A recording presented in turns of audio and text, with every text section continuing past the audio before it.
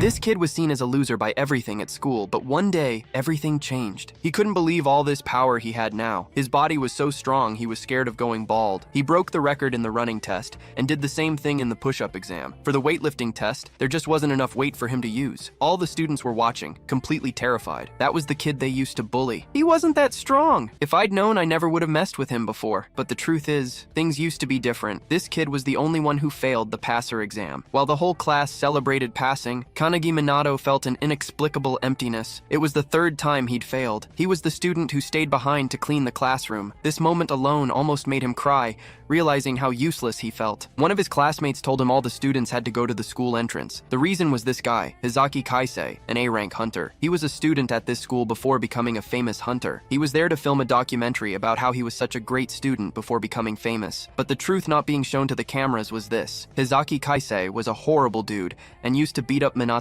every day for no reason. Remembering that guy made our protagonist tremble. But what Hizaki Kaisei told the cameras was that Minato was a great friend and always helped him when they studied together, even with money, because Minato's family was poor. These lies were just to make Hizaki Kaisei look even nicer for the cameras, and since Minato didn't have the guts, he simply agreed with Hizaki's words. As the reporters took photos, Minato felt those memories burn in his mind. He really didn't like this guy. After the filming wrapped up, our protagonist felt the emptiness of being weak, of not having the power to do anything.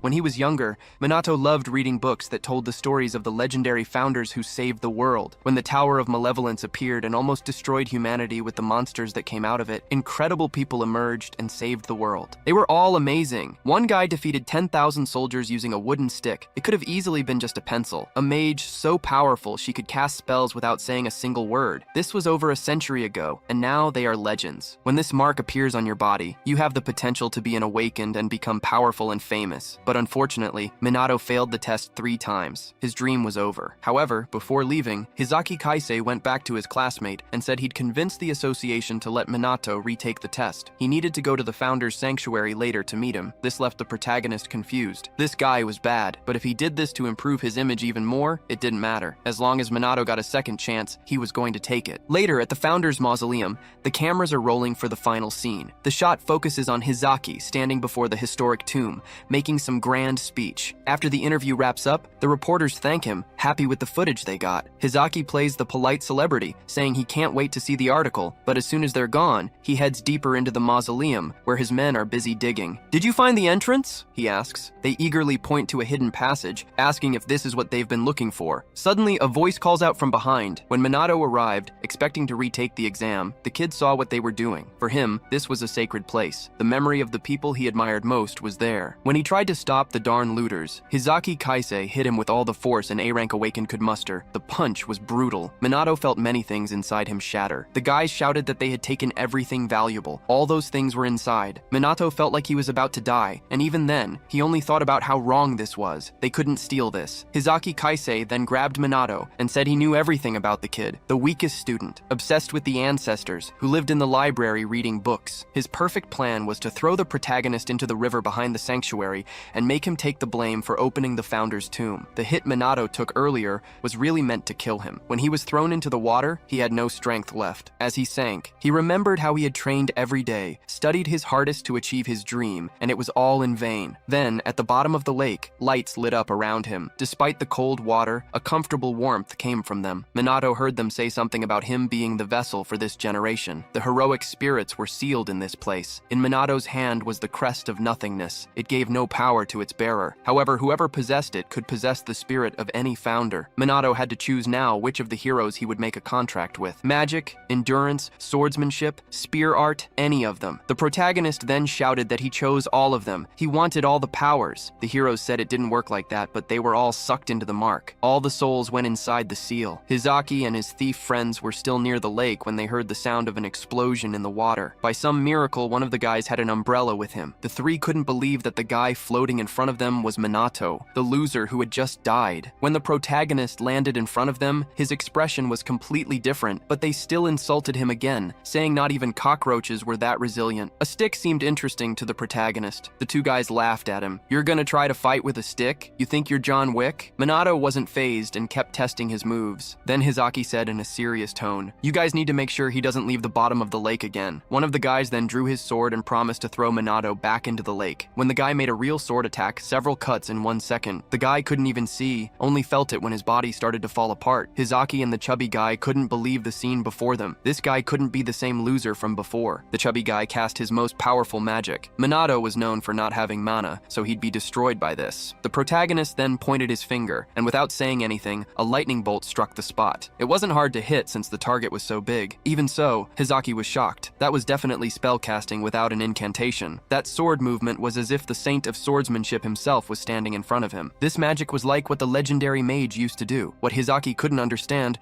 was that all 106 founders were now inside Minato. The protagonist declared that a new name would be written in history, and Hizaki would also be remembered, but as the first evil to be eliminated by the great Kanagi Minato. As he approaches, Hizaki can only stare in horror, finally accepting the impossible truth. The boy he threw away just absorbed the souls of the founders through the crest of nothingness. Inside Kanagi's mind, the founders are going wild. After centuries of being sealed away, they're reveling in their newfound freedom and already arguing over who gets to control their new body first. Amidst the chaos, the legendary swordsman Hinoki Raichiru speaks to Kanagi, casually remarking that he's not surprised the boy remembers his name. He asks Kanagi what his plan is, brushing off Hizaki as a complete nobody and pointing his attention to a much bigger threat right behind him. Focused, Kanagi turns to face Hizaki, who's stammering in fear, trying to bluster about being an A-rank hunter. Kanagi doesn't even waste a word, he just throws a single punch that sends Hizaki flying. Kanagi then shifts his focus to the mysterious bag, which is practically radiating a dark aura. As he stares at it, a massive surge of power erupts from inside,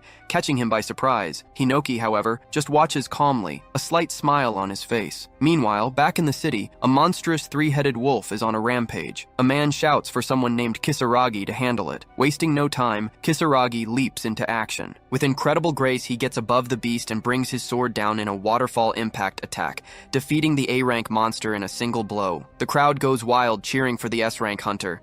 Kisaragi humbly thanks them before asking where Hizaki is. One of the men says Hizaki is probably busy with an interview, remarking how nice it must be to be called the Young Hope. Kisaragi just shrugs it off, noting that Hizaki's fame is good for their guild's reputation. But just as they're about to leave, a terrifying pressure wave washes over the entire city. Panic erupts as civilians and even low-rank hunters collapse. Kisaragi sees his own teammates struggling, realizing that even A and B-rank hunters can't withstand it. He knows instantly, an S-rank monster has appeared. The immense pressure is flowing from the founder's mausoleum. Back in the forest, a terrified Hizaki struggles to his feet, staring in horror as a colossal monster crawls out of the bag. He stammers, Is that a demon? What is that thing? Kanagi explains that by stealing the relics, Hizaki broke the seal that was holding back one of the tower's original boss monsters. Inside Kanagi's mind, Hinoki analyzes the beast with an expert's eye. He recognizes it immediately as the embodiment of emptiness, a creature far beyond S rank. According to him, its poisonous aura alone can kill thousands, and monsters like this were all too common back in his day. This is too much for Hizaki. He completely loses it and bolts, convinced that staying for one more second means certain death. But Kanagi knows a predator's instincts. He warns that running will only get him killed faster, but it's too late. The second Hizaki moves, the monster strikes with terrifying speed, shooting a massive tentacle right at him. He barely gets his sword up before the tentacle impales him, piercing straight through his chest. The same sword that once killed a dragon is completely useless now. The creature's tendrils spread across Hizaki's body, draining his life force as his screams echo through the forest. Kanagi, however, just watches, having known this was inevitable. As the former hero dies, Hinoki's spirit places a hand on Kanagi's shoulder. "Want to see my one-handed sword style?" he proposes, making a bid for complete control of the body. Before Kanagi can even answer, the other founders intervene, grabbing Hinoki by the hair and accusing him of trying to hog their powerful new vessel. But it's Kanagi himself who stops the bickering. He lays down his own terms. No single founder gets control. His body is to be shared among all of them. He declares that one day, he will surpass every single one of them, and he'll prove his worth through strength. If they want to use his body, they'll have to show him what real power looks like. Stunned by his sheer audacity, Hinoki just grins and readies his blade. Seizing the moment, Hinoki takes the first step, merging his consciousness with Kanagi's and urging the others to follow. As Hinoki's spirit lifts his sword, Kanagi's body mirrors the movement, targeting the monster's limbs. Guided by one founder's expertise, the blade severs a massive arm in a single, clean strike. The beast retaliates with a furious swing, but Kanagi's body, now infused with another founder's agility, dodges with inhuman speed. Power layers upon power as the spirits take turns, one granting him the strength to catch the creature's own tentacles and slam it violently into the ground. The monster is sent reeling as Kanagi snatches a bow, piercing its hide with arrows. He then unleashes a barrage of skills: whirlwinds, fire breath, ice attacks. As the beast tries a sneak attack from below, Kanagi's eyes flash yellow. The great wizard inside him takes over, zapping the creature with lightning. Then, with a final powerful leap, Kanagi soars above the monster. Hinoki takes control, grabs Hizaki's broken sword, and executes his signature one-handed technique, the Gekiru Tachi wave-cutting blade. The sword slices the demon clean in half, ending its rampage. As the two halves fall, a victorious smile finally spreads across Kanagi's face. Watching the entire battle from a nearby tree is a single raven. Elsewhere in the city,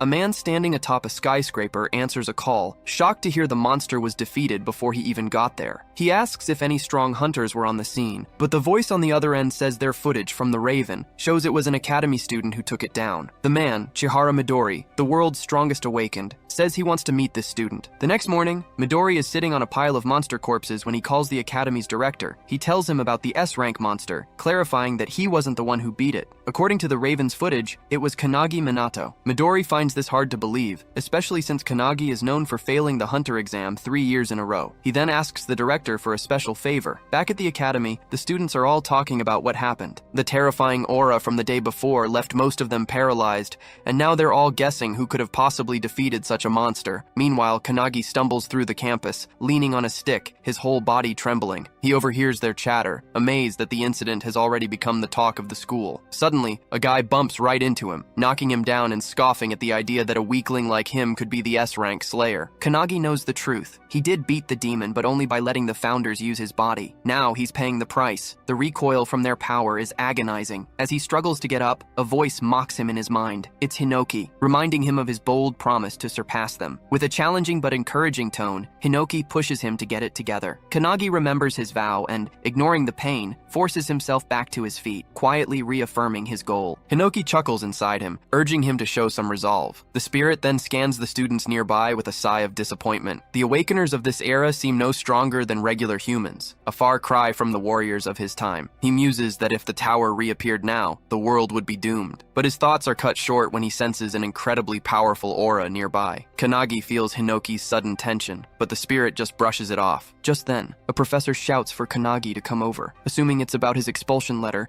he approaches cautiously. After all, he's failed 3 times and there are no more chances. But to his utter shock, the professor tells him to head to the field for a re-examination. The news leaves Kanagi stunned. The other students crowd the windows, whispering excitedly. No one has ever been given a hunter re-examination before. On the field, Kanagi gets into a sprinter's stance. He's not fully recovered, but he's determined. The first test is a 100-meter sprint. The student who knocked him down earlier starts trash-talking again, calling him a failure. But as the test begins, everyone watches in stunned silence as Kanagi crosses the finish line in just 1.2 seconds, smashing the old record of 2.7. Next is the 3,000-meter run. He finishes in 1 minute and 17 seconds, obliterating the previous record. It's the same story for every other test. Push-ups, bench press, you name it. He doesn't just break the records, he more than doubles them. The students are left completely speechless. Kanagi himself wonders if the founders are secretly helping, but Hinoki assures him this is all him. Meanwhile, in the headmaster's office, Midori is looking over Kanagi's file. The headmaster admits that while Kanagi's new physical scores are unbelievable, the real issue has always been his magic. For 3 years, every single assessment has shown his mana levels to be 0, undetectable. It's the reason he was always considered a hopeless case. Midori's secretary just smirks, hinting that things might be about to get interesting. Out on the field, Kanagi stands before the final test, magic measurement. The professor explains he needs to channel his mana into a large fan and make it spin for 30 seconds. The record is 4,022 rotations. As Kanagi prepares, the memories of failing this exact test year after year come flooding back. No matter how much effort he has previously exerted, the fan has never so much as trembled beneath his attempts. His inability to sense mana has always held him back, but this time is different. For the first time, he can perceive it coursing through him, originating from his right foot, spiraling through his body, and returning once more. more. He recognizes that his breathing can regulate and accelerate the flow, allowing him to expel the energy through his right palm. As the professor signals the start of the test, Kanagi releases his mana. Instantly, the fan spins into motion at an astonishing pace. The counting machine struggles to register the rapid increase in speed,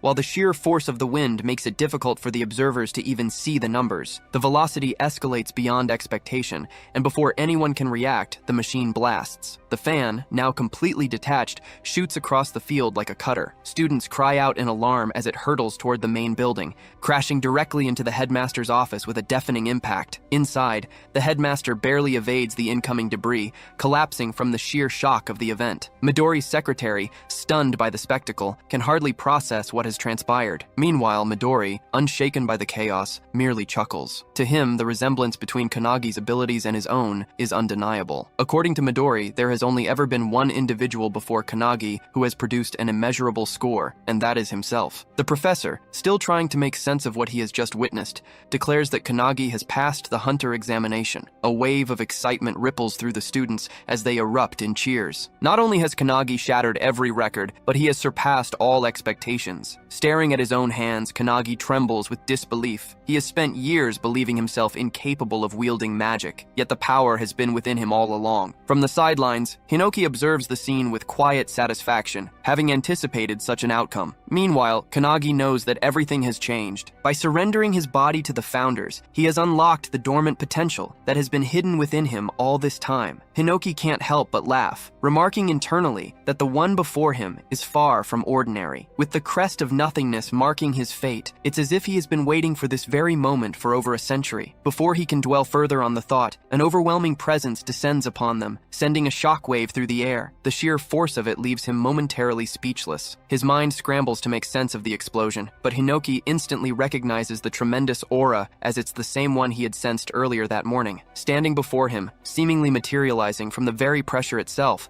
is the legendary Midori. Kanagi, seeing him, is shocked, as he is the strongest hunter in existence. Midori Landing starts addressing him directly. Midori acknowledges his achievements in the hunter examination, offering words of recognition, but Kanagi can barely utter a response. Midori then puts up a new challenge before him, which is an additional test. Midori wants Kanagi to land a single hit on him, the world's strongest hunter. Hearing that, Kanagi is left frozen in shock for a moment. Midori, 23 years old, a man who has earned the title of a full-fledged hunter at the mere age of 9, now stands before him. His feats are legendary, unmatched in all of history. He has turned thousands of demons to ashes in mere moments, his power so overwhelming that even other hunters dare not stand against him. 10 years ago, he single-handedly eradicated the pandemonium outbreak, and 5 years prior, he subdued the outbreak of Kyushu. He is a living singularity. As Midori explains his challenge, Kanagi is left in disbelief. However, Hinoki is excited, urging Kanagi to surrender his body to him immediately. Yet Midori explained the conditions in the simplest terms. Kanagi had 1 minute to strike him. Whether he succeeded or failed, no consequences would follow. Midori himself would only attack once every 10 seconds, ensuring that the challenge remained fair. There was no need for hesitation, no need for doubt. Any skill, any weapon was at Kanagi's disposal, while Midori would refrain from using any of his own. To prove his sincerity, Midori summoned a vast arsenal of weapons,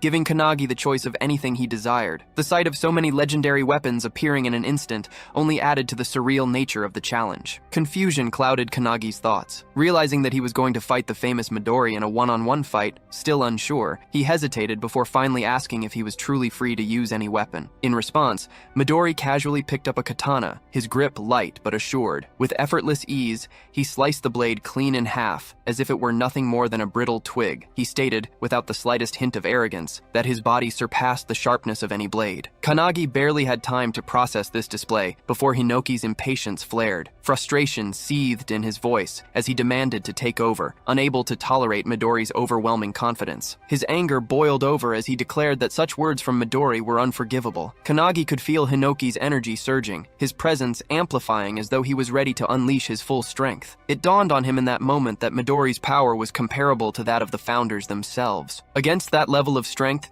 he had no real chance of victory. Yet even as realization settled in that there was no time to hesitate, meanwhile all the students gather around around for the fight. Without warning, Midori initiated the countdown. A slight smile tugged at his lips as he signaled the start of the test. Kanagi grabs his sword and charges at Midori, determined to attack. Hinoki questions whether he intends to fight alone, insisting it isn't fair, but Kanagi ignores him and continues his assault. Despite knowing his efforts are futile, he believes that to become a legend, he must rely on his own strength, rather than borrowing power from the founders. He swings his sword at Midori, but Midori effortlessly dodges with minimal movement. Even as Kanagi relentlessly attacks, he remains on his phone, casually asking which social media he uses, and remarking that the incident will surely be recorded and go viral. The students watch in disbelief, astounded that Midori can dodge every strike without taking the fight seriously. Though Kanagi continues his relentless assault, one student notices something unusual about his movements. As they watch closely, Kanagi lifts his sword, feinting a vertical slash before swiftly switching to a horizontal one aimed at Midori's feet and throat. The execution is flawless, and Kanagi is amazed at how naturally his body moves. Realizing he isn't tiring, he wonders if this is the effect of lending himself to the founder's power. His thoughts are abruptly cut off when Midori places a finger on his head, preparing to flick him, and casually mentions that 10 seconds have already passed. Kanagi narrowly dodges, but the power Midori releases obliterates the field. Seeing the destruction, Kanagi realizes that if the attack had connected, his head would have been gone. Midori glances at his hand in confusion,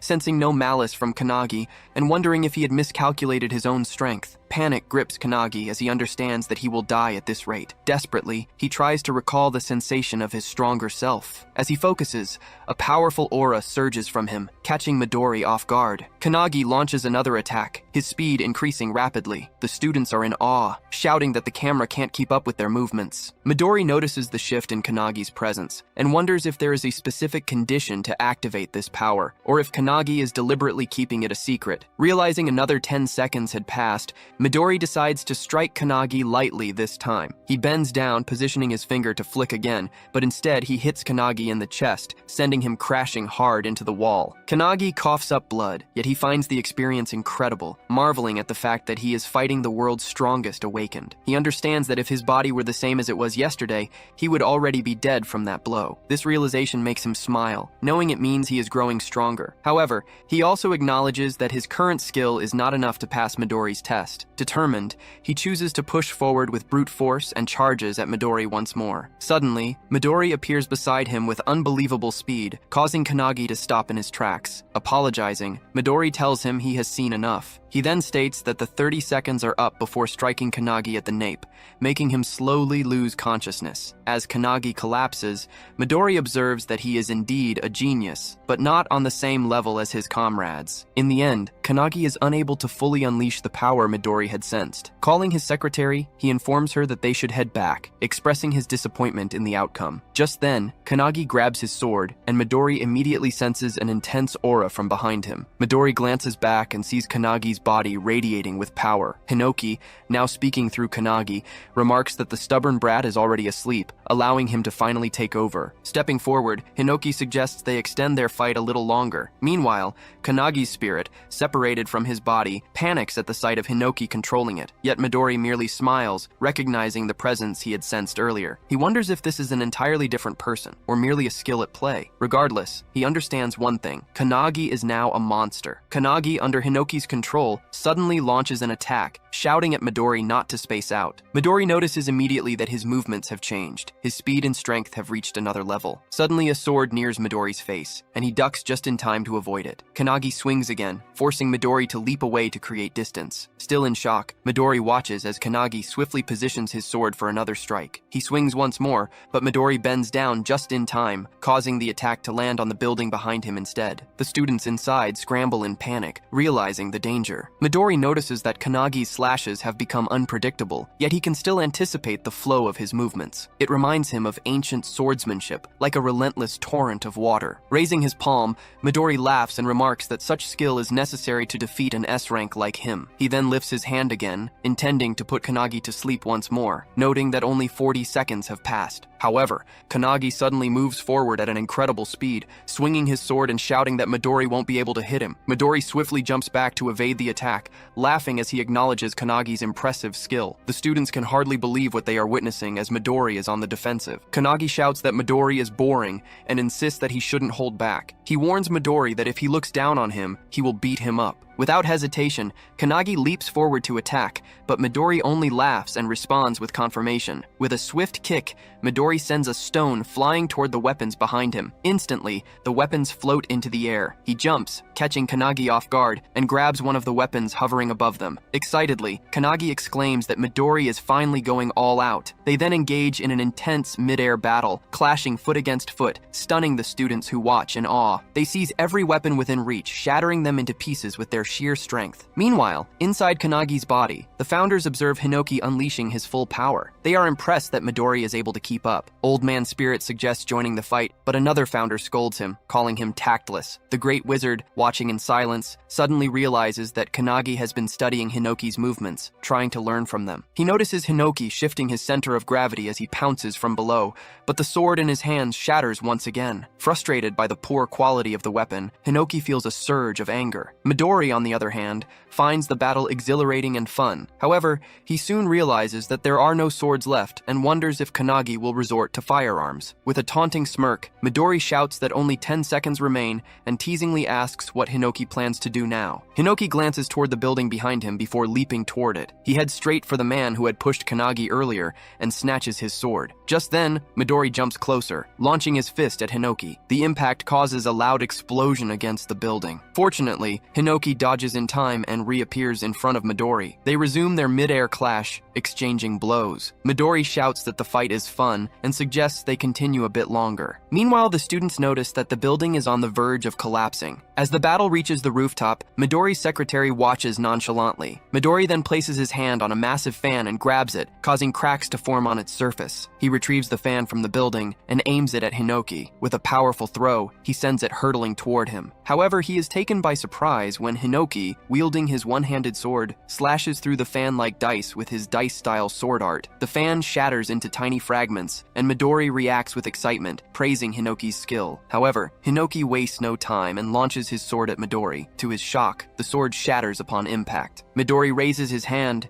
aims at him, and calmly acknowledges that 60 seconds have passed before striking Hinoki with his palm, sending him crashing down. Hinoki curses under his breath, but before he can react, Kanagi suddenly leaps onto his back and pushes him back toward the other founders. As Midori's attack nears, Kanagi manages to deflect it aside with a gentle motion, successfully dodging the strike. The unexpected maneuver leaves both Hinoki and Midori stunned. However, the impact breaks one of Kanagi's hands. Despite that, he remains focused on his goal and delivers a punch to Midori's face with his remaining good hand. From the inside, the battle between the singularities feels endless. A fierce clash over a seemingly small outcome, much like a chess match where both players are equally skilled. Despite its intensity, Hinoki knows it has lasted only a brief moment. Watching with quiet pride, he realizes that Kanagi has carved open a new path to victory. Kanagi, however, is left in shock when he sees Midori halt his fist just in time. Frustration fills him as he realizes he has failed to land a clean hit. But then, to his surprise, Midori smiles and deliberately pulls Kanagi's fist toward his own face, acknowledging the effort. Without hesitation, he confirms that Kanagi has passed. Before either can react further, both collapse onto the ground. The students observing the battle murmur in confusion, struggling to comprehend what has just happened. Midori, still holding Kanagi's unconscious body, calls for his secretary Rin and informs her that they should leave. Rin arrives beside him and inquires about the outcome. Midori confirms that Kanagi has passed and admits finding him interesting. However, he acknowledges that he has accidentally broken Kanagi's arm and requests Rin to heal him. She agrees without hesitation. The students, overhearing the conversation, struggle to believe that Kanagi has succeeded. The realization soon sets in, and cheers erupt throughout the area that Kanagi managed to land a punch on Midori. The noise stirs Kanagi awake, and as Rin works on healing him, she cautions him not to move. He complies, thanking her, and she congratulates him on passing the test. Kanagi, still in disbelief, sits up abruptly, questioning whether he has truly managed to land a hit on Midori. Before he can process the thought further, Midori suddenly appears beside him, amused by his reaction. Without dwelling on the moment, Midori affirms that a pass is a pass. He acknowledges having taken the battle seriously midway through his consecutive attack. Midori goes on to praise Kanagi's skill, commending his ability to dodge his strongest attack and his impressive movements. He encourages Kannagi to take pride in the achievement. Kannagi, regaining his composure, accepts the praise. Without hesitation, he turns his attention to the next step, eager to know what comes after passing. His question leaves Rin momentarily puzzled as she turns toward Midori, equally uncertain, searches for an answer. Later that night, Kannagi was home, helping his mom clean up while she cooked in the kitchen. She casually asked how many guests were coming. Kannagi wasn't sure, so he just guessed one. His mom then thought back on the day, saying it had been a really big deal. Not only had Kannagi passed the hunter's exam, but he'd also gotten Midori's attention. She told him she was confident in his abilities,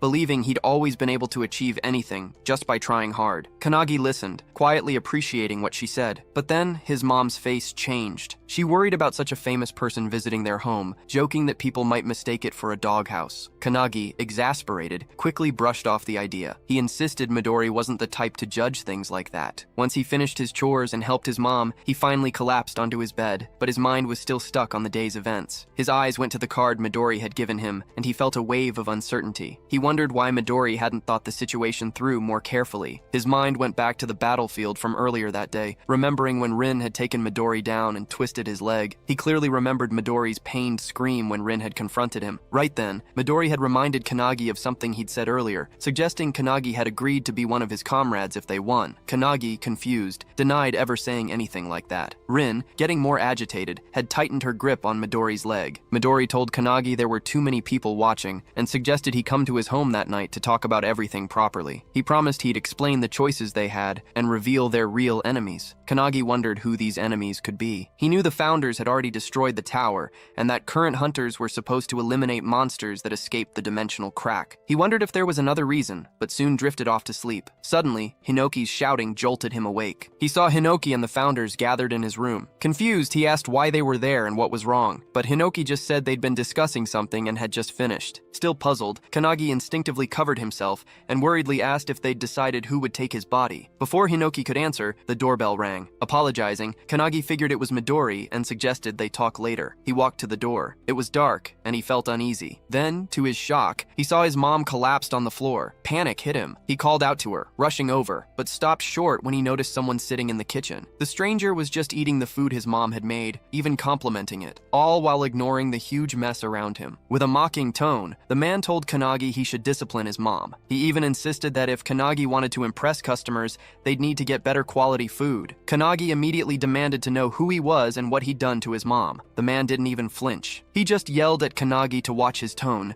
then introduced himself as Haitani Goru, an S-rank hunter and a comrade of Midori's. Haitani then ordered Kannagi to grab his luggage, saying they were moving to their base. Rage boiled in Kannagi. Without a second thought, he launched a punch at Haitani, but Haitani easily dodged and suddenly appeared behind him, asking if Kannagi was challenging him. Kannagi stayed silent, remembering his mom's words. She'd promised to raise him alone, with pride, after his dad passed away. He remembered the worn-out shoes she still insisted on wearing, always telling him to buy new sneakers instead. He also remembered her congratulating him earlier and promising to make his favorite tonkatsu for dinner. With new determination, Kannagi glared at Haitani and demanded to know what he'd done to his mom. Watching all this, Hinoki realized Haitani was an S-rank hunter from the previous era. Hinoki was annoyed by this guy, who he thought was just a ripoff of Emidori, and decided it was time to act. The founders who'd seen Kannagi fight Midori now understood how they should treat him from now on. Haitani, amused, just taunted Kannagi, saying his angry expression was pretty cute. He raised his hand to slap Kannagi, but Kannagi stayed perfectly still, completely unfazed. As the strike came closer, Kannagi effortlessly caught Haitani's hand and,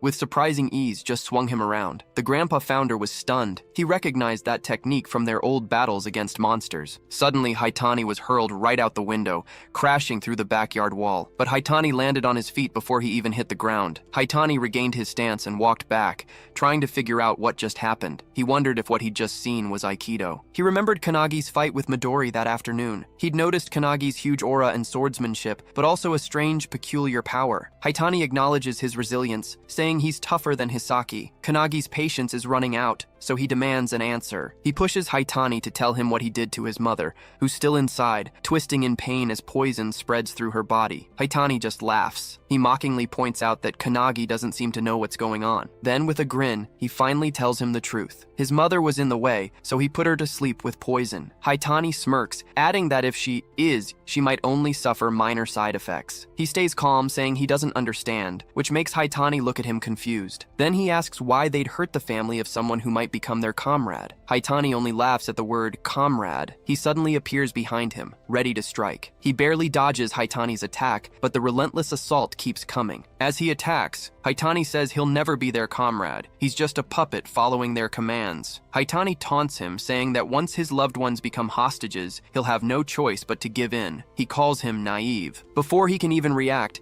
Haitani steps on his foot and slashes him, mockingly asking if he was right. He quickly backs away, feeling a burning sensation on his cheek. As he reaches up, he realizes the poison is already spreading. Haitani grins, lifting his fingers, which are now coated with sharp, poison-laced needles. He teases that it's already in his system. He then reveals that it lets him produce dozens of poisons from his body, which he calls Phantom Bug's Poison, Deadly Vision. Haitani then complains about how inconvenient this mission is. He says that if he wanted to, he could release deadly toxic gas over a 5-kilometer radius, but doing that in the middle of the city isn't an option. He then states that the poison will kill him in a minute, unless he agrees to join their organization. If he does, Haitani will give him the antidote. Otherwise, he'll die. He thinks about how deadly Haitani's toxin is, knowing it would be an inescapable death sentence for any normal person. Looking down at his hand, he calls out to Valentine, the god of medicine, asking if she's inside him. The founders look at Valentine, who seems both confused and surprised. He apologizes for calling her so suddenly and asks if she can teach him how to neutralize the poison later. She stammers out an agreement. Irritated, Haitani throws another wave of poison at him, yelling and asking what kind of nonsense he's mumbling. He quickly dodges it, then explains that the Aikido move he'd used earlier came from Kuruhuma, the god of hands. The old man inside him is taken aback, realizing he's managed to copy his move just from seeing it once. Next, he calls on Hinoki, the 10,000 army slasher, Shimer Kalkus, the blue spear of destruction, and Margit, the heavenly bow. He says he's studied and memorized all of them from the records. He tells Haitani that the founders Haitani used to look up to are now inside him. This leaves Haitani completely bewildered, but instead of being afraid, Haitani gets furious. He shouts that he'll show him what real pain is. Haitani then charges at him, his needles ready. He leaps away just in time, avoiding the attack. Haitani's strike hits a nearby tree, and it withers and dies instantly. Haitani doesn't hesitate. He launches another attack, shouting that if he kneels and begs, he might get an antidote to make the pain a little less. He warns him, once pain consumes him, he'll never go back to normal. His mind will be lost to madness. But he stays silent, just waiting as Haitani's hand gets closer. Just as Haitani reaches him, he quickly slides to the side. He puts his palm against Haitani's chest and activates Saint Wantok's fist. Haitani coughs up blood from the hit, which shocks Wantok inside him. The force sends Haitani crashing into a streetlight. Without a moment's hesitation, he follows up with a kick, using Eilerson's feet of light. This sends Haitani flying a great distance. Eilerson, who's inside him, is stunned by the power, but Haitani still manages to stand up and recovers quickly. In an instant, he's in front of Haitani again, attacking with both hands. He manages to slip through Haitani's attack, breaking some of his needles. Then he uses the sharp beak corral attack, hitting Haitani in the stomach. Kanagi then slashes Haitani with Rowan's skill, the dragon's claw. This leaves Rowan, who's inside him, stunned in surprise. Haitani grabs him, then activates Leilak's flipper, which ends up throwing Haitani around in midair. As he floats, he wonders what's happening. He knows poison should cloud judgment, and should have already messed with the nervous system, but Kanagi is still moving, strong and unharmed. Kanagi then used the Magus of Truth, Melteus Silenteus, unleashing it on Haitani. There was a loud energy blast that completely shocked everyone. Hinoki turned to the founders, asking if they'd seen that. He told them that right after beating Haitani, Kanagi began copying all their moves, both physical and magical. Hinoki added that he didn't care if Kanagi's power came from the crest of nothingness. He just found him really interesting. The founders agreed. Hinoki then suggested they train Kanagi, convinced that if they did, he'd become the strongest awakener. Meanwhile, somewhere else, hooded figures were running and jumping across rooftops. One of them yelled for everyone to hurry. He revealed that Nemor's guilds were after Kanagi, so they needed to move fast and grab him before Nemor's people did. Suddenly, Midori appeared right behind him. "Are there really that many?" Midori asked. The man looked shocked, but Midori calmly told him, "If there are 15, you must be the last one." Midori then pointed a finger near the man's forehead, flipped his head, and slammed him hard onto the building's roof. He contacted Rin using his Raven's call, and she answered right away, telling telling him she'd arrived. She assured him there weren't any awakeners nearby, but her next words really surprised him. "Someone else has already been here," Rin said. Midori stayed quiet, waiting for her to go on. Rin then explained that the intruder was Haitani, an S-rank hunter famous for his poison skills. He'd come to find Kanagi but had been completely beaten. Midori's eyes went to the rooftop, where Haitani was lying sprawled out, his mouth slightly open. It made Midori wonder what exactly had happened. A little while later, they got to Kanagi's house. Midori clapped his hands together, a bright grin spreading as he praised Kanagi. He genuinely admired him, saying he'd never expected Kanagi to take down Anne. Without hesitation, he asked, "Were you exposed to the poison?" Kanagi scratched his cheek, giving a small, sheepish reply. "Both Mom and I are fine." Hinoki, unimpressed, crossed his arms. He reminded Kanagi, "You wouldn't have made it through the night without Valentine's help." As soon as her name was mentioned, Valentine groaned, clearly exhausted. But Hinoki quickly acknowledged her swift work, noting that finishing everything in just 5 seconds was no easy feat. Valentine just shrugged, muttering that it wasn't difficult at all. Since the poison's creator was right there, it just took a few jabs to get the blood samples they needed and find the antidote. Kanagi was still trying to process everything, but he finally asked the question that had been bothering him. Had Haitani been lying when he said he was Midori's comrade? Midori nodded right away, confirming it was a lie. He added that lots of people use his name for their own gain. With that out of the way, he looked back at Rin. He asked if she was done, and just as he did, she appeared at his side and nodded. She told him all the damage was fixed. Kanagi's eyes went wide with disbelief. He glanced at his house, and sure enough, his window and backyard wall looked completely perfect again. Then, with a bright smile, Midori suggested they go inside to talk about Kanagi's future. Kanagi just stood there, frozen. He felt a mix of excitement and unease washing over him. The next day, a car was waiting for Kanagi, and his mother saw him off at the gate. She reminded him to check if he'd forgotten anything, but Kanagi told her he was fine and that she worried too much. She couldn't believe the child she'd raised was now heading to Midori's. Midori had already promised Kanagi's mother he'd take care of him and turn him into a great hunter. Hearing that made Kanagi really excited, but his mother was still a bit worried. Hiding her concern, she gave Kanagi his lunch, telling him to eat since he'd skipped breakfast. Even though he didn't really need it, Kanagi took it without arguing. Then his mother directly asked Midori if her son would be in danger. Midori confirmed it right away. His mother then revealed that Kanagi had always struggled until now, so it was a huge deal for her to trust Midori with her son. Still, as a mother, she couldn't help but feel uneasy. Midori, sounding confident, promised her he'd train Kanagi until he had no weaknesses left. Hearing this, she finally agreed to leave Kanagi with him. Once they're in the car, Rin, who's driving, looks at Midori. She asks if it was really alright to promise Kanagi's mom something like that, especially since they don't even know what's going to happen. Midori feels a moment of worry. He glances in the rearview mirror and sees Kanagi's mom still giving him last-minute advice. She's telling him how to wash his clothes right and reminding him not to sleep naked, or he'll catch a cold. Her concern makes a determined look flash in Midori's eyes. He silently vows he'll do his best. Meanwhile, Kanagi holds back his emotions and says his final goodbye. Just as he's about to get into the car, his mom reminds him to come home for New Year's. As they finally drive off, Midori asks Kanagi if he's okay. Kanagi admits he had to really control his emotions. Midori leans back in his seat, telling him to just do whatever he feels like, whether that's eating or resting. Looking around, Kanagi notices the lunchbox his mom packed, sitting neatly beside him. He opens it, his mom's words still fresh in his mind. When he lifts the lid, his eyes land on a small good luck message carefully placed on the pork cutlet. That simple gesture hits him hard, stirring up emotions he expected. He pauses for a moment, thinking about all the care and sacrifices she's made for him. A quiet sense of gratitude settles in his chest as he starts to eat, even though the meal comes with the sting of unshed tears. Rin and Midori, sitting nearby, exchange glances but stay silent, letting him process the moment in his own way as they continue their journey. When they finally get to their destination,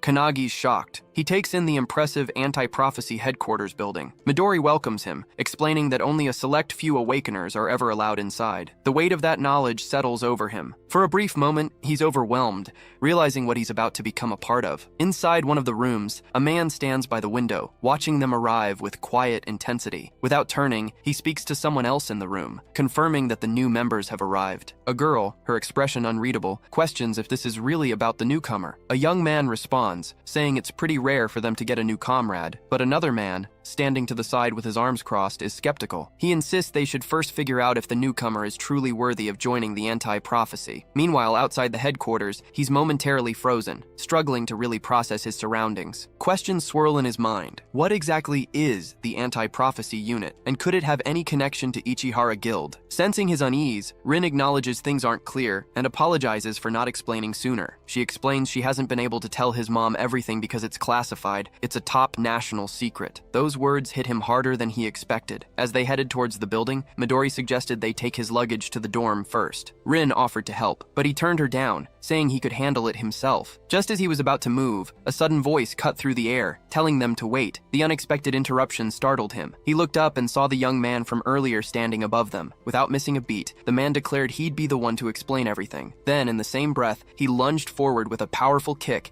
aiming straight for him. He instinctively raised his arms to block, but the sheer force shattered the ground under his feet. The impact sent a tremor right through him, but he stayed standing, bracing himself against the shock. The man seemed impressed. He acknowledged his resilience and even offered a rare word of praise. Intrigued, he paused for a moment before asking who he was. Without missing a beat, the man stepped back, landing effortlessly on the ground. He then proudly introduced himself as Hanada Hikotaru, a member of the anti-prophecy unit, and his comrade. The revelation caught him by surprise, but there wasn't much time to hesitate. Hanada had been assigned to explain everything, and ready or not, the truth was about to unfold. Meanwhile, Midori seemed completely unfazed. He just asked Rin for some tea. Rin nodded and poured him a cup while the other two kept sparring. Midori watched them calmly, his gaze steady. He asked Hanada why they were fighting if they were comrades. Hanada, still unfazed, explained it served two purposes: introducing Kanagi to the anti-prophecy unit and testing his skills. The explanation stuck in Kanagi's mind, leaving him unsure what kind of test this actually was. Without warning, Hanada moved with swift precision, launching another kick at him. Kanagi reacted instantly, blocking the strike with both arms, his stance unshaken. Even in the middle of the fight, Hanada started explaining where the anti-prophecy unit came from. Kanagi listened, but he was skeptical. He doubted Hanada would really give a full explanation while they were still fighting. As the exchange continued, Hanada paused for a moment to ask for Kanagi's name before going on. Without hesitation, he introduced himself as Kanagi Minato. Midori, still leisurely sipping his tea, thought about how Kanagi had been tested again and again, first by the academy, then by him, and even by an S rank. Now he's facing another challenge. He turned to Rin, wondering aloud if Kanagi would always face these constant tests. Rin, looking calm, said it couldn't be helped. After all, Kanagi's been personally scouted. Meanwhile, Hanada just kept delivering relentless kicks, but Kanagi kept blocking with his hands. His endurance didn't waver. At one point, Hanada suddenly asked, "What's the role of a hunter?" Kanagi didn't hesitate, saying, "A hunter's job is to eliminate monsters that emerge from dimensional cracks." Hanada gave him an approving thumbs up, confirming his answer was correct. He then compared a hunter's role to pest control, a simple but powerful analogy. Suddenly, Hanada dropped to the ground, changing the subject with a new question. He asked Kanagi about other dangers that exist outside of dimensional cracks. The question caught Kanagi off guard. He hesitated, then asked Hanada to clarify what he meant by other dangers. Hanada's expression darkened slightly as he explained the world faces threats far worse than just dimensional cracks. He spoke of terrifying events, the Pandemonium 10,000 Demons Castle from 10 years ago, and the Great Outbreak of Kyushu from 5 years ago. Kanagi immediately recognized these as huge dimensional breaks, disasters that left lasting scars. But before he could even respond, Hanada suddenly lunged at him. Instinctively, Kanagi raised his arms, managing to block the attack. Still, the strike's sheer force sent him skidding backward. Hanada acknowledged his toughness, praising him for correctly remembering the public details of those past catastrophes. He then added that Kanagi would understand much more about them once he started training at the academy. Just as Kanagi managed to steady himself, his breath still measured, he barely had time to react. Hanada suddenly appeared above him with staggering speed. Kanagi didn't even have time to think. Hanada's leg was already coming down in a crushing axe kick. Kanagi just barely managed to throw himself out of the way, dodging it as Hanada's foot slammed into the ground. A nearby tree took the hit instead, splitting cleanly in half. The attack was so powerful it left Kanagi stunned for a moment. Hanada then straightened up, and his tone changed as he kept explaining. He explained that events like the Tower of Malevolence from 300 years ago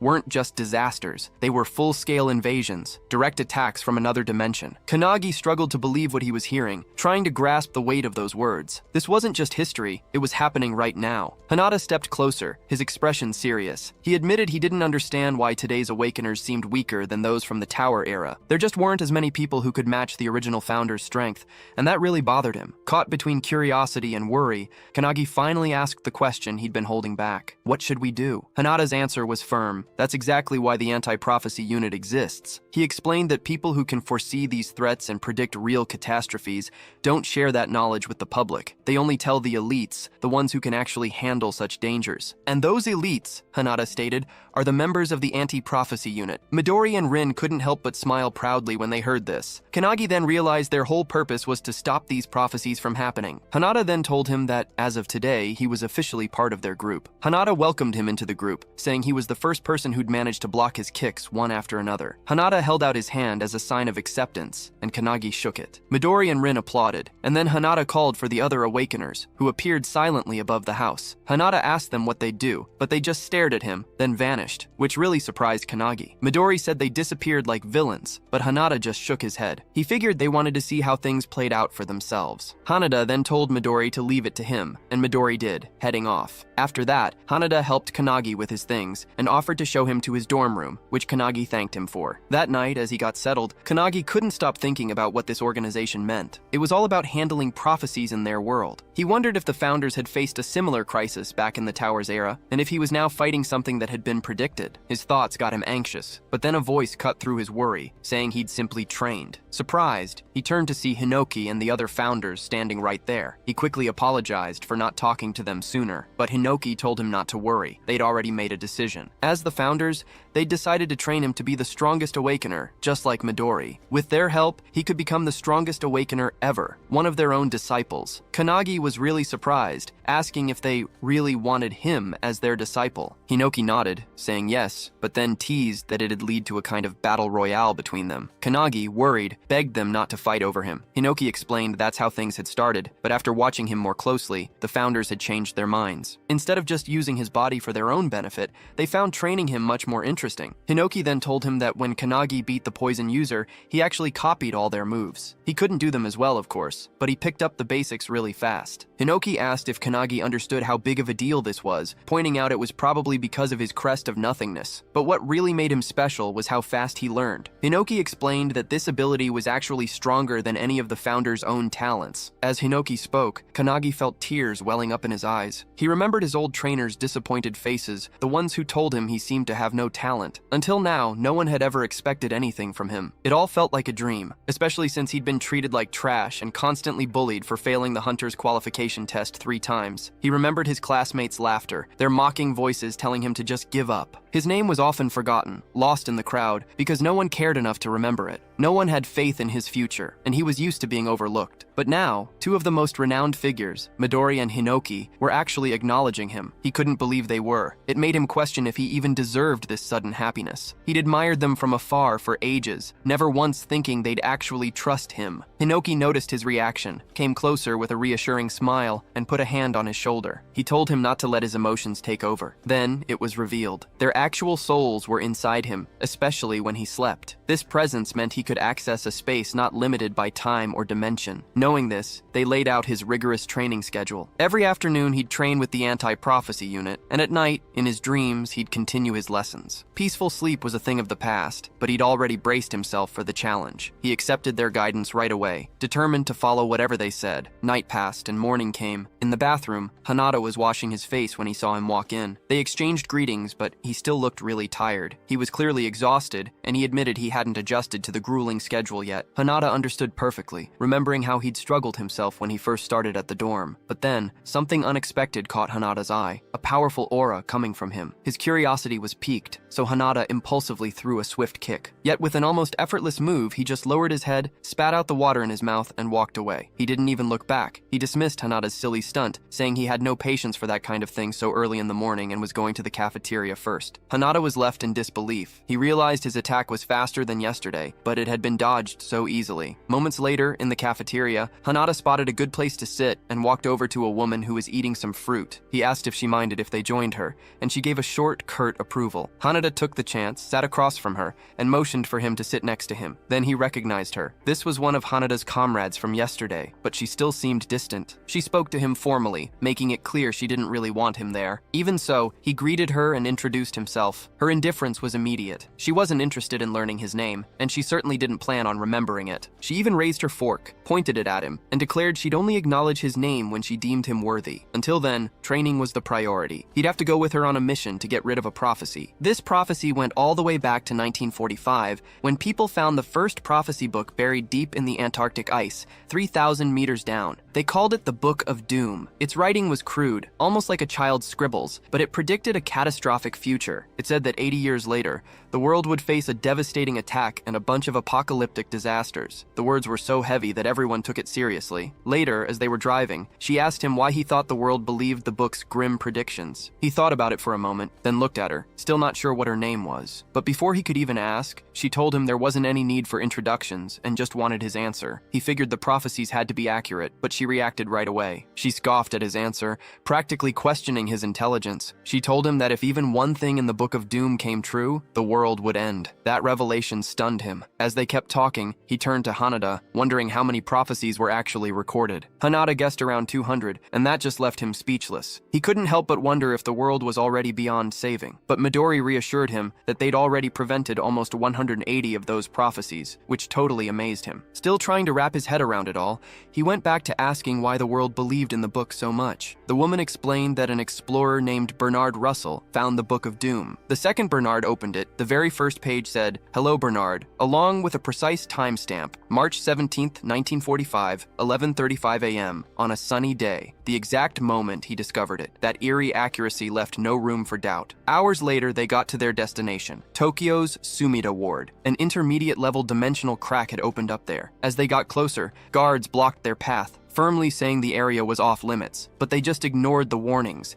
zipped past them with incredible speed, and left the guards momentarily stunned. He hesitated, wondering if it was really okay to go on, but Hanada quickly reassured him it was. The woman then started explaining the big crisis they were dealing with. She explained that big problems like the Third World War, the dark side of the moon, an invasive pandemic, and the floating trees were all considered emergencies. Out of those, the pandemonium outbreak, which Midori managed to stop, was an especially bad one. Even though the Book of Doom's pretty well known, it's just one of many magic books scattered all over the world. The anti-prophecy unit's whole job is to gather information, analyze predictions, and act before things happen. She then went through the different threat levels they dealt with. A rank 3, for instance, meant one or more regions getting destroyed. A rank 2 was a national emergency, while a rank 1 affected the planet's environment as a whole. Then there was the special rank, reserved for when the world itself was going to be destroyed. He listened carefully, and as he realized how serious everything was, he grew alarmed. He urgently asked if these missions were now completely up to them. The woman didn't flinch. She confirmed that yes, those duties just came with being part of the anti-prophecy unit. Not long after,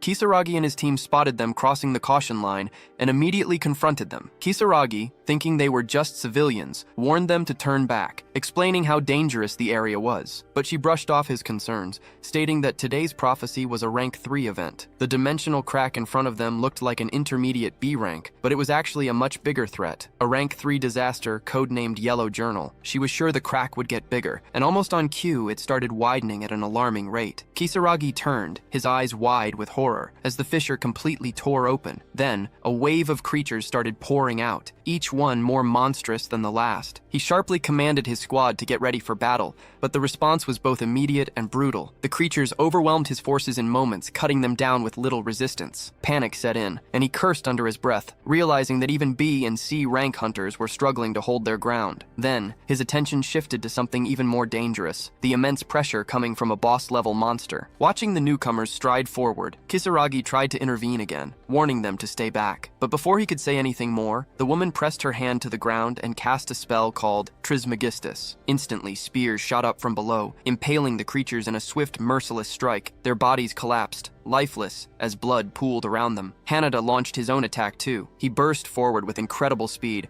moving fluidly through the battlefield and knocking down every enemy in his path with precise, calculated moves. Kisaragi watched the whole thing and was left speechless. He'd always thought he was pretty formidable as an S-rank hunter, but these people were clearly way beyond him. He just couldn't figure out who they were or where they'd come from. Then, the woman turned to Kisaragi and, without a shred of doubt, told him to fall back. As far as they were concerned, he was just a civilian in this situation. Kisaragi's eyes dropped to her hand and he saw an emblem imprinted on her skin. Recognition flashed across his face. He realized they weren't here by chance. They were government operatives. Before he could even process what that meant, a massive hand shot out from the dimensional crack, ripping it open even wider. As the rift grew, a towering beast stepped through. It was Gilia Olnir, a being way beyond S-rank, looming over them, its monstrous form giving off an overwhelming presence. Without a moment's hesitation, the woman lunged forward, getting ready to strike. Kisaragi shouted, warning her not to be reckless, but she didn't listen. Together, they launched their attack, completely unfazed by the threat in front of them. Hanada quickly started hitting the beastman with a series of kicks,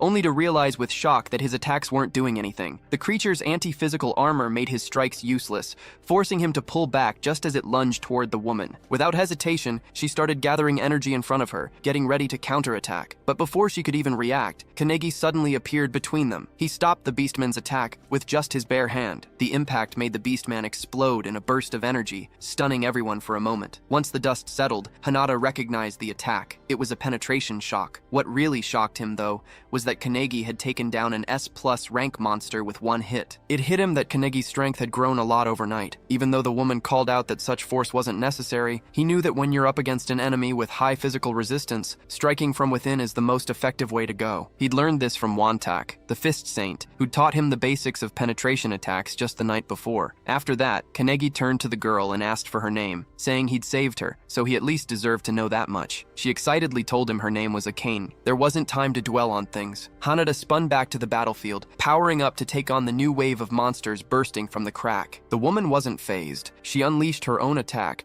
drenching her enemies in liquid mercury, then igniting it into a powerful explosion with her Mercurius reject skill. Together, they pressed forward, seeing how right Kanegi had been earlier. Breaking their enemies from the inside was proving far more effective. She was determined to push on, so she signaled Hanada. Without hesitation, they both headed straight for the dimensional crack. Kisaragi could only watch in disbelief from behind. He knew the world beyond that crack was entirely different, an unknown realm packed with unimaginable dangers. Going inside was pure madness. Before he could even react, they'd already rushed ahead, leaping through the crack without a second thought. Kisaragi was left standing there, surrounded by the lifeless bodies of A-rank monsters. Then it hit him. These two weren't ordinary fighters at all. They had to be part of that rumored secret organization. The moment they stepped into the dimension, an overwhelming swarm of creatures was waiting for them. Akane quickly assessed the situation. She noted that the monsters were identical to the ones outside, then raised her hand. With perfect precision, she conjured a barrage of mercury spears, instantly impaling the creatures. Kanegi, still running, watched her technique and acknowledged her immense power. He finally understood why she was considered the strongest area of effect fighter within the anti-prophecy unit. After they defeated the other enemies,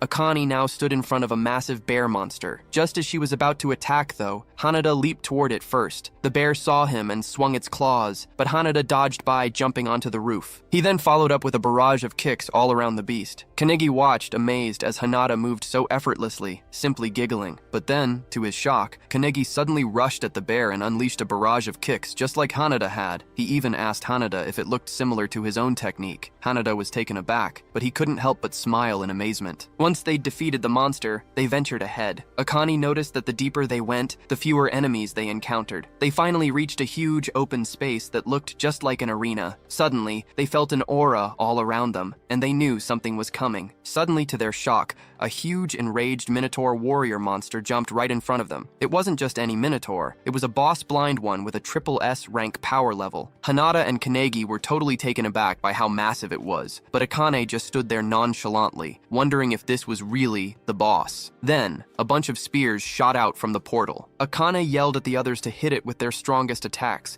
saying she'd handle whatever came next. Hearing her, Hanada started channeling his energy, while Kanegi just stood in the background, amazed by both of them. But deep down, he knew it probably wouldn't be enough to beat the beast. When Hanada heard him, he was surprised that Kanegi doubted their best attacks. Even though they were hitting it with a barrage of magic, the beast just swung its huge weapon. It created a crater in the ground and sent powerful shockwaves all over the arena. Once the dust settled, they were shocked. The beast was completely unharmed even after their powerful hits. The group got ready to fight again. As Kanegi got ready, he suddenly heard someone praising Akani's talent. He recognized the voice. It was Kilik, his founder's spirit. Kilik, who was an alchemist, worried that Akani, with all her purity, agility, and incredible strength, might just waste her talent by dying so young in this fight. Kilik said Akani had tried her best, but this Minotaur was just on a whole different level of power. She'd underestimated the monster's physical resistance, which was at a full 100%. Kanegi, getting more concerned, asked what he should do, but Kilik just laughed. Meanwhile, Hanada and Akani were really struggling against the beast. They realized they should have brought someone good at magic. As Akani glanced at Kanegi, she was taken aback by the strange energy coming off his body. Kanegi had given control of his body to Kilik, who then cast his powerful spell, Mercurius, right onto the beast's legs. The spell froze its lower body, completely stunning Akani. She was shocked, not just because Kanegi used the same kind of skill as her,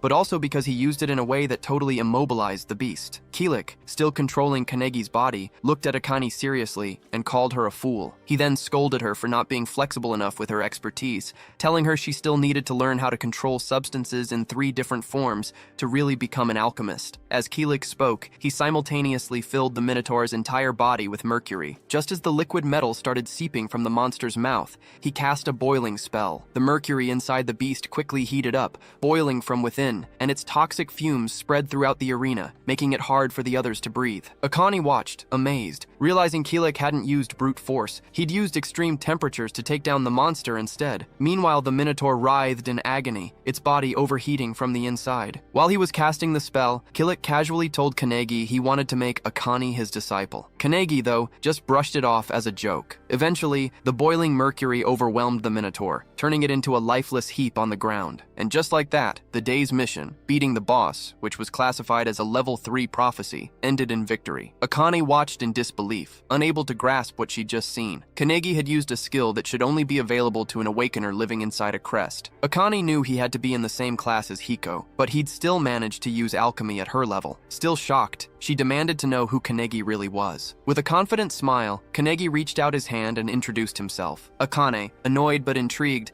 reluctantly shook his hand, telling him she'd definitely remember him. Hanada beamed with happiness, seeing Kanegi finally get Akani's recognition. Meanwhile, Kisaragi and his men were still waiting outside. To their shock, the dimensional crack started closing. Just as it was about to seal completely, the trio jumped out just in time. Kanegi asked if the mission was officially over, and he was told they just needed to report back to headquarters. As they talked about what to do next, Kisaragi came up to them, thanking them for saving his team. He promised he wouldn't try to dig into their identities or what happened inside. Akani thanked him for understanding and suggested he put details about the emblem in his report. That would explain everything to the authorities. As the trio started walking away, Kisaragi offered his help if they ever got into trouble. But Akani turned back and said they'd probably never meet again, telling him he should go back to his normal life. Hearing this, Kisaragi realized that, in the end, they were just civilians. They were people who lived in a world he couldn't reach. On May 11th, a red flash streaked through the streets of An Prefecture Village. A guard spots it, but they're totally baffled, unable to tell what it is. Then, all of a sudden, a deafening, sky-piercing roar rips through the village. Back at Anti-Prophecy HQ, the trio gets out of their car, and Akani reminds them they need to write up their report for headquarters. But then Hanada gets a message on his phone. They're being called to the lab. That's pretty unusual, especially right after a mission. Curious, they head over to the Anti-Prophecy HQ lab,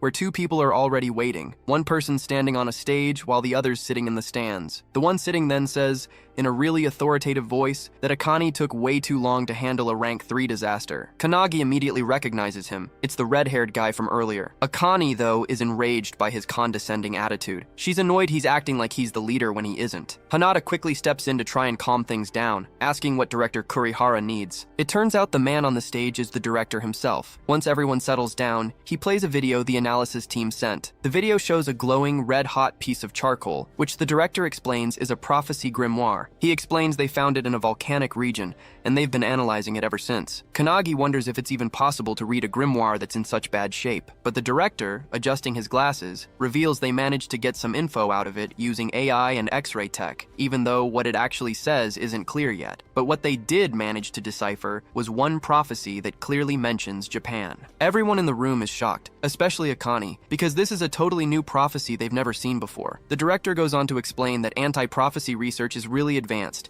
gathering info from all over the world. So finding an unknown prophecy like this is highly unusual. But this situation is different. The red-haired man immediately gets it. The four of them have to investigate it. The director praises his insight and says this mission would normally go to their usual members, but they're not available right now. Hearing that, Kanagi realizes this must be why Midori wasn't there when they got back. The director then orders them to leave right away and promises that more details will come via email. Kanagi's stunned they got another mission so fast, but the red-haired man just tells him he'll get used to it. Feeling really uneasy, Kanagi clenches his fists as a chilling thought sinks in. This time, the fate of the world might really be on the line. Suo slammed his hand on the table and stood up. He announced, in a really bossy tone, that he and his 3 subordinates would be taking on the mission. Akane was clearly annoyed. He was acting like a boss again. As they left, the director gave them a final warning. He told them to be cautious since they didn't know how severe the mission was. He also reminded them that even if the prophecy started unfolding, they'd have to wait for the main force before doing anything drastic. In the car, Kanagi felt uneasy about all the mission's unknown dangers. From the front seat, Suo suggested they get some rest. He noted that Kanagi had just finished his first mission, but Akane, driven by pride, refused. She insisted he had no right to give her orders. To her surprise, though, both Haneda and Kanagi immediately accepted his offer and dozed off within moments. Akane was determined to stay awake and struggled to fight off sleep, but as the night got deeper, exhaustion finally took over, and she drifted off too. Sometime later, the car stopped. Akane stirred awake and noticed the vehicle was empty. Alarmed, she rushed outside and found the others standing on a cliff, staring down at a glowing light below them. What she saw left her in utter disbelief. A massive magic circle sprawled across the ground, its scale far beyond anything they'd imagined. Haneda quickly grasped how serious the situation was. It was far worse than they'd expected. The prophecy was nearly complete. Skeletal figures were emerging from the ground, still trapped inside enormous crystals. Their eerie glow cast an ominous light over the entire area. It sent chills down their spines as they realized they might already be too late. These skeletons were the 23 residents of the village mentioned in the report. Suo recalled a similar incident from the past. 30 years ago, the Wakayama mansion had mysteriously vanished, and a dimensional rift had nearly opened. As he explained this, the massive pillar at the center of the magic circle began to erupt with bursts of energy. Noticing this, Suo urged them to move quickly. Haneda drew his sword and asked what they should do. Suo revealed that they had to stop it. Akane quickly reminded him of the director's orders. They'd been told to wait for more orders, but before they could even discuss it, they felt a huge aura behind them. When they turned around, they saw Kanagi covered in massive energy and ready for a fight. The group immediately realized Kanagi felt much stronger than before. Even so, Suo wasn't fazed at all. He just smirked, leaped forward, and told the others to come with him. Everyone rushed after him, though Akane warned him not to be so reckless. As they charged down toward the magic circle, Hinoki and the mage suddenly picked up a smell in the air. It felt eerily familiar, a scent they'd come across many times in their lives. Just then, the ground trembled violently, and with an explosive burst, a huge hand shot up from under the earth. Hinoki's eyes went wide in shock. He now knew exactly what they were smelling. It was the stench of a forbidden technique, the very prophecy written in the Book of Scorching Heat. Hinoki explained that long ago during the Epsi period, an awakener named Bandu Shijima, who was the leader of the Dark Magus, had committed genocide. The Onmyojis eventually killed him, but an entire village got caught up in the whole ordeal. Shijima had collected the blood of those fallen villagers and used it to draw a magic circle, making sure he'd be reincarnated 1,000 years later. His goal? To devour everyone and rule the world as a demon king. Before he died, he'd left behind a forbidden technique that showed how living beings would be sacrificed for his resurrection. Now, in the present, Shijima has been reincarnated as a boss whose rank no one knows. His mission is clear. His mission? To fulfill the prophecy of scorching heat. He looked down at his hands and scowled, realizing he'd been brought back with way less power than he'd expected. He wondered if there weren't enough sacrifices for the ritual. As he looked around, he noted with amusement that even after 1,000 years, the place hadn't changed at all, but his lips curved into a maniacal grin when he spotted the anti-prophecy unit coming closer. He just thought they were more sacrifices for him to take. Channeling his dark arts, he unleashed Plate of Yin, causing a huge explosion right under the charging anti-prophecy unit. Kanagi's alarmed when the blast hits Hanada and Akane, but they're fine once the dust clears. Then, his expression darkens as he sees a dark magic circle appear under where they landed. It's the Death Realm, Dark Art. Hundreds Hundreds of spirits come out of the circle, reaching with their ghostly hands to grab Hanada and Akane. They struggle, quickly realizing Shijima's much more skilled than they thought. As Shijima watches his spell work, he suddenly feels something behind him. It's Kanagi hitting him with a surprise attack. Shijima easily dodges, bending and sidestepping without any effort. He smirks, calling Kanagi an amateur, then casts Plate of Yin right under him. The blast goes off, but to Shijima's surprise, Kanagi's unharmed. Kanagi hits back with his Thunderbolt Hadad skill, but Shijima blocks it by using his own dark magic. Even though he stopped the attack, Shijima's impressed by Kanagi's skill choice. Out of the smoke, Su walks up behind Shijima and uses the Chrysanthemum spell, sending a bunch of sharp knives flying at him. Shijima's surprised but easily dodges by jumping into the air. While he's up there, Suo uses another spell, showing he already knew Shijima wouldn't be taken down by such a weak skill. Suo slams his weapon down and uses the Autumn skill,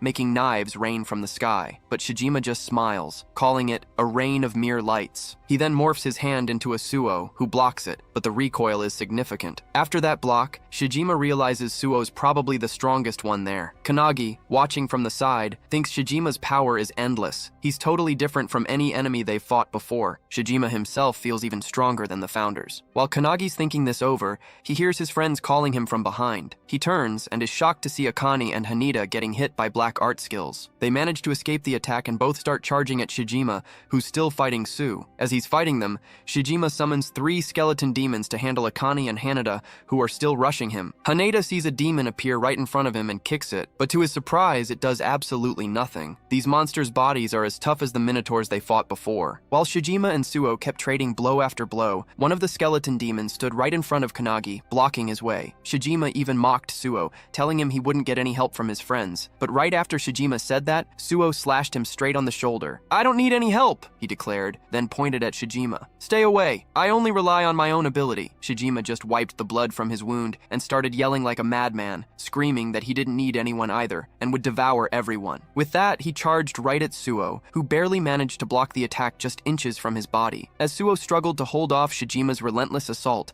he heard someone call his name from behind. It was Kanagi, charging straight for Shijima. Shijima was stunned to see Kanagi, especially since he'd sent a demon to stop him. He quickly looked back and saw the others still fighting their demons, but the one he'd sent after Kanagi lay cut clean in half. While Shijima was trying to process all this, Kanagi landed a powerful punch right to his face, sending him skidding across the ground. Even Suo was impressed by the attack. Kanagi then suggested they fight together to beat Shijima. Suo was shocked for a second. Kanagi and Akane hadn't even beaten their own opponents yet, but this guy had, and now he was offering to help him, but Suo's pride got the best of him. He flat out rejected Kanagi's offer, declaring, "I don't need anyone's help, I'm more than enough to fight alone." Kanagi couldn't believe it, but before they could argue anymore, Shijima suddenly closed in. He unleashed his Magatsu's breath technique, and a powerful beam blasted straight at both of them. Suo managed to block it, but Kanagi was sent flying, his body hit hard by the devastating attack. He crashed into a tree, and his vision started blurring as he began to black out. As he drifted into unconsciousness, he saw Hinoki and the mage's souls standing right in front of him. Hinoki told him he'd fainted, and that's why they'd summoned him into his own consciousness. Even though his body was bruised and battered and racked with pain, Kanagi tried to stand up, desperately asking them to send him back. He had to fight, but before they could even answer, a deep, authoritative voice echoed through the space, commanding him to step back from the battle. Meanwhile, outside, Suo was barely holding his own against Shijima's relentless attacks. Shijima smirked, even praising Suo for thinking just like him, believing they didn't need anyone else to fight their battles. With a sinister grin and that insatiable urge to devour everything, Shijima poured his power into his next attack. He struck down with such force that Suo's sword shattered in half. Even though Suo was stunned, he quickly summoned another blade and swung it at Shijima. But Shijima dodged it effortlessly, bending backward with an almost unnatural flexibility. Shijima clearly seemed to be enjoying himself more as Suo kept struggling. Meanwhile, back in the spiritual realm, Kanagi's spirit form watched the fight unfold. They knew Shijima was stronger than anyone else there. Hinoki told Kanagi this was way beyond what he could handle,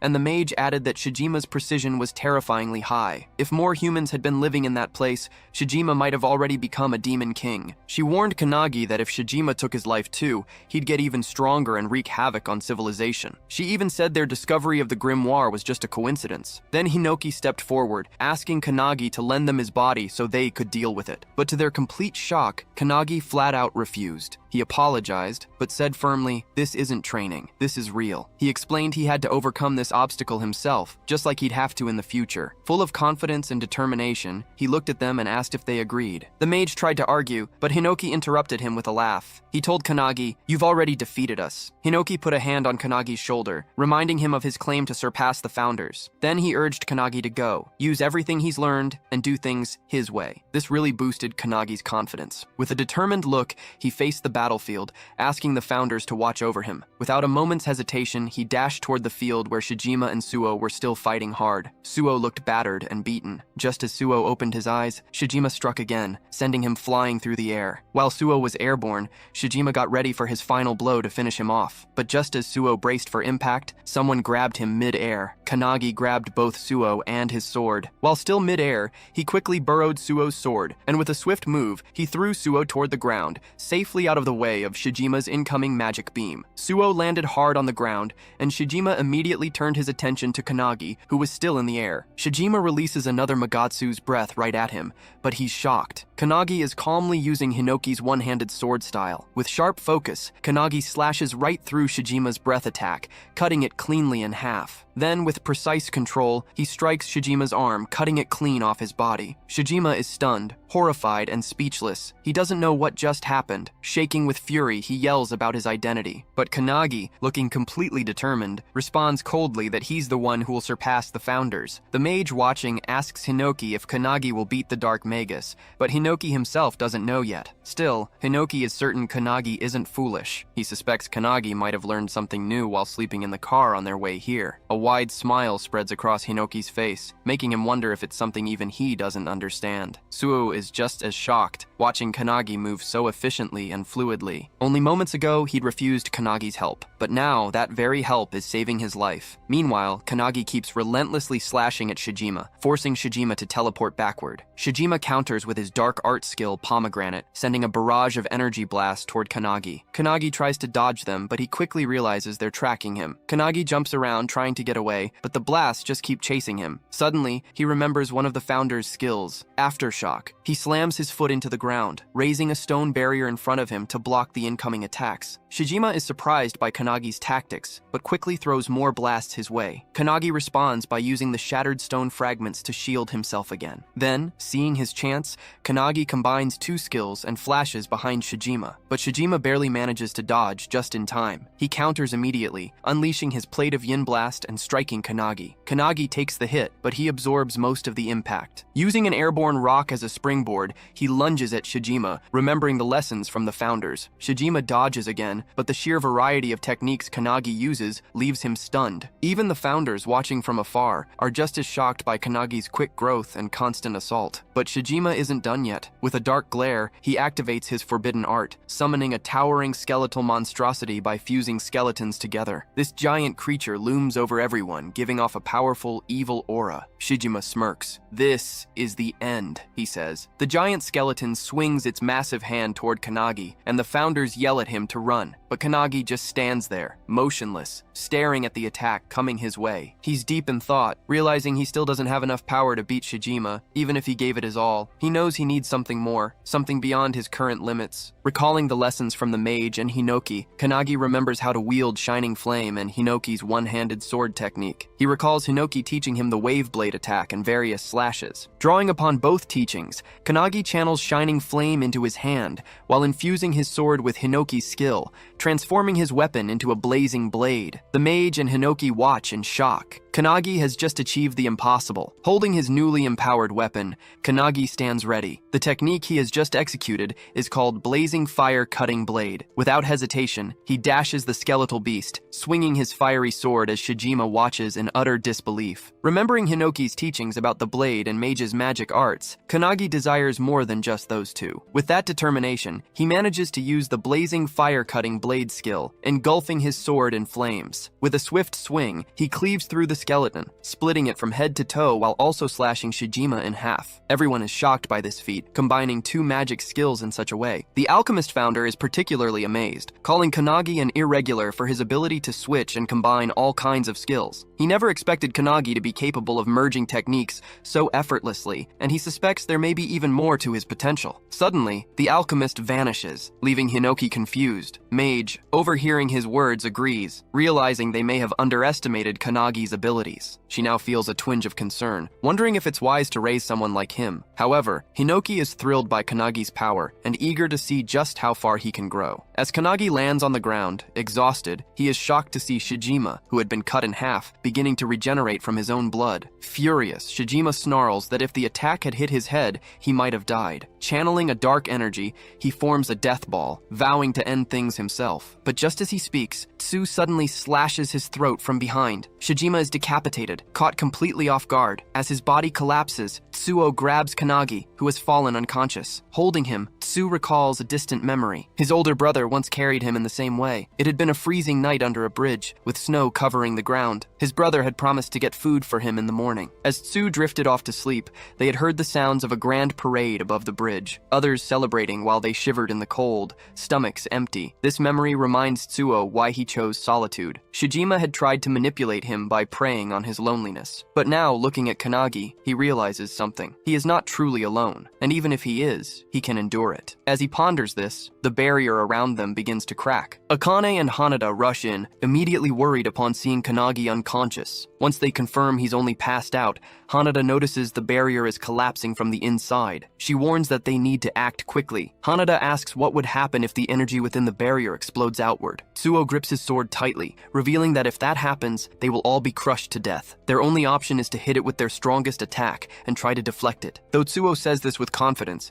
deep inside, he isn't sure if they are capable of it in their current state. But they have no choice. As they brace themselves, Kanagi, still unconscious, suddenly lifts his sword, channeling energy into it. Tsuo notices this in shock. Inside Kanagi's mind, Hinoki takes control, guiding his body. As the barrier explodes, everyone unleashes their full power, while Hinoki executes his one-handed style's splitting cloud attack. Outside the barrier, a red-haired man rushes toward the scene, accompanied by two men. His subordinates warn him that the barrier is about to collapse. Suddenly, it bursts open. The men fear they might be too late, but to their astonishment, a brilliant beam of blue light shoots into the sky from Kanagi's sword. The red-haired man watches in awe, recognizing the light as a flawless sword technique, free of hesitation. His name is Tsuo Makoto, the captain of the anti-prophecy unit. Observing the spectacle before him, he wonders whose work this could be. A while later, on a plane flying over Peru, Midori is on a call with Makoto, amazed that the new member has just stopped the unknown prophecy. Meanwhile in Japan, Makoto, still on the call, is facing a rank 1 prophecy, one that, according to him, is on a much higher level than what they encountered before. Midori, instead of boarding the plane, sits on top of it, smiling as he reflects on how much the anti-prophecy unit has grown, even though he isn't there to witness it firsthand. However, his amusement is short-lived when Makoto reveals that the core member who stopped the prophecy was none other than Kanagi, the same Kanagi who had only joined the team 2 days ago. Shocked, Makoto desperately demands to know who he really is. Without hesitation, Midori confidently declares that Kanagi is the one who will bring an end to all prophecies. They had been anticipating his arrival for quite some time. There was a lingering sense of expectation surrounding him, as if he was the one they had been waiting for. Makoto, skeptical of such high hopes, questions whether their faith in him is truly justified. Instead of arguing, he is simply told to see for himself. Changing the topic, Makoto urges Midori to return. His presence is needed, as facing an opponent of equal strength without him is proving to be a challenge. Midori chuckles, offering a brief apology before shifting focus. Meanwhile, Rin reaches out, his voice carrying urgency as he speaks of a grand prophecy unfolding before them. It is a colossal enemy, a super-rank prophecy, the boss of suicidal infection, Ishtam. As the monstrous being charges toward him, Midori tells Makoto to hold on, assuring him that he will finish up soon. Without hesitation, he extends his hand and unleashes divine wind turbulence. At that very moment, in a hospital ward, Kanagi's eyes snap open. A startled cry escapes his lips as he abruptly sits up. A nurse, noticing his sudden movement, leans over to reassure him. She informs him that he has finally regained consciousness. He has been in the anti-prophecy infirmary, asleep since the end of his mission. Hearing this, Kanagi wonders if he had merely lost consciousness. His sleep had been so deep that he hadn't even entered the spatial realm to train with the founders. The nurse assures him that he is fine, drawing back the curtain before reminding him to call if he needs anything. As the curtain lifts, Kanagi notices Suo sitting nearby, arms crossed, silently watching him. Seeing him, Kanagi wonders if he had been watching over him the entire time he was unconscious. Kanagi looks around and notices that Hanada and Akane are missing. Curious, he asks about them, to which Suo reveals that they are training, frustrated by their perceived uselessness in the last fight. With an accepting tone, Suo calmly states that Kanagi's power was overwhelming. Hearing this compliment from a man like Suo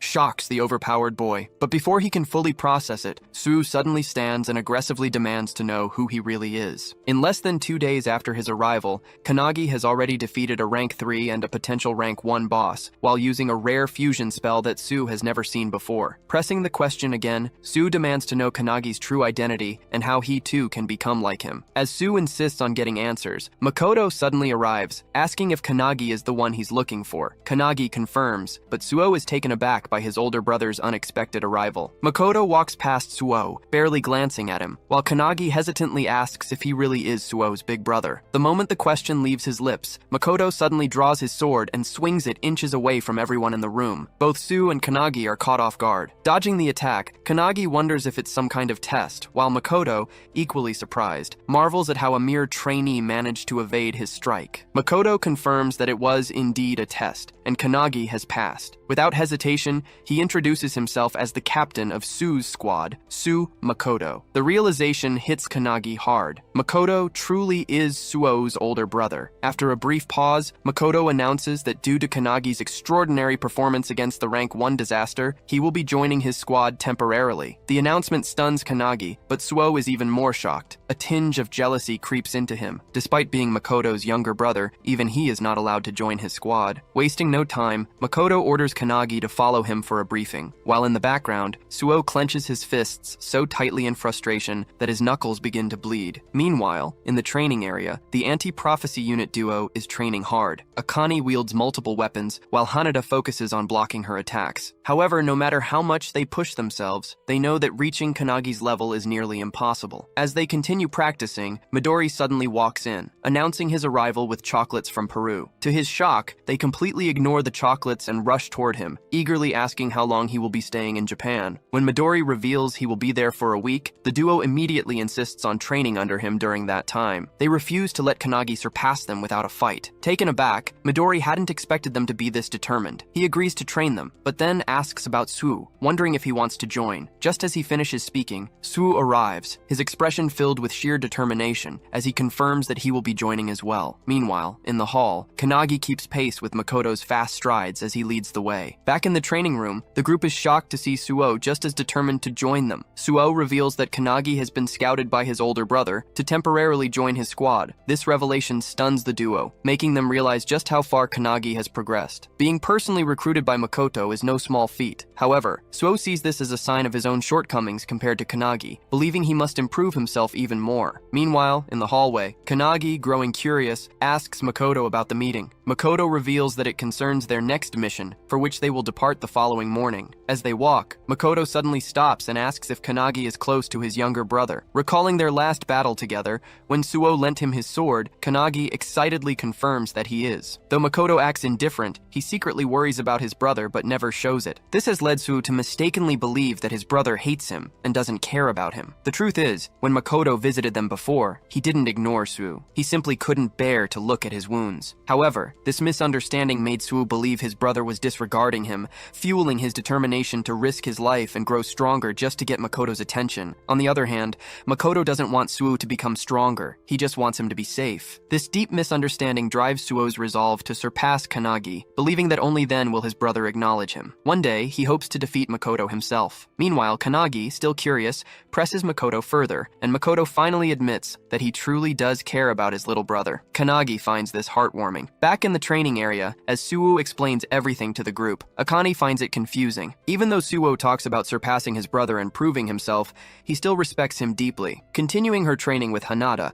Akane remarks that, in the end, Suo just wants his brother's attention. Hanada finds this touching, but Akane's words trigger something in Suo, making him enraged. Meanwhile, in the meeting, Kanagi learns about the 3 core rules of the squad. First, be swift. Second, maintain offensive pressure. Third, overcome weaknesses. Within the Counterforce division, Makoto's squad is considered the strongest in terms of combat ability. The squad operates with a minimum of 7 members, designed to be a small but elite force. Their primary targets are rank 1 and above-level threats. Aboard the helicopter, as Makoto's squad is escorted to their mission, a squad member named Jakaru casually remarks that 90% of the team's power comes from their captain, while the rest are just extras. Since Kanagi is only a temporary member, he isn't expected to do much. However, while Jakaru is explaining this, Kanagi is distracted, busy on his phone. Jakaru points this out, prompting Kanagi to apologize, explaining that he needs to contact his friends. Jakaru, confused, asks what he means by contact. Kanagi is trying to contact the other members of the anti-prophecy group, as the founders keep nagging him about it. While the group is training, they receive his message, and reading it shocks everyone, especially Sue, who wonders what the hell Kanagi is thinking by sending it. They immediately show it to Midori, who discovers that the message contains 3 separate pieces of advice, each tailored for a different person. The detailed guidance on how to get stronger impresses Midori. With a smile, he extends his hand and asks if they will follow the advice or reject it. Seeing it as a challenge, everyone accepts, especially Sue, who is enraged that Kanagi has essentially salted their wounds. Back on the plane, Jakaru informs Kanagi that they have arrived at their destination. Wiping the window, Kanagi is amazed by the sight of a vast, snowy mountain terrain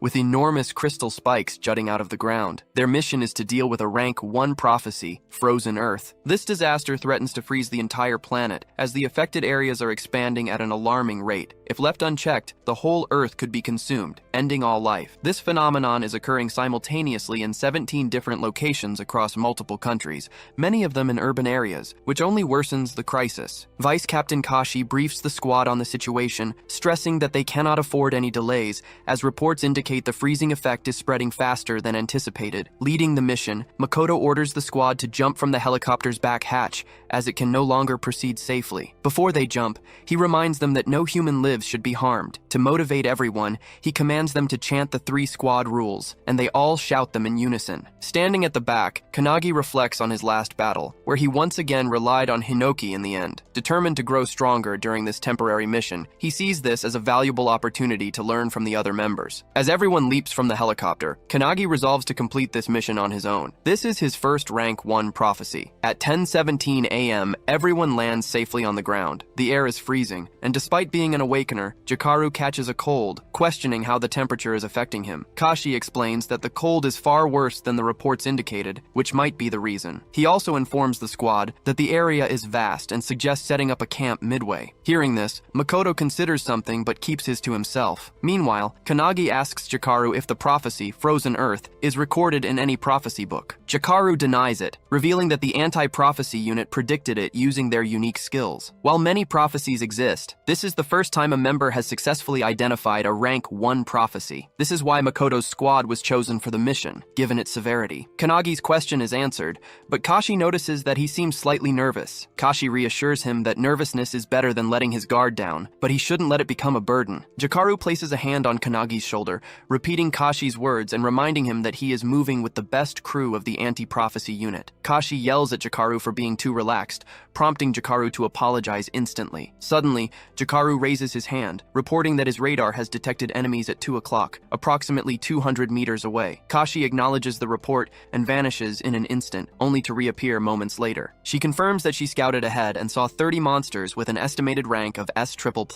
These creatures belong to the ice gargoyle race of the Tice tribe. Hearing this, Makoto immediately orders his unit to annihilate the enemy. The squad charges toward the incoming monsters in a highly coordinated manner, their teamwork and situational awareness leaving Kanagi in awe. They operate on an entirely different level compared to trainees, making him realize that these are elite warriors, far beyond the regular members. Eager to join the fight, Kanagi asks for permission, which Makoto grants, dismissing the enemies as nothing more than S++ rank. With permission secured, Kanagi launches forward and kicks a monster in the head. However, to his shock, the creature explodes, sending shards flying in all directions. Kashi, skillfully evading a flashy monster's attack, warns everyone that some extremely powerful monsters are mixed in with the rest. Meanwhile, Kanagi activates his fire-cutting blade and completely obliterates a monster with a fiery attack, sending it flying. Witnessing this, Jikaru is stunned that someone like Kanagi used a Fury Sword skill. Kashi is impressed, while Makoto, with just a few swings of his sword,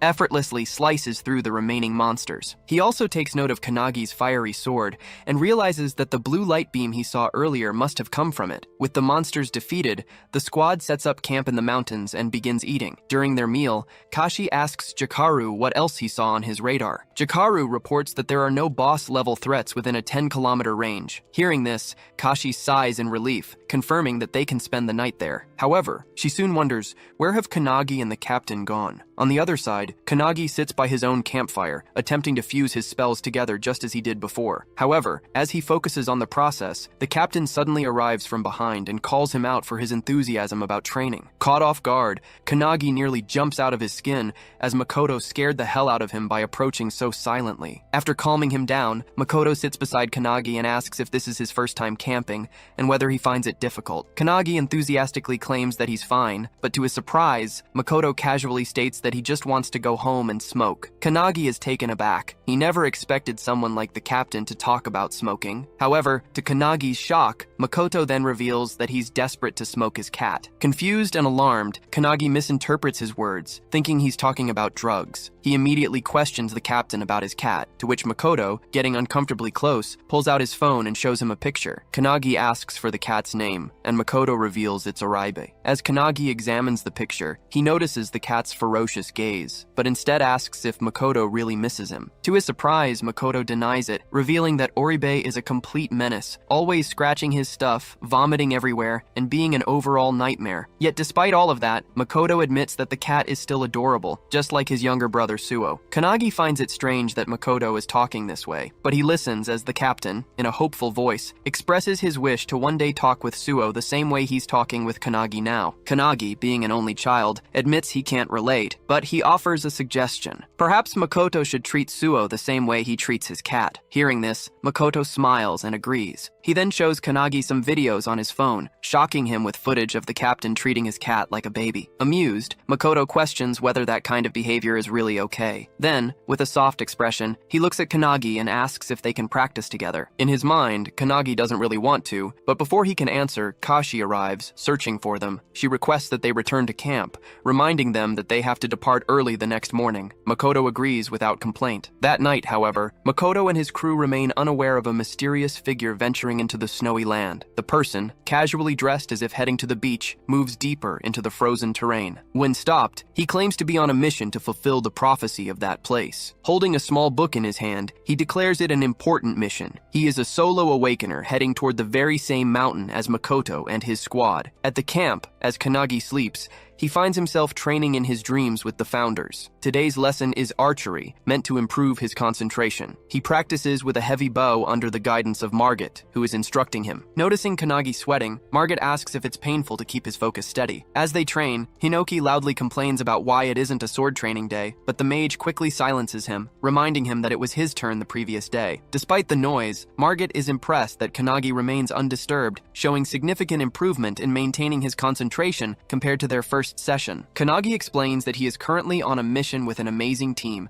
which motivates him to give his best. With his focus locked on the target, he releases the arrow, hitting the bullseye with perfect accuracy. Margit is amazed by the precision, while Kanagi drops to the ground, sighing in relief. Margit reminds him not to forget the feeling and calls it a day for training. Realizing that the session is over, Hinoki gets excited, immediately drawing his sword and ordering Kanagi to get up for sword training. However, just as they are about to start, Kanagi is suddenly awakened by his crew, as it it's time to continue their journey. Before setting off, Makoto briefs everyone, stating that today, they will slay the boss tied to the prophecy. As they venture ahead, they encounter more monsters. This time, a flock of blue birds. As the squad charges toward them, the founders within Kannagi comment on how easy this mission should be, given the team's strength. However, the mage notices that one of the older founders appears uneasy, sensing that something is off about the fight. After a battle, the crew successfully clears the monsters, clearing their path forward. Makoto then orders Jakaru to scout ahead. Jakaru reports that approximately 2,000 meters from their position,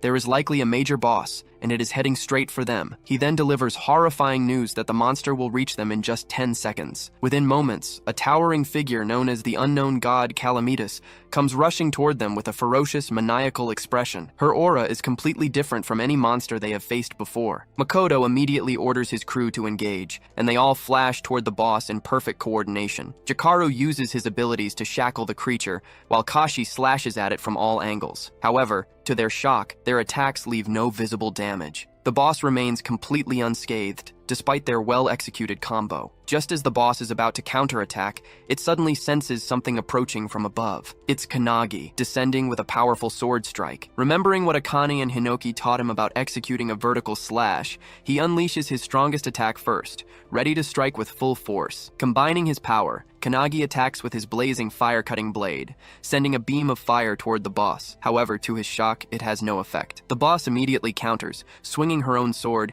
and sending Kannagi crashing into the ground. Hearing the powerful impact, Jakaru momentarily believes Kannagi has just died. However, Kannagi survives, having landed on an ice crystal that cushions his fall. Meanwhile, Kashi, still fighting, realizes why this boss is ranked number 1. She glances toward Makoto. It is now up to him to save them. Makoto draws his sword, and as he does, Jakaru instantly shackles Kannagi and lifts him out of the fight, claiming that if they interfere, they will only get in their captain's way. As they retreat, the boss swings at Makoto with all her might. The sheer force of the attack creates a powerful shockwave, making Kannagi worry for Makoto's safety. However, to his astonishment, Makoto stops the attack inches away from hitting him. The boss swings again, and once more, Makoto blocks it effortlessly. Without hesitation, he counters with a devastating slash, severing one of the boss's arms. Watching this, Hinoki is beyond impressed, exclaiming that he wants to do the same. However, Kannagi, growing concerned, firmly refuses to let Hinoki take over his body. Meanwhile, standing before the wounded boss,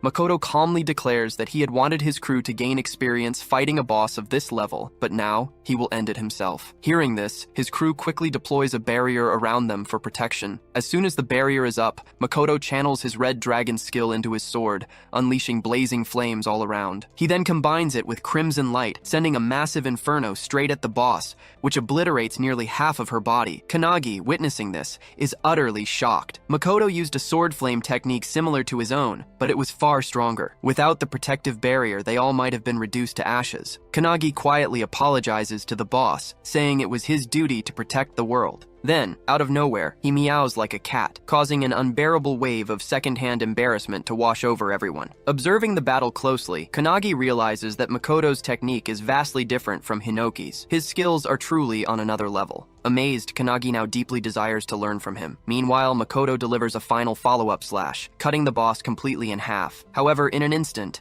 a flash of light streaks through the battlefield. Makoto's arm is suddenly severed. In disbelief, he turns, only to see a gaping hole in Jakaru's body. Kannagi frantically looks around, horror gripping him as he realizes what just happened. One by one, his comrades' bodies are being torn apart, blood spilling onto the ground. They are all dropping dead before his eyes. Kannagi, seeing Jakaru falling, rushes to help him, but with the last of his strength, Jakaru pushes him away. Stumbling backward, Kannagi watches in disbelief as the comrades he fought alongside just seconds ago are now collapsing before his eyes. Despite being on the brink of death, Jakaru is filled with regret. His radar failed to detect the incoming attack, leading to this devastating loss. As he falls, he apologizes to his captain and crashes onto the ground, hoping his team has at least seen where the attack came from. Kashi is safe, but several other members are struck by the same beam, piercing straight through them. Makoto, clutching his severed arm, yells at his team to take cover in the terrain, calling it a skill attack. Without hesitation, everyone obeys and runs for their lives. While fleeing, Kashi calls out to a fallen comrade, urging him to follow. However, he hesitates, worried about their captain who is severely wounded. The attack that severed Makoto's arm cannot be blocked,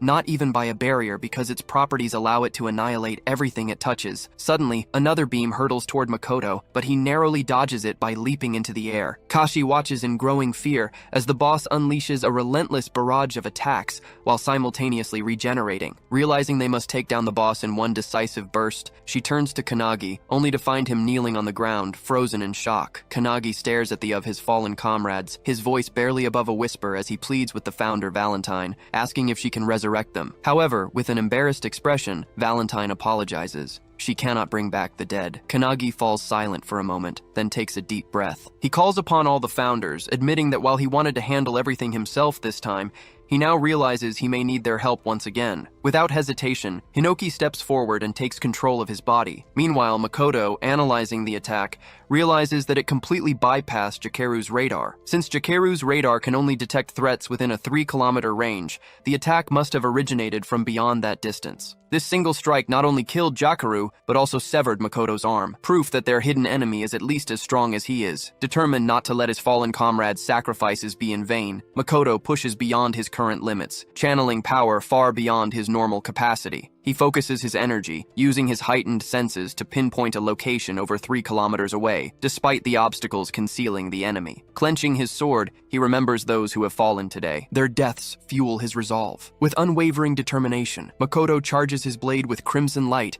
and unleashes a devastating blaze of fire. The scorching inferno rips through the ground, obliterating everything in its path, until, at last, it reveals the enemy who cast the deadly spell. It is the same boy who arrived there alone, casually dressed. He is impressed that Makoto managed to track him down after his attack, just as expected from the captain of the strongest squad. However, Makoto is shocked. His attack was completely consumed by this man. The boy claims that if Makoto still had his left arm intact, that attack would have killed him. He is using a spell called Darkness to channel dark orbs around him. As he walks toward Makoto, he launches one of the orbs with the intent to kill. In response, Makoto swings his sword, conjuring an ice barrier. He then counters in an instant, vanishing and reappearing behind the boy, slashing at his neck. But before Makoto can process what just happened, the same devastating beam attack strikes again, tearing a chunk off his torso. The boy remains unharmed, calmly stating that he had anticipated Makoto's attack. However, he adds that Makoto is the one truly close to death. That comment ignites Makoto's rage. With what little strength he has left,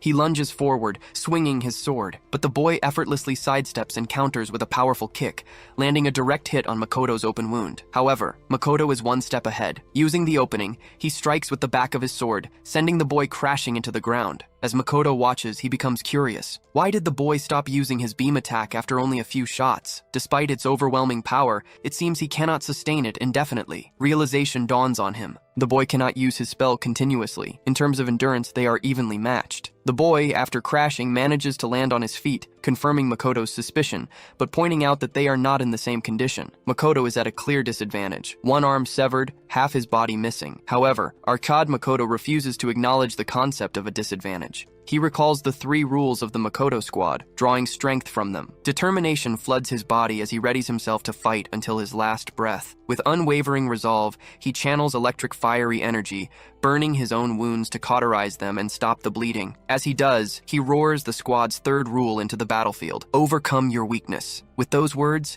he unleashes Scarlet Blaze. The boy's eyes narrow. He realizes that Makoto is burning away his own life force to amplify his power. In response, he does the same, fueling his darkness spell with his very essence. Makoto, calling upon the spirits of his fallen comrades, glares at his opponent. His voice booms across the battlefield, warning him not to look down on his squad. Meanwhile, in the back, as Kanagi calls upon his funders for help, his hair turns white as Hinoki takes control of him. The other squad members, who are still running, are suddenly stopped by the boss, who remains strong as she regenerates her arms. Kashi, witnessing this, grows concerned, realizing she cannot subjugate the boss alone. She calls out to Kanagi, who is still kneeling in the back. To her, it seems as though his fighting spirit has completely faded after witnessing his squad members' deaths. It is only natural. He was just an ordinary person who recently joined the squad. However, to her shock, Kanagi rises from the ground. In a blinding flash, he dashes forward and lands a devastating kick on the boss, sending her flying. On the other side of the battlefield, Makoto and his opponent continue their fierce exchange,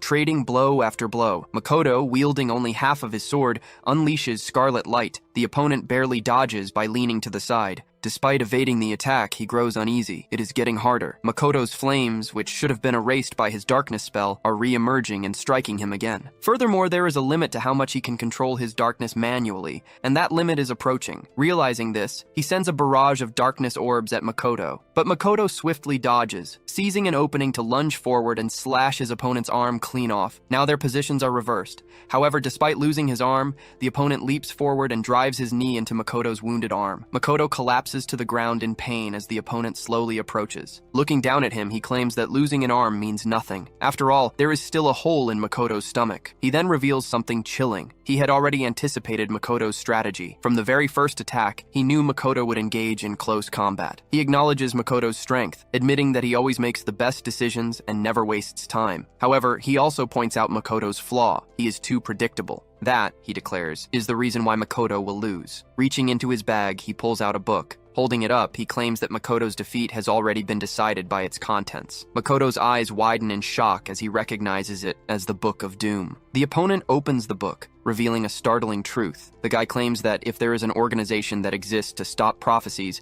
then it is only natural that another exists to fulfill them. Makoto is stunned as he never knew such an organization existed. The opponent then makes his final revelation that he is one of the 12 apostles of the apocalypse. He introduces himself as the 12th of darkness, the one destined to fulfill the prophecy. Makoto, still in disbelief, questions the reason behind his obsession with bringing about destruction. The opponent, flipping through the pages of the book, smirks and asks if he reveals will Makoto forgive him. Makoto is enraged by the mockery. Without hesitation, he swings his sword with all his might, nearly severing the opponent's shoulder. Makoto is confident that he can win this battle, as his opponent appears to be out of mana, and his body seems to be reaching its limit. Makoto channels the red dragon form, convinced that it will secure his victory. On the other hand, the guy, with his shoulder nearly severed, is still standing, declaring that this is Makoto's end. With that, he takes out a potion and drinks it, unleashing a flashy burst of light. The light blinds Makoto, and suddenly, within that brilliance, a powerful fist strikes Makoto's face, sending him crashing to the ground. As the dust settles, Makoto is in disbelief, seeing that all the damage he inflicted on the guy has been healed, and his opponent is back to full strength. The guy claims that the potion he used is an artifact, which allowed him to heal completely. With one arm, Makoto uses his Scarlet Light Blade again, sending a sword wave toward the guy. However, the guy disperses it with his darkness orbs and counters with a barrage of attacks. Makoto is left in shock, as the artifact the guy used is supposed to be controlled by countries due to how overpowered it is,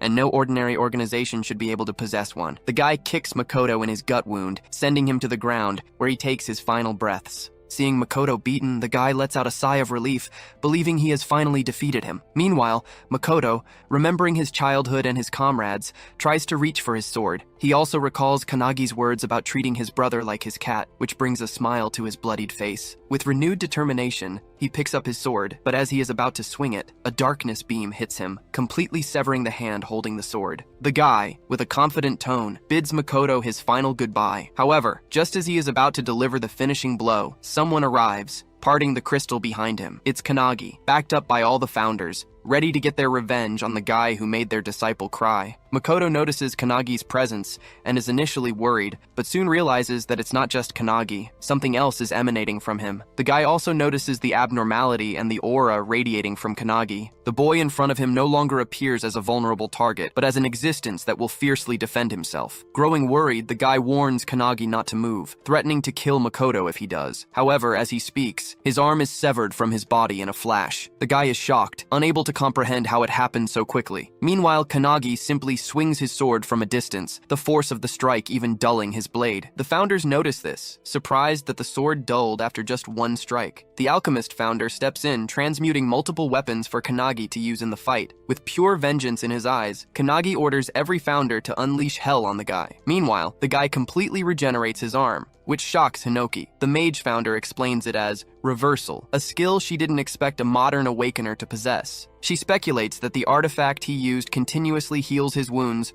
until its effect wears off. As she speaks, Kanagi launches an arrow that strikes the guy directly in the head. The guy didn't see it coming, but he regenerates the wound instantly. Seeing this, one of the founders asks the mage how they can kill the guy. She reveals that they must kill him repeatedly until he eventually dies. The guy uses his darkness spell as Kanagi loads reloads another arrow. When Kanagi releases the arrow, the darkness spell tries to intercept it, but the arrow pierces through, striking the guy in the chest and head. The archer founder mocks the guy, asking if he truly believed he could stop his arrows. The guy regenerates his wounds and counters with a darkness orb's attack. Kanagi, using the founder's evasive powers, dodges the attack and flashes toward the guy, kicking him in the face. He then grabs the guy's hand and delivers a palm strike to his face. One of the founders notices that the guy can't use his annihilation beam attack if his vision is blocked by his own orbs, which works in their favor. Dodging the attack becomes easier because of this. Kanagi delivers a powerful blow to the guy's gut, sending him crashing to the ground. The founders wonder how many times they'll have to watch the same guy die and regenerate. Meanwhile, Kanagi walks over to Makoto, who, in his beaten state, asks if he is truly Kanagi. Kanagi denies it, explaining that the founders are using his body as heroic spirits. Using Valentine's healing power preservation,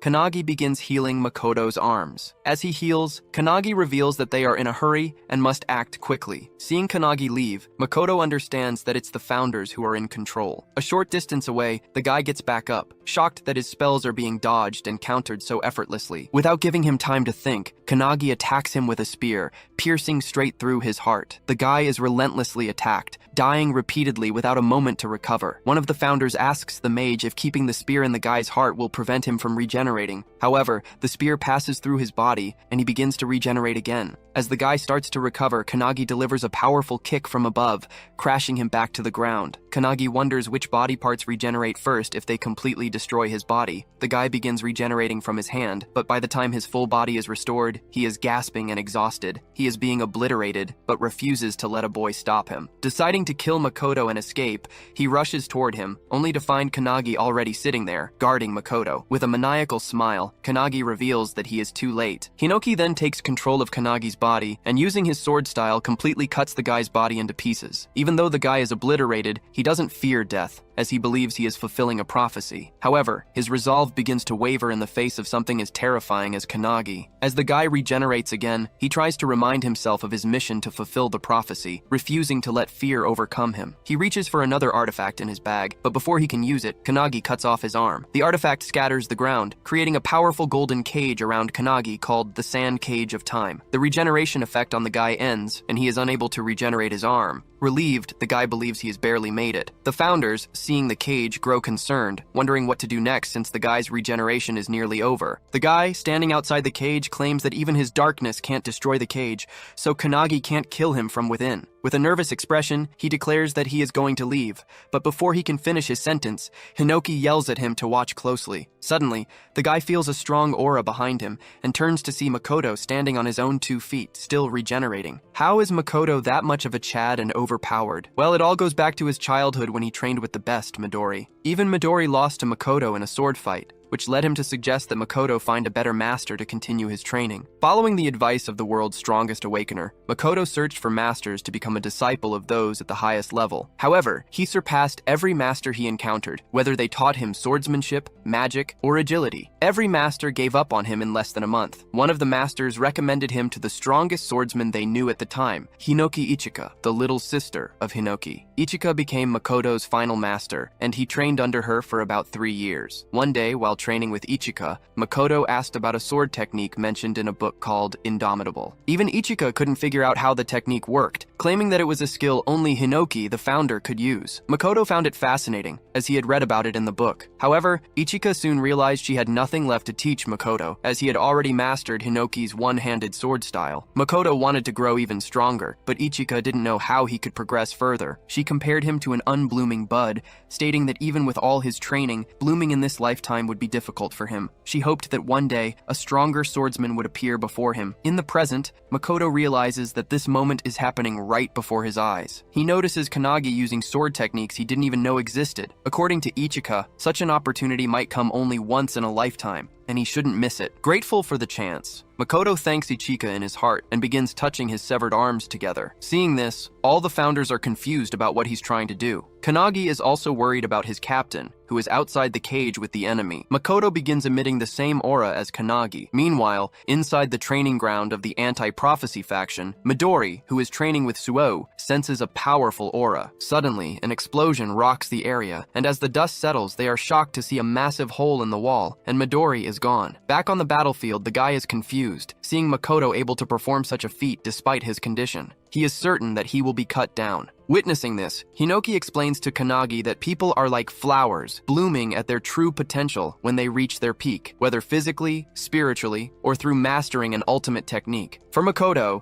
this is the moment of his true potential. Hinoki, standing behind Kanagi, advises him to engrave what he sees deep in his mind. Kanagi realizes what Hinoki is trying to say. Like a blooming flower, Makoto lifts his arms as if holding a sword, and, with unwavering determination, manages to use Hinoki's one-handed sword style's lost technique, Indomitable, the very technique he read about in the book. Even though the guy's darkness defenses are flawlessly activated, his body is cut in half without Makoto even wielding a physical sword. The guy wonders if this is the time and place where he will meet his end. As his body falls apart, Hinoki praises Makoto for materializing a sword that existed only in his mind. Meanwhile, Makoto, though standing in a state of confusion, feels that he has finally become the swordsman he always aspired to be. He considers it a blessing to have spent time with his family, friends, comrades, and subordinates. Every experience he's had has made him stronger. Even if this is his end, he remembers his little brother and his cat, apologizing to them in his heart. As he is about to lose consciousness, he sees Kanagi walking toward him, lending a hand with a smile. Seeing this, Makoto realizes that this death might not be the end, as he can still leave his legacy to the next generation through Kanagi. Grabbing Kanagi's hand, he thanks him and collapses to the ground. As the cage vanishes after the guy's defeat, Kanagi rushes toward his captain, feeling a deep connection through the crest of nothingness. All the other comrades lie lifeless on the ground, but as Makoto is about to join them, Midori comes flying in. He grabs Makoto just in time as he falls. Makoto dies in Midori's arms at the age of 23, after the battle with the darkness user, Pei, F for respect in the chat. Holding Makoto's body, Midori is in despair, unable to believe what has happened. He remembers a time when he asked Makoto why he became the captain of the squad while they were training. According to Midori, in the anti-prophecy unit, Makoto was the second strongest after him,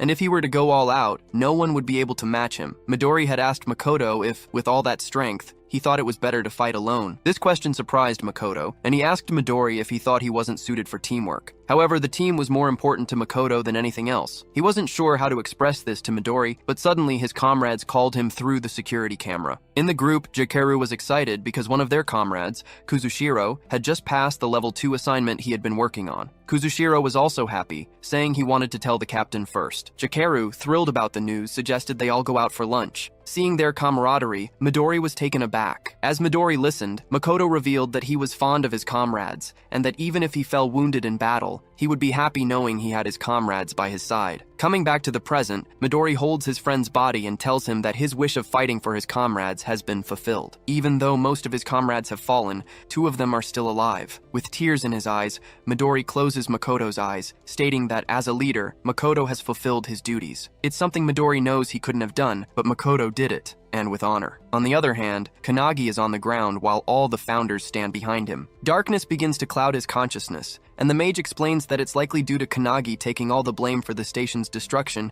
and his perceived weakness. All of the founders have also experienced the loss of their comrades, friends, and families. Their hearts were broken as they watched their comrades depart, and in most cases, like Hinoki, they couldn't move on from their wounded hearts. Hinoki walks up to Kanagi, who is kneeling in despair. He calls out to him, but in a hopeless tone, Kanagi reveals that he doesn't want to fight anymore. His heart feels torn apart, and he believes that if he had let the founders fight from the beginning, no one would have died. He now understands that in his attempt to become strong for others, he ended up becoming merely a vessel for the founders. Hinoki, hearing Kanagi's words, tries to say something, but Kanagi is too overwhelmed by his thoughts. He feels the hand he shook with Makoto in his consciousness burning like fire. Kanagi knows that Makoto entrusted him to carry forward his legacy. This brings tears to the founders' eyes, but what Kanagi says next shocks them. He declares that he now not only wants to surpass the founders, but to surpass them with every moment he has. Suddenly, a beam of bright light hits Kanagi as he declares his determination. From now on, he will not let anyone else die. Bro is now 1,000 levels mentally strong. 1 month later in Nagano Prefecture at Mitake Mountain, Suo is practicing hand-to-hand combat with Kanagi. He sends blow after blow toward Kanagi, who dodges them all. Kanagi then counters with a penetration attack, which Suo blocks, but the attack creates a shockwave behind him. Kanagi is shocked that Suo redirected the force of his penetration spell so effortlessly. As he processes this, Suo counters, but Kanagi is ready and uses Aikido to swing Suo around. Suo tries to kick mid-air, but Kanagi blocks it and counters with a powerful kick of his own. Just as he's about to land the hit, a loud shout stops them both. It's Ichika. How did it all happen? Well, the annihilation of the squad has left a deep scar in the anti-prophecy unit. During the funeral of the fallen, everyone was in grief. But Suo stood frozen in front of his brother's picture the entire time. Later, as Kanagi was heading to his room, he saw Suo coming out of Makoto's room, holding some books and a cat. Kanagi recognized the cat as Oribe, the one Makoto often talked about. Suo was shocked that Kanagi knew about his brother's cat, something even he hadn't been aware of. Before entering his brother's room, Suo didn't know about the cute cat, the books, the clothes, the food, or even the thoughts his brother had. He only discovered these things when he went through Makoto's belongings. Kanagi noticed that Suo had a bunch of diaries with him, which he planned to take. These diaries were left by Makoto so that his brother could read them in case he lost his life. All of Makoto's daily training and missions were recorded inside. However, Suo noticed something else. Every sentence in the diaries ended with Makoto worrying about Suo. He wrote about how Suo was doing, how the weather was cold, and even about Suo's achievements and life events. Reading this alone in his room, Suo broke down in tears, curling up on the floor as he realized that everything his brother wrote was about him. Comment a tear emoji if you're crying too. As Suo revealed all this to Kanagi, Kanagi also shared that Makoto always talked to him about Suo and his cat, Oribe. Hearing this, Suo teared up, declaring that from now on, he wants to get stronger so his brother won't have to worry about him from heaven anymore. With that, they both went to Hinoki Ichika to train. At first, she was cautious of them, until they revealed that Suo was Makoto's brother and that Makoto had fallen in battle. This shocked Ichika, but she kept her composure. In sync, both Suo and Kanagi requested her to train them to become stronger. Coming back to the present, Ichika is amazed at how much they've both improved, especially Suo, who has progressed remarkably. Kanagi asks about his own progress, to which Ichika responds with an annoyed sigh, claiming she has nothing left to teach Kanagi since he already knows everything. She jokes that it should be her asking him to teach her instead. She then kicks a stick toward both of them and, with a manic grin, declares that she is the sword, challenging them to come at her. With that, they both charge at her, Suo striking from the front while Kanagi attacks from above. As they fight, Kanagi is determined to get stronger and is confident that he will become the strongest awakener in the world. Meanwhile, in England, London, a man wearing a hat and coat walks down the night streets alone. As he turns a corner, someone recognizes him as one of the 12 apostles of the apocalypse, Quatre. Quatre also recognizes the person approaching him. It's Midori. Midori straight up demands that Quatre reveal the location of his base and comrades,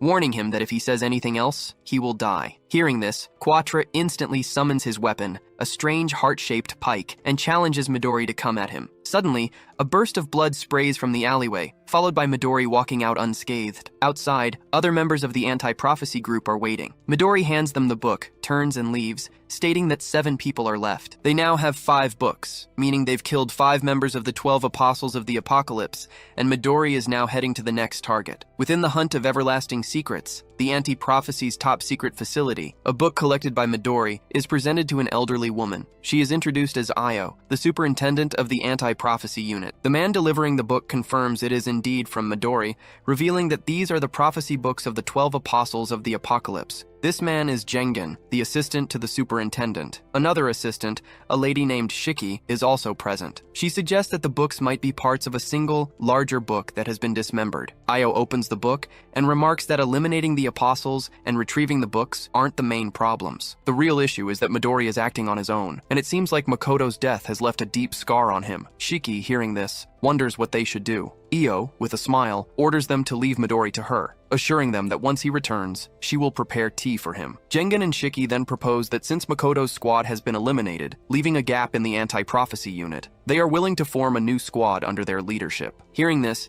Io falls into deep thought. Meanwhile, somewhere around Tokyo, a rank 2 prophecy, the Rebellion, is unfolding. The boss of this prophecy is the God of Down. Members of the anti-prophecy unit are fighting the troops of the prophecy, but are struggling to defeat even a few of them. In their nervousness, they call out for their captain, Hibiki. Hibiki, the captain of the Hibiki Setsuna squad, steps forward. To her, the troops are boring and easy to defeat. She then looks back at Akane, who has joined her squad, and asks if she can handle it. Akane uses her Trismegistus spell, creating a massive blob of mercury. She warns everyone to stand back as she flows the mercury onto the ground ground toward the troops. Once every troop has their feet submerged in the mercury, Akane uses her gasification spell, converting the mercury into gas. The troops begin coughing and suffocating. Akane then follows up by converting the gas back into liquid mercury, which is now inside the troops' bodies. She uses crimson heat to boil the mercury within them, and finally, she solidifies the mercury, instantly killing all the troops by forming spikes inside their bodies. The entire squad is shocked,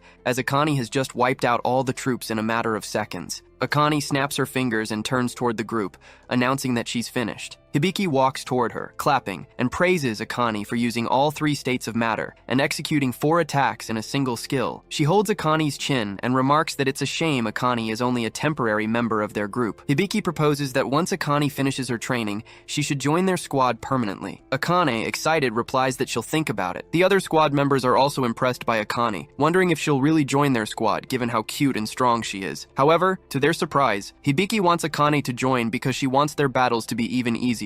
As soon as Akane leaves, she calls Kanagi, informing him that she has completed Lesson 7 about controlling the 3 states of alchemy, and asks him to send her the next lesson. Kanagi, who is trying to keep his lunch safe from the cat, agrees. The founder alchemist hearing this is amazed that Akane has finally mastered level 7. Kanagi requests the founder to prepare 3 more lessons for Akane, which he gladly agrees to. Kanagi informs Akane, and she thanks him. She also mentions that Hanada has reached Lesson 8. In Saitama Prefecture, Tokorozawa City, a rank 2 prophecy, earth-eating beast with the boss Sphinx has occurred. Hanada, sent to eliminate the boss, uses his lightning kick and completely destroys the boss with a single strike. With this, he completes his level 8 lesson on the lightning kick. The captain of the Todoroki squad praises Hanada and proposes that he join their squad. Hanada, like Akane, wants to think about which squad he should join. He asks Akane for advice, and she, excited to compete with him, claims that no matter which squad he chooses, she'll win against them. Kanagi, who is on a joint call with them, is happy that they're both getting stronger, and declares that he should get up and start training too. As Kanagi is talking, Suo gets annoyed that Oribe the cat always clings to Kanagi and not him. He yaps about it, and as he tries to pull the cat away from Kanagi, Akane asks if they've heard the rumor about a new squad forming. Kanagi hasn't heard about it, so she explains that a new squad is being formed to fill the gap left by Makoto's squad. The captain of this new squad will be selected from the member with the highest achievements. Kanagi takes the news lightly, but Akane has something else on her mind. She reveals that the real question isn't who will become the captain, it's whether Kanagi wants to form his own squad. At first, Kanagi brushes it off as a joke, but then he freezes, realizing the weight of what she's saying. Kanagi asks Akane why she said that. She reveals that there is a certain desire within the anti-prophecy, as there exists a force in the world capable of eliminating all prophecies. Kanagi is taken aback by this revelation, and Akane adds that she too desires such a force. She explains that everyone in the squad is searching for a strong-willed leader, and she believes Kanagi has the qualities to be a capable squad captain. Just then, Akane's squad captain calls for her, prompting her to excuse herself from Kanagi and say goodbye. This conversation leaves Kanagi deep in thought about the possibility of becoming a squad captain. Meanwhile, Ichika asks Suo about Kanagi, to which he reveals the discussion about him potentially becoming a captain. Ichika also believes that if Kanagi wants to, he could easily take on the role, and Suo agrees with her. Lost in thought, Kanagi seeks answers from the founders, who appear just as uncertain about what to advise him. Since they had all devoted their lives to following a master, they lack experience in leadership. The mage founder, realizing this, calls them useless teachers for being unable to guide Kanagi in this situation. Hinoki then turns to the founder of military strategy, Rion, and asks for his opinion. Rion, however, refuses to intervene, stating that it is not the right time, as there is already someone qualified to guide Kanagi. Before Kanagi can process this, his thoughts are abruptly interrupted by a wooden spear striking the ground inches away from him. Looking up,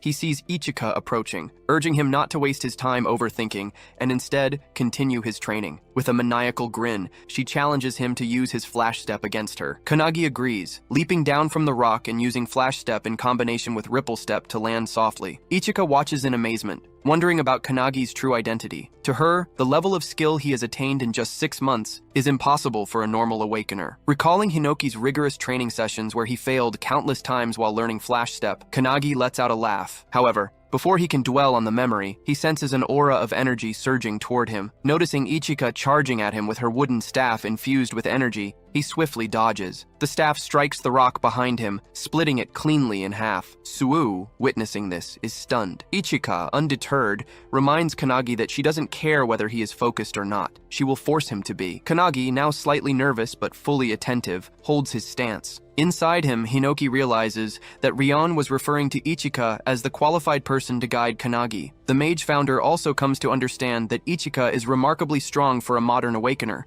as expected from Hinoki's descendant. However, Hinoki denies having children, claiming it might be his brother instead. He acknowledges Ichika's strength, noting that since she trained someone as powerful as Makoto, she might be a living successor. However, as he says this, he notices her using a technique called Skyfall, something he has never seen before. This technique launches an electric zap toward Kanagi, who barely evades it. Realizing the sheer strength behind the attack, Kanagi understands that Ichika is going all out against him. Ichika charges forward and follows up with her Purgatory Sword technique, unleashing a powerful strike at him. Meanwhile, Hinoki watches in excitement, realizing that Ichika has developed a new technique by refining all the knowledge passed down to her. Outside, as Kanagi dodges the attack, Ichika is impressed. It's a technique he has never encountered before, yet he still managed to evade it. She praises Kanagi's one-handed sword style, noting that it closely resembles the techniques of the founder. This comment shocks Kanagi, and before he can respond, Ichika adds that he might be worrying about whether he could ever become as strong as Makoto. Kanagi is stunned, as this is exactly what has been weighing on his mind. Suo, overhearing this, is also taken aback. Kanagi's grip on his sword tightens as he recalls witnessing Makoto's strength firsthand, how he was an extraordinary squad captain. This is the very reason Kanagi keeps questioning whether he can ever reach Makoto's level. To his surprise, Ichika tells him that he doesn't have to be like Makoto. She suddenly yells at him to pay attention, channeling her energy as she executes her sword technique, Tengu Dance, creating a powerful water tornado. She explains that this technique was developed by past masters who built upon the founder's techniques. While these techniques may never match the founder's power due to the immense difference in strength, the masters never stop trying, gradually getting closer over time. Hearing this, Kanagi finally understands what she means. Ichika then reveals that she doesn't know exactly how great a Captain Makoto was, but from what she knew of him, he must have been an incredible leader. She adds that it won't be the same for Kanagi in the beginning, but if he has skills, he definitely has the potential to reach that level. Pointing her wooden stick at him, she advises Kanagi not to try to become like Makoto, but instead to focus on the path entrusted to him. Hearing this, Kanagi remembers when Makoto shook his hand. Thinking back on that moment, he realizes he must look toward the future instead of dwelling on comparisons. A smile appears on Ichika's face as she declares that, for the sake of that future, she will train him herself. With that, they both engage in intense training, pushing each other to their limits. 2 weeks later, at the Anti-Prophecy headquarters, Hibiki and Todoroki, two squad captains, review the list of newly recommended squad candidates. The list, submitted by the superintendent themselves, includes Kanagi and Ichika. Some members find this selection odd. Meanwhile, outside the HQ building, a dark figure speaks on a cell phone, informing someone that they have successfully infiltrated the facility and that the new squad captain exam will take place in 3 days. This figure carries the Book of Doom and boldly declares that they will soon become the new squad leader of the Anti-Prophecy. This figure is none other than Eva, a member of the 12 Apostles of Apocalypse. Eva possesses a skill called Heavenly Demon, which allows her to replace the existence of anyone she kills. Her goal is to become the captain of the newly formed squad of the Anti-Prophecy and destroy the organization from the inside. As Midori continues his killing spree against the 12 Apostles, more than half of them have already fallen. Since they cannot defeat Midori head-on, they have decided to sabotage the Anti-Prophecy from within. Their motto is that they will do anything to fulfill the prophecy. 3 days later, at the grand training field of the Anti-Prophecy, the selection examination for the captain of the new squad is underway. As all participants gather, the instructor announces that there will be 4 tests, with only 4 people advancing to the final stage. The exam follows a point system. First place in each test earns 3 points, second place earns 2, and third place earns 1. In the end, the candidate with the highest score will be elected as the captain of the newly formed squad. The superintendent watches as the instructor urges all participants to give their best effort. In unison, they yell, "Yes!" Among them, Kanagi feels the weight of everyone's gaze. There are 8 candidates. Koki from the Yagarama squad, Akihina from the Yorizuya squad, Sonobe from the Yashima squad, Hisagi from the Kakabe squad, Sakazaki from the Tsarazaki squad, Shikami from the Todoroki squad, and Jiru from the Hibiki squad. However, the real danger lies in the fact that one of them is actually Eva, one of the 12 apostles, an imposter hidden in plain sight. And then there is the special recommendation, Kanagi. Unlike the others, Kanagi stands alone, as his squad captain Ichika is nowhere to be seen, oversleeping as usual. However, she sends him a message, warning that if he doesn't win, she will personally make him regret it. Determined to avoid elimination before Ichika arrives, Kanagi steels himself for the competition. Meanwhile, Ichika rushes toward the training ground, riding on Su's back. She yells at him to go faster, knowing that if they don't hurry, they might miss the crucial moments. She has complete faith that Kanagi will win and refuses to miss his victory. Back at the training field, the first test begins, which is mana measurement. To everyone's shock, Kanagi releases an immense amount of energy, shattering the measurement device and securing first place. Akihina from the Yorozuya squad, who ranks 5th in the test, is stunned by Kanagi's overwhelming power. Sakazaki takes 3rd place, while Sonobu secures 2nd, both realizing that Kanagi is an anomaly. Sakazaki remarks that such irregularities occasionally occur when a genius in either physical strength or mana appears in the exam. He speculates that Kanagi is a mana prodigy, much like another participant, Shikami, who ranks 7th. On the points table, Kanagi takes the lead with 3 points. As the instructor announces the second test, hand-to-hand combat, the real battle begins. Each participant must face an opponent, and a victory will earn them 2 points. As the instructor announces the first participant, Shikami voluntarily raises his hand, requesting to face Kanagi. Shikami is the strongest regular member in hand-to-hand combat, and is also considered an irregular. When he was just 2 years old, he was caught in the emergence of monsters from another dimension. However, even as a baby in a cart, he single-handedly killed all the monsters, shocking his own mother. He protected her and became a legend. In the audience, Hibiki accuses Todoroki of cheating by sending Shikami into the hand-to-hand combat test. Todoroki argues that there is nothing wrong with choosing his strongest member, as Shikami is blessed with both magical talent and immense physical strength. He boasts that he has been training Shikami since he joined his squad, and to this day, no one has ever beaten him in hand-to-hand combat. Hearing this, Hibiki wonders if the match will end instantly, considering Shikami's combat abilities are practically unbeatable. As the fight begins, Shikami approaches Kanagi and asks if he has really been giving lessons to Hanada. Remembering the founders, Kanagi replies that he is merely a messenger. Shikami doesn't understand what he means, but continues, claiming that someone out there is advising and teaching Hanada, who is already a super genius. He adds that even without Kanagi's guidance, Hanada will surpass his current level on his own. Instead of arguing, Kanagi simply agrees with him, which only annoys Shikami further. Enraged, Shikami activates Violent Bite, transforming into a monstrous form. In an instant, with blinding speed, he lunges at Kanagi. Kanagi ducks just in time, but Shikami follows up with a powerful claw attack. Watching this, Todoroki is thrilled to see his fighter going all out. As Shikami swings with all his might, Kanagi sidesteps the attack. Seizing the moment, Kanagi shifts into Kudu's stance, grips Shikami's wrist, and with tremendous force, slams him into the ground. The impact erupts in a massive shockwave, sending rocks flying across the field and startling everyone. As the debris settles, both Kanagi and Shikami are airborne. The other participants are in awe. Despite Kanagi merely redirecting Shikami's attack, the sheer power of it was enough to devastate the entire battlefield. Even Kanagi himself is impressed by Shikami's strength, though Shikami assumes he is being sarcastic. Despite the powerful blow, Shikami lands safely on the ground, shocking everyone that he managed to do so despite the destroyed terrain. Akihina, analyzing the situation on his laptop, remarks that this outcome was inevitable. Shikami's physical boost is irregular, and the sturdiness of his body far surpasses that of a normal awakener. Regaining his composure, Shikami charges at Kanagi once again. Kanagi realizes that simply countering Shikami's attacks won't be enough to win. He needs to try something different. Activating his founder power, he delivers a light kick at the charging Shikami. He then multiplies the attack using the penetration technique,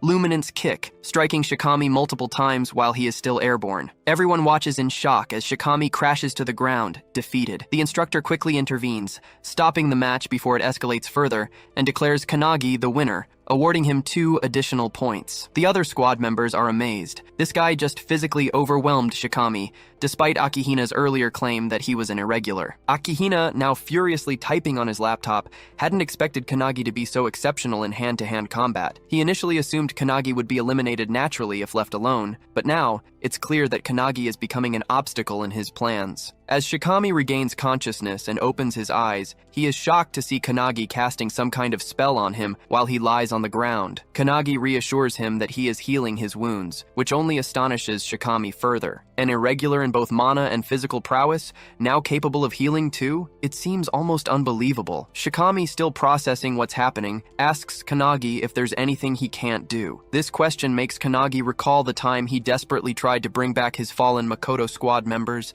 but failed. After healing Shikami for a while, Kanagi tells him he should be able to stand now. As they speak, a loud bang suddenly erupts nearby. Kanagi looks over and reveals that it marks the final match of the hand-to-hand combat exam. Shikami, now alarmed, wonders how long he's been unconscious, realizing it must have been quite some time. Kanagi calmly tells him it has only been 5 minutes. According to Kanagi, after their fight, the other battles started simultaneously. 2 of the pairs finished instantly, but Akihina and Hisagi are still fighting even after 5 minutes. Both remain determined, exchanging a relentless barrage of blows with full force. As Hisagi charges at Akihina, she pushes him back with a powerful attack, mocking him for lacking any special abilities. She taunts that without unique skills or traits, he is unfit to be a captain. Akihina steadies himself and counters her remark, stating that he is not the type who seeks to stand out. According to him, even if an ordinary person were to take on the captain's role, death would be the only outcome for them. He believes that a captain must have the ability to adapt to any situation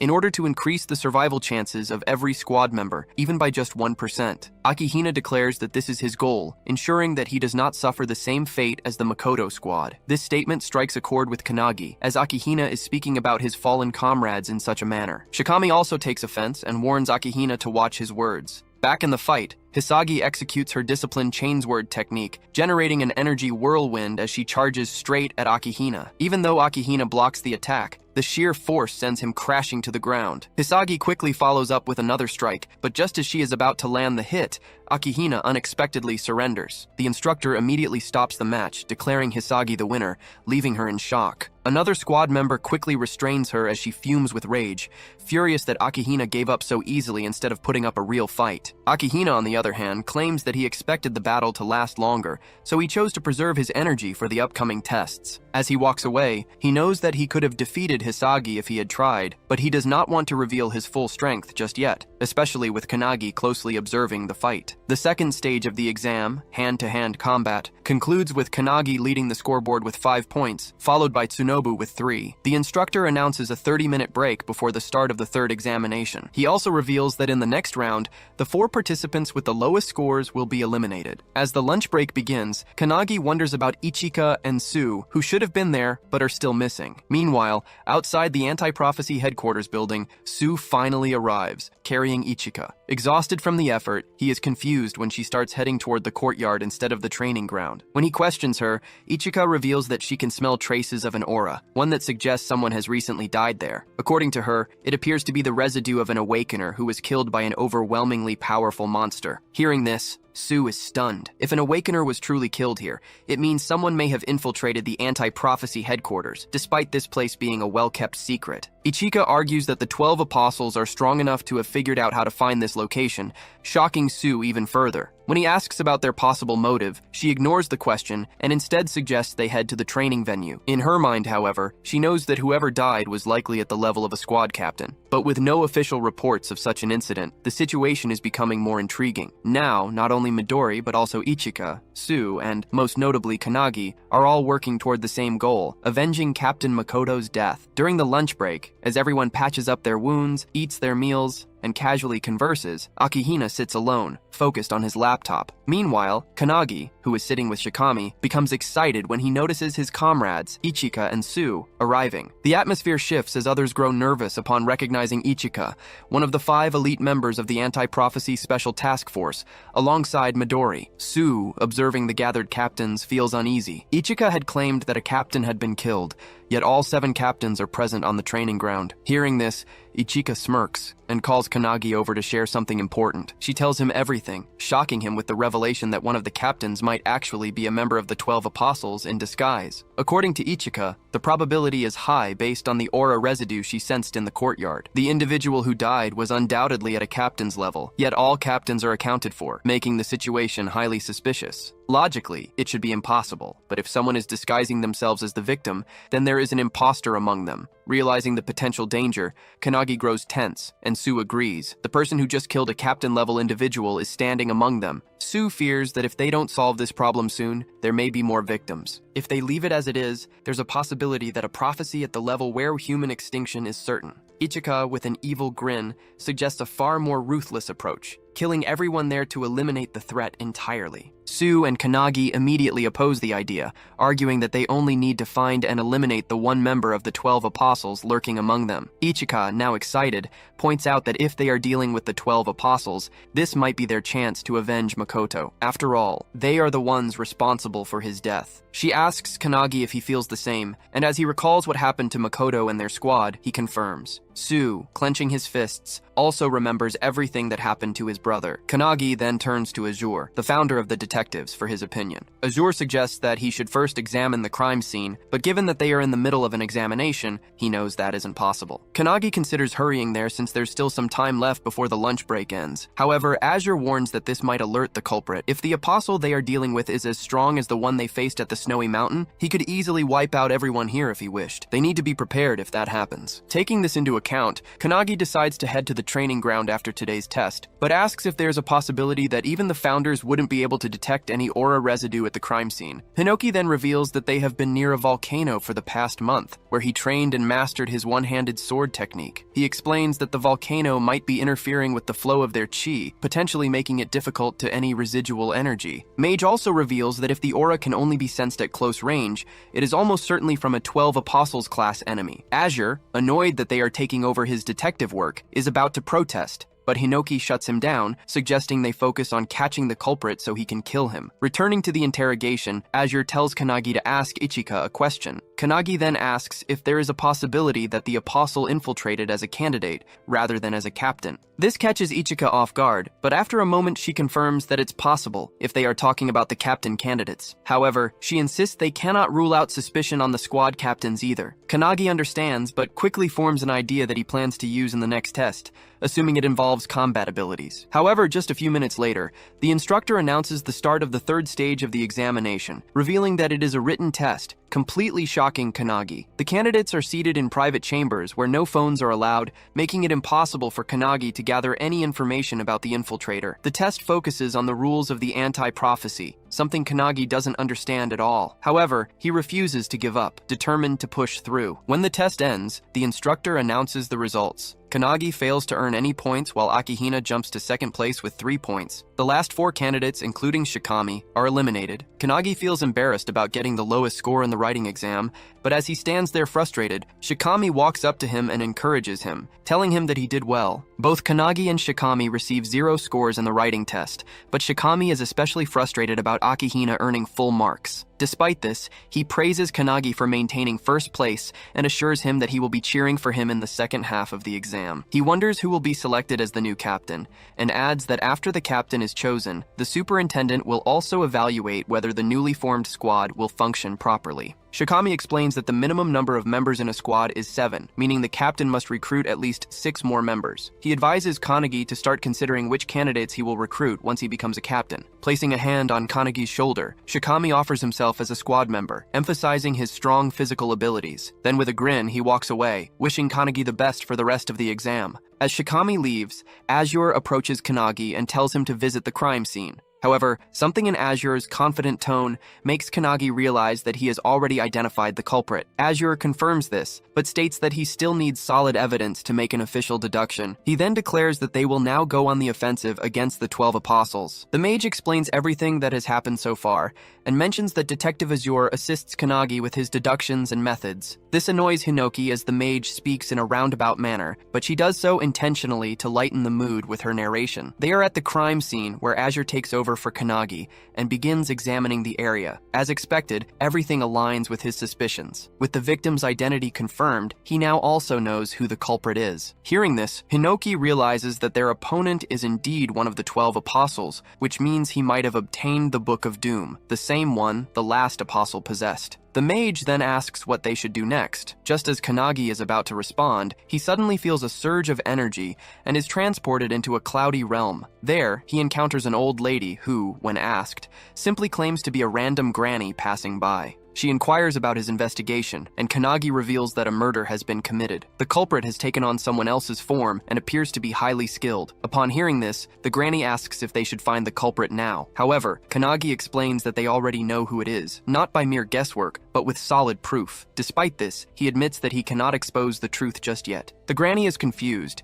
as she believes that revealing the culprit and eliminating them immediately would be the best course of action. However, Kanagi argues that while it may seem that way, there are actually two culprits instead of one. He insists that it would be better to take them both down at once when they are in the same place. He decides to deal with it in the morning, but requests that the old lady, who is actually the superintendent, refrain from interfering and simply observe. She smiles, wishes him luck, and reiterates that she is just a passing granny who will not interfere. As she is about to leave, Kanagi reveals his name to her, prompting another smile from the old lady. Suddenly, a strong surge of energy rushes through him, and he regains control of his body. In a top-secret location, the assistant questions the superintendent, asking if it was wise to leave things as they are. The granny, however, assures her that she doesn't mind, as Kanagi seems close to the truth and appears to have a plan. She claims that she is merely interested in seeing what he will do next. She then orders the assistant to instruct the other officers to provide backup for Kanagi if anything happens. The assistant agrees, but admits that even after walking near the residual traces, she didn't find anything particularly interesting. Still, the superintendent places her trust in Kanagi's words. The assistant is puzzled as to why the superintendent has so much faith in him. In response, the granny reveals that it is because of the confidence and determination she saw in his eyes. The next day, as Kanagi walks through the woods, Shikami joins him, explaining the next test. This test will evaluate their performance based on how well they would function as a squad captain. Shikami already expects Akihina to rely on his strategic skills, but he expresses his support for Kanagi instead. Kanagi thanks him, but suddenly, out of nowhere,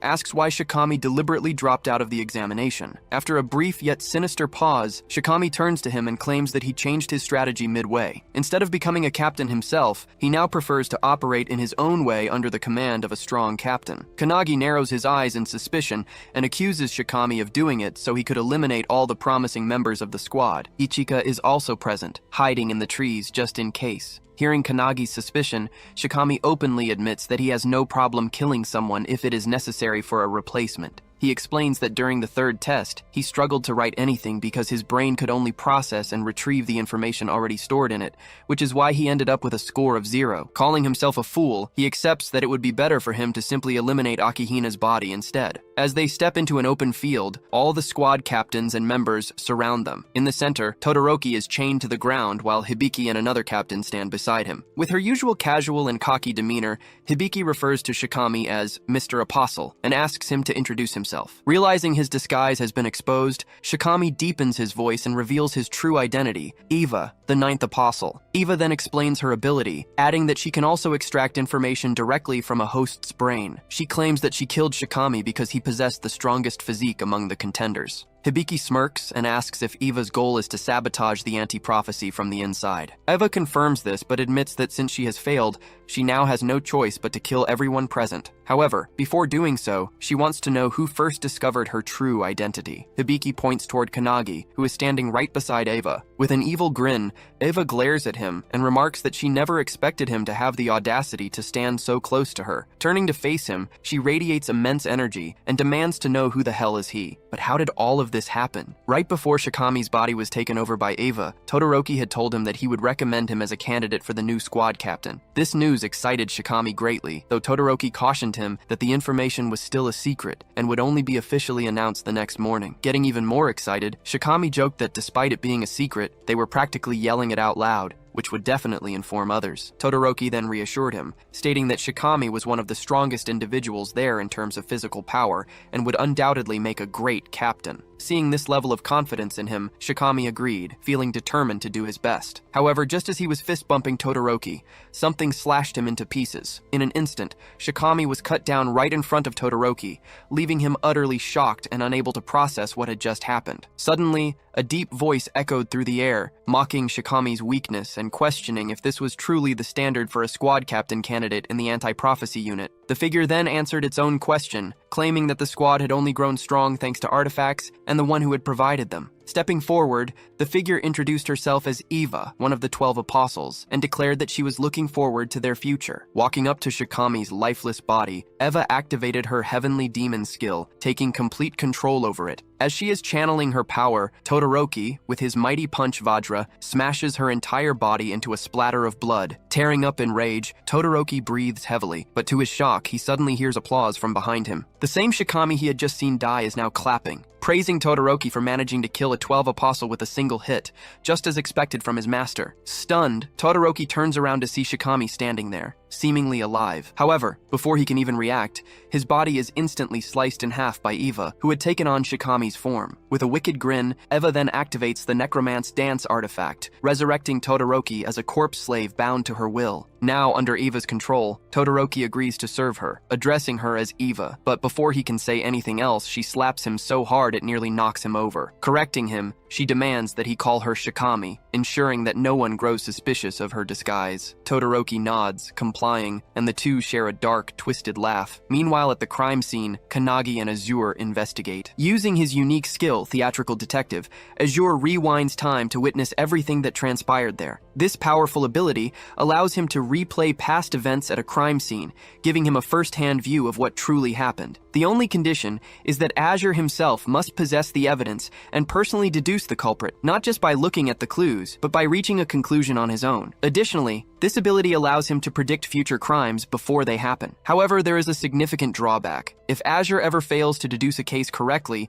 the skill will be permanently lost. This means that for the rest of his life, he will never be able to use it again. As Azure explains this ability to the founders, they are disgusted by how underhanded Eva's technique is, killing someone and taking control of their body. However, the room falls into shocked silence as everyone turns their gaze toward Kanagi, who is overflowing with mana, his rage uncontainable. With fiery determination, he vows not to forgive the apostle. Back in the present, still burning with fury, Kanagi launches a devastating attack, a flash reflection punch, enhanced by his penetration spell, aimed directly at Eva. He also uses Luminance Fist, and as he strikes Eva's face, a massive energy blast erupts, sending her flying. She tries to land, but the force is so immense that she skids backward, struggling to regain her footing. However, as the dust settles, Kanagi is shocked to hear her laughing out loud, calling him cruel. Despite being struck by multiple techniques, she still talks, mocking him by bringing up his friendship with Shikami, questioning why he attacked her so mercilessly. Kanagi, already expecting this, knows he can't defeat Eva with his current strength. Eva, still reeling from the punch's recoil,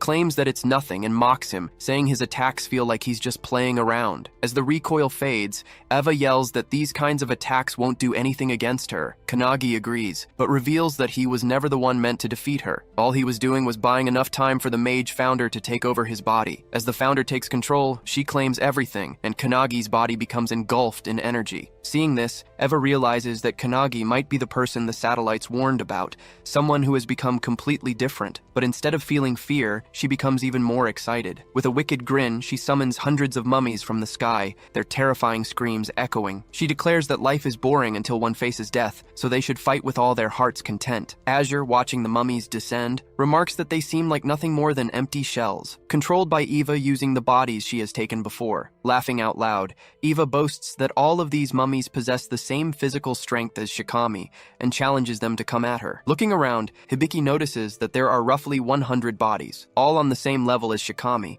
which shocks a candidate standing nearby. Kanagi, witnessing this from his consciousness, finds it disgusting that Eva is using the bodies of those she has trampled over. The mage, who is standing beside him, notes that he has changed, and so have the founders. As the mummies shoot toward the ground, the mage, controlling Kanagi's body, declares that Eva has underestimated him. With that, she unleashes multiple electric zaps, electrocuting all the mummies mid-air and shocking Eva. Mage takes it personally as Eva summons her minions and lets them free fall in front of her, forcing Mage to strike them before they land. As the burning mummies rain down from the sky, Eva is left confused, wondering what Kanagi just did. There are people who master unparalleled accuracy through intense training, but Kanagi simply used his skill without batting an eye and managed to hit every single target without missing. The mage instructs Kanagi to stand beside her and study her actions. Our boy finds it amazing, that even though she is using a weak body, she can still cast all of her spells efficiently. Calling him closer, Mage explains that while Kannagi was only seeking power for himself, the founders, on the other hand, were eager to use their power through body. Kannagi is confused, unsure of what she is talking about. Mage continues, stating that even after everything, Kannagi, drunk on immense power, still felt closer to his goal, which was simply to become stronger. Meanwhile, all the founders are also drunk on Kannagi's unparalleled talent. However, after experiencing the tragedy of losing a friend,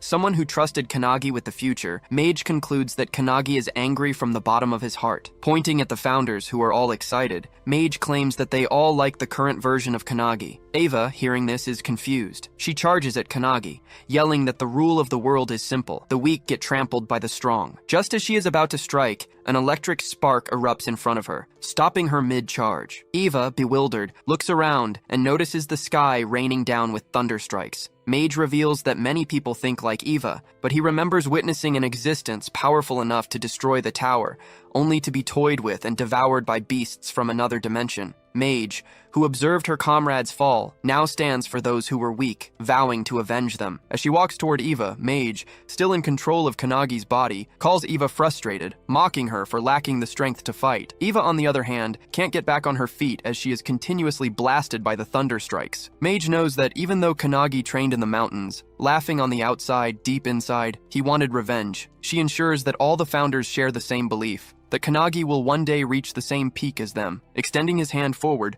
Mage assures him that if he ever needs help, they will lend it to him, and if he feels sadness, he should point to what caused it, and they will put an end to the prophecy. Without hesitation, Kannagi points at the airborne Eva, and suddenly, she is struck by lightning bolts that tear her body into pieces. Everyone is left in shock, while the instructor realizes that Kannagi resembles Midori when he was a child, a monster in the making. As Eva lies in pieces on the ground, she can't comprehend how this young boy not only destroyed all her minions, but also obliterated her body. Kannagi, walking toward her, asks if she now understands their strength, and states that he has a lot of questions to ask her. He adds that he knows many people skilled in interrogation and wants to talk to Eva about everything that happened. However, in a deep voice, Eva reveals that she can't fight Kannagi in her current form and admits that her boss was right about it. Suddenly, a coffin emerges from the ground, and Eva calls it her trump card. Kannagi is shocked, while Eva explains that hundreds of years ago, one of the founders, known as the 10,000-man army slasher, was responsible for destroying the tower. To Kannagi's horror, Eva unveils the body of Hinoki Raishiru inside the coffin.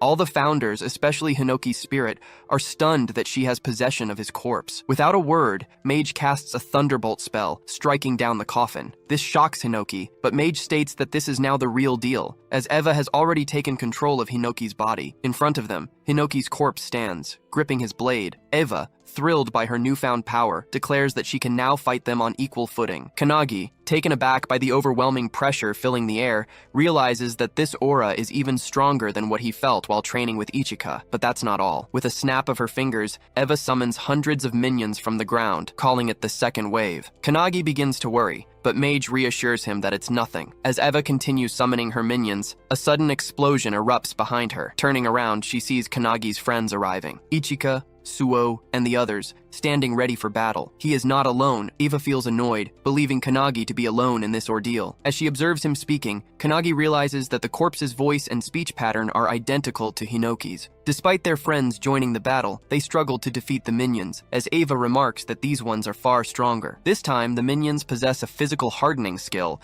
and even when one of the members unleashes their full power, the attack leaves the minion unscathed. To their horror, each minion possesses a unique skill, making them formidable opponents. With their overwhelming numbers, the anti-prophecy members find it increasingly difficult to fight them head-on. Hibiki, who has been closely observing the battle, activates her sound visualization release skill, summoning a sound phoenix that obliterates a group of minions in an instant. However, despite her powerful attack, she remains wary, realizing that each minion's strength is enhanced by their individual skills. As if things weren't chaotic enough, Todoroki suddenly breaks free from his chains and slam dunks one of the younger members with crushing force. However, Hibiki reacts just in time, rescuing them from certain doom. Amidst all that, Eva is reveling in the chaos, thoroughly enjoying herself. She smugly declares that in a battle like this, only the squad captains have a chance of survival. Hearing this, Kannagi turns to the other founders for their opinions, but they all remain silent. He then faces Mage and asks her to let him take control of the body for a moment. She is surprised by the request, but ultimately agrees. Taking control, he confidently mocks Eva, accusing her of underestimating his friends, something she should not have done. Meanwhile, Hanada finds himself surrounded by minions, but he recalls Lesson 7 from Kannagi. Channeling his fist technique, he summons a dragon, using it as both a power source and a foundation for his attacks. With explosive force, he kicks the hell out of every minion charging at him. A while ago, founder Spirit Wantak had observed Hanada's muscular yet flexible build,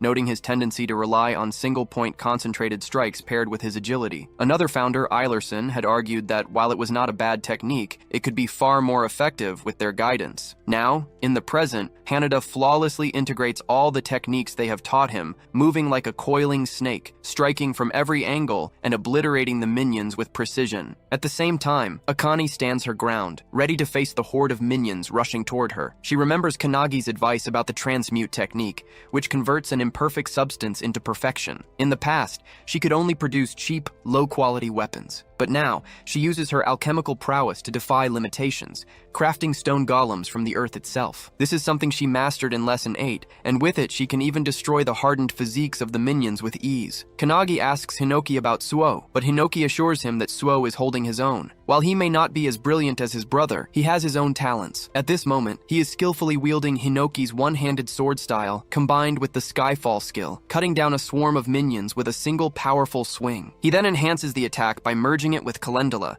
creating a flower-shaped slash that strikes the minions in a wide area of effect attack. Watching this, Ichika feels a sense of pride, impressed by how her student is seamlessly combining techniques and skills. However, in her opinion, Kannagi's feats remain unparalleled due to the complexity of his combinations. As she continues cutting down minions, lost in thought, she suddenly notices a massive fire tornado forming before her. The sight startles her, as this can only mean that the battle between Kannagi and the 12 Apostles has already begun. However, as she focuses on the fiery vortex, her shock intensifies when she realizes that Kannagi is fighting none other than the legendary founder, Hinoki. Eva charges at Kannagi, wielding Hinoki's one-handed blade style combined with the wave-cutting blade technique. However, our boy effortlessly sidesteps the attack with the precision of Goku in Ultra Instinct. Despite missing her target, Eva's strike completely obliterates the ground beneath them. Kannagi immediately counters with Mage's Thunderbolt attack, but it barely phases someone as powerful as Eva. She retaliates with her devastating Dice Slash skill,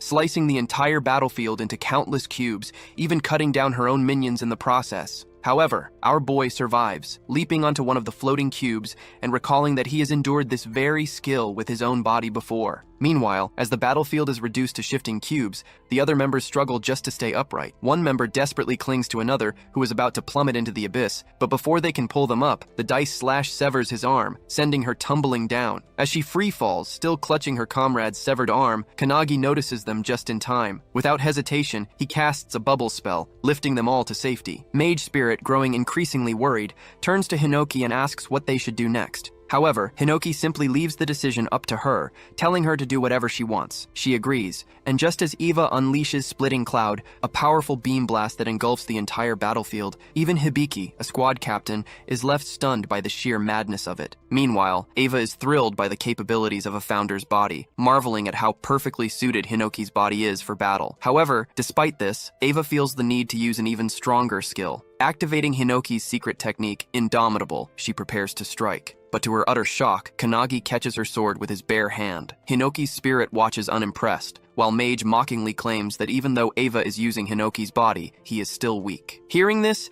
Eva shouts in frustration, demanding to know how a founder's legendary body could possibly be considered weak. Desperate for a stronger skill, she frantically searches through Hinoki's memories, trying to extract something more powerful. As she forces his way deeper into Hinoki's mind, her eyes begin to tear up, as if she has just seen something truly terrifying. Eva's tears stem from the overwhelming memory of Hinoki's past, back when he was still alive during the time of the towers. Just witnessing this memory pushes Eva to the brink of madness. In the vision, Hinoki slices through an entire tower with a single swing of his blade. However, despite this awe-inspiring feat, He grows colder and more detached with each passing battle. Eva struggles to comprehend how a mere human's wisdom and skill could reach such an unfathomable level. Hinoki's memories are filled with countless acts of destruction, severing human bodies, cutting down monsters, slicing through the sea itself, and even wounding the planet. The sheer weight of these memories crushes Eva's spirit, leaving her crumbling under the pressure. She desperately wonders where she should go, how she can possibly grow stronger, but the weight of it all is unbearable. Her very soul begins to fracture, feeling as though it's about to shatter into nothingness. Hinoki's spirit, unbothered and relaxed, simply remarks that Eva's spirit should just break apart. However, another founder quickly warns that if it does,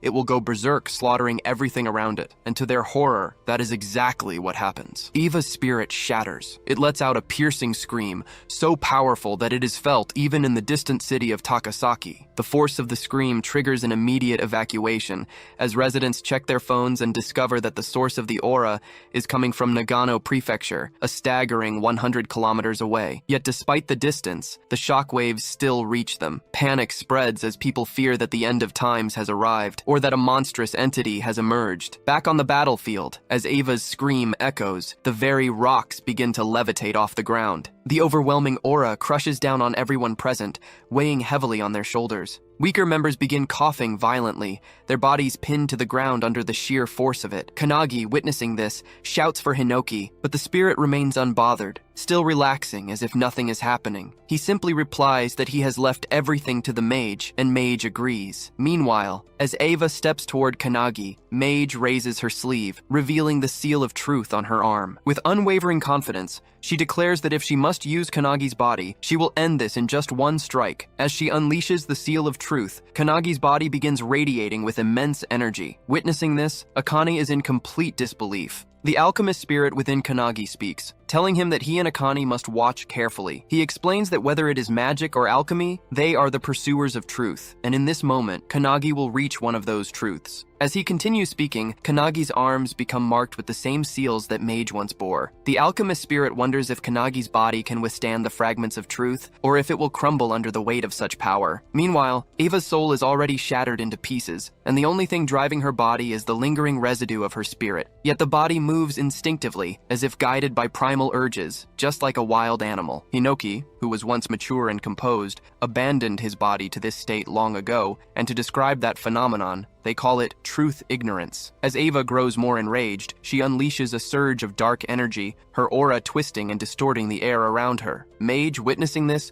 foresees a future where the energy becomes so overwhelmingly powerful that it destroys everyone, including Kanagi, and even affects people far across the continent. Eva could very well be the end of the world in that moment. Kanagi, realizing the severity of the situation, recognizes the danger in the vision. Mage then activates one of her skills, Magus of Truth, a technique designed to counter the skills of its target. The technique is so powerful that the world itself can hardly bear its immense force. As Eva loads dark energy into her arm and swings it at Kanagi, he effortlessly stops the attack. To her shock, he grips her hand firmly. In that moment, Mage channels a burning light attack, creating a powerful burst of light between them, engulfing the entire area. As the dust settles, Eva is reduced to nothing more than a charred skeleton, while Kanagi still grips her hand. Mage, using Kanagi's body, calls out a final goodbye to Eva's dying soul, as her ashes are swept away by the wind. The other founders watch this with determination, but Hinoki rises, clearly annoyed by the fact that his soul and body are now completely separate entities. Mage smiles and turns toward Kanagi, asking if what he has just witnessed will help him in his training. As Kanagi takes control of his body again,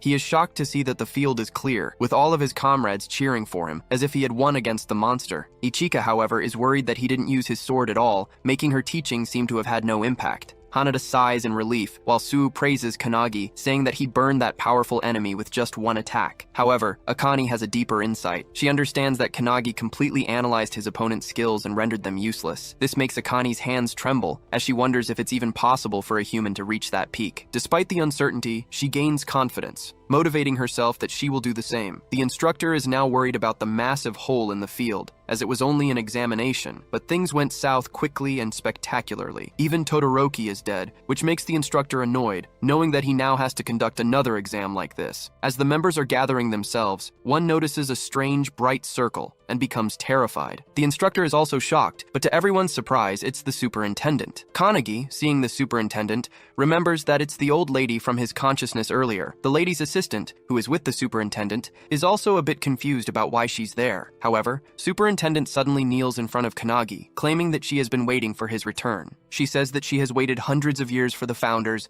and now they are finally in front of her. Suo and the others turn to Ichika for answers, but she simply states that they should have known, though this might be their first time seeing her. According to Ichika, the old lady is one of the founders of the anti-prophecy and holds the highest rank in the Japanese branch. Suo, frustrated, exclaims that they already know that, but what's truly confusing is why she is kneeling before Kanagi. Ichika admits she doesn't know either. Meanwhile, Kanagi is just as bewildered, wondering why the old woman from earlier is bowing before him like that. The founders within him are also deep in thought, trying to recall what's really going on, but they can't seem to find the answer. Suddenly, Kanagi is struck with shock as he senses her overwhelming aura. The old lady stands up and asks if Kanagi remembers her, remarking that she has grown old. To make things clear, she turns around and starts shaking her back, calling out to Hinoki to witness her performing the waist dance. All the founders are confused, but suddenly they realize that the old woman is Io. Hinoki quickly asks Kanagi to switch with him, and as he does, he greets her. This shocks everyone around, and the assistants immediately take an offensive stance, seeing it as disrespectful behavior toward their superintendent. Enraged, they declare their intent to kill Kanagi and redo the examination. However, Io, still dancing with Hinoki, tells them to stand down, assuring them that it's fine. Hinoki playfully rubs Io's head, joking that she has already become a granny. Hearing him speak, Io suddenly remembers that he used to talk the same way in the past when she was with them.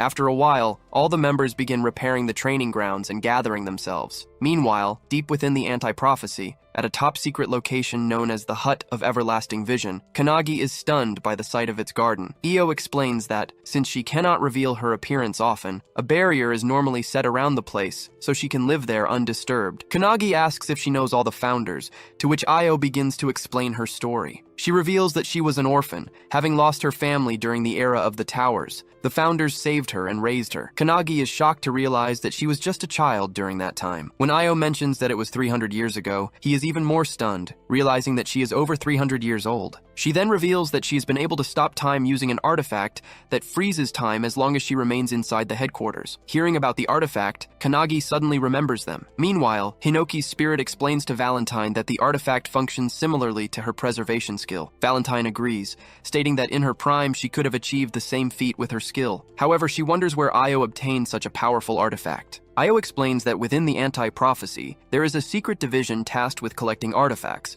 and their existence is kept hidden. However, she reveals that the facility storing these artifacts was recently attacked, resulting in the loss of a large number of them. In response, a special task force, including Midori, was formed to reclaim the stolen artifacts. The detective founder within Kanagi wonders if the attack was carried out by the 10 apostles, which would explain why they are so powerful in the modern era. Kanagi is shocked at how quickly the detective deduced that from such a brief conversation. The detective then reveals that when Io mentioned her boss as the one who provided her artifacts, he looked into her memory and confirmed it. Another founder explains that instead of recruiting 12 awakeners stronger than Makoto, it would be much easier for the enemy to use artifacts to enhance mediocre awakeners. Hinoki agrees, noting that the two enemies they previously encountered were not as strong as Makoto. Io also agrees, stating that they were unaware of the 12 apostles' existence until they raided the facility. She explains that the apostles now possess the same power as the anti-prophecy's greatest enemy, making them too dangerous to ignore. She adds that they are doing their best to track down their leader, but it seems that Midori will reach them first. This shocks Kanagi. Meanwhile, in Detroit, Michigan, the streets are eerily empty. In an area that looks like a battleground, a turbulent spell suddenly creates a tornado, slamming into the ground with immense force. At the center of it all is Midori, who has just made a shocking discovery. They had assumed the 12 apostles consisted of 12 individuals, but there is also a 13th member. Watching him through an orb, a man lounging on his couch smirks, impressed that Midori has arrived earlier than expected. With a sinister tone, he casually asks whether Midori prefers a cup of coffee or black tea. Without hesitation, Midori chooses him to die, calling him by his true title, Number Zero. Midori launches another turbulence beam toward the floating Number Zero. The beam is so massive that, far away, another member of the task force, Nishina, notices it. Mikado, who is also with him, remarks that the city is already abandoned, so they should be fine, but he is puzzled as to why Midori is using such a powerful attack.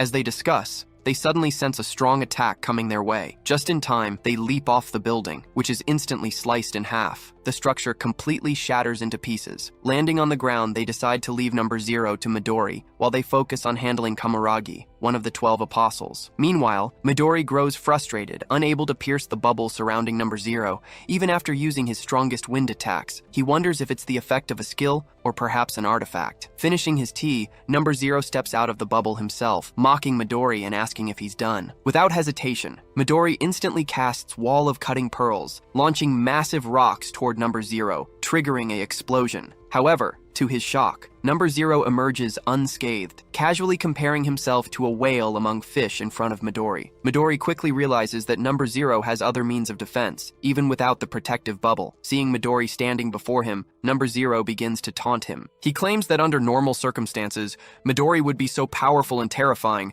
that he wouldn't even consider him an enemy. Yet now, Midori is grieving the death of his friend. To number 0, this makes him a pathetic creature. He goes on to say that from the moment Midori was born, he was nothing more than a monster designed for battle. And yet, despite being made for war, he still failed to protect his precious friends. These words ignite a deep fury within Midori. Enraged, he lunges at number 0 with overwhelming power, his eyes burning with killing intent as memories of the past flood his mind, memories of what happened 23 years ago. At that time, deep in the mountains, Shinonome, a special task force member, stood in shock, staring at a brilliant surge of energy erupting from a massive crater. Yelling in disbelief, he realized that this was all that remained of the Midori family mansion. Superintendent Io is also there, witnessing the remains of the destroyed mansion. At the center of the devastation, something emits a tremendous amount of energy. As she steps closer, she realizes the source. It's a baby, radiating an overwhelming aura. The intensity of the energy makes them believe that the entire disaster was caused by this child's birth. Without hesitation, Superintendent Io rushes toward the baby,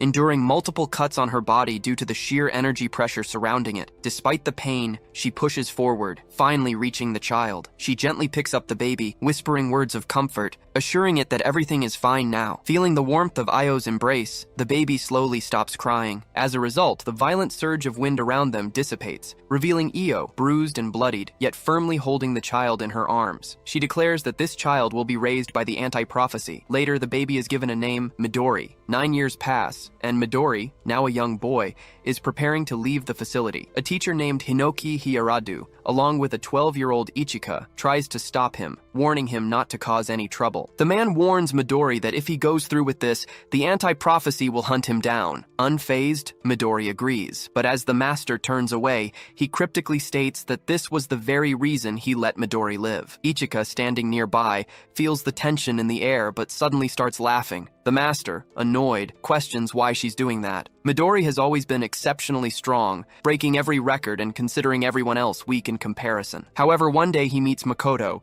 who casually tosses a wooden stick toward him and asks if he wants to be his partner for sword training. Midori is confused, but Makoto simply smiles and holds his sword forward in invitation. At that time, Makoto was the same age as Midori. With that, they begin training together, but Midori was unable to defeat Makoto in sword fighting. It annoyed him, but he kept trying, constantly asking Makoto to spar with him one more time. Makoto, wanting Midori to learn his lesson, fights him again, and the result is the same. Midori loses. Frustrated, he yells, demanding to know why he can't win despite trying his hardest. Nishina, who is also present, reveals that Midori is too strong, which might be the reason. Midori doesn't understand what he means, as he is always losing to Makoto. A voice from outside chimes in, saying that it's a compliment for Midori. The voice belongs to Makoto, who at the time was 14 years old. Midori keeps breaking his wooden swords while fighting Makoto, so Makoto explains that even if Midori wins, he will still break his sword in the process. To illustrate the point, Nishina shows him an egg, explaining that when someone exerts their full power,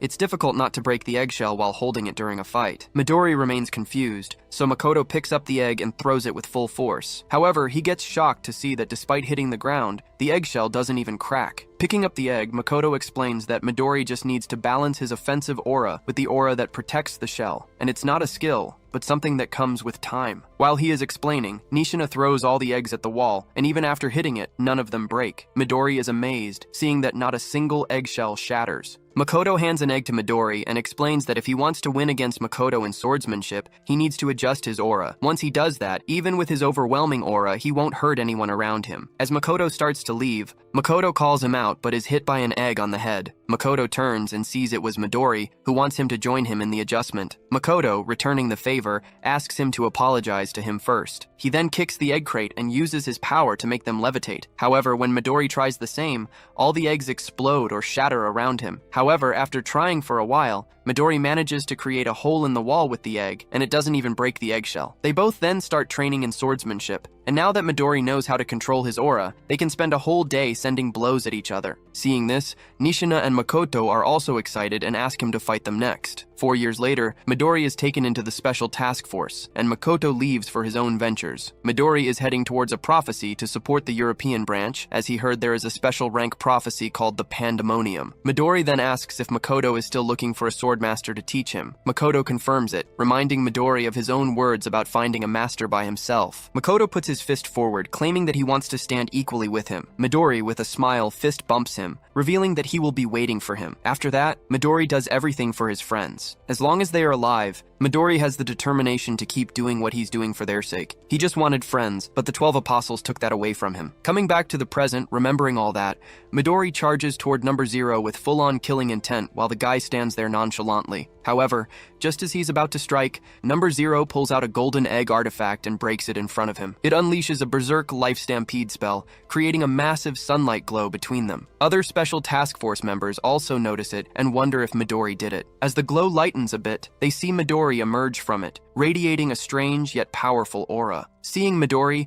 Makoto asks if he has already defeated number 0. However, Midori doesn't say a word. They call out to him, but to their shock, Midori reveals that he doesn't know them. Nishina instantly realizes something worse has happened and yells at Makoto to back off. But it's already too late, as Midori has his hand on Makoto's forehead. With an evil smile, he uses the turbulence spell, creating a strong whirlwind. After the 3 members of the Special Force Japanese branch go missing, another special task force from the USA branch, including Marquise and Ashton, is sent to investigate the matter. Upon arriving, Ashton touches the ground and realizes that the residual energy in the area is extremely strong, indicating that it was the epicenter of an explosion. Marquise is amazed by the size of the crater Midori created, and understands why he is called the world's strongest man. However, he is confused about why someone as powerful as Midori suddenly disappeared along with his team. Ashton also has no explanation for their disappearance. The news of Midori's disappearance reaches the Japanese branch, causing the situation to descend into chaos. At the Everlasting Vision Hut,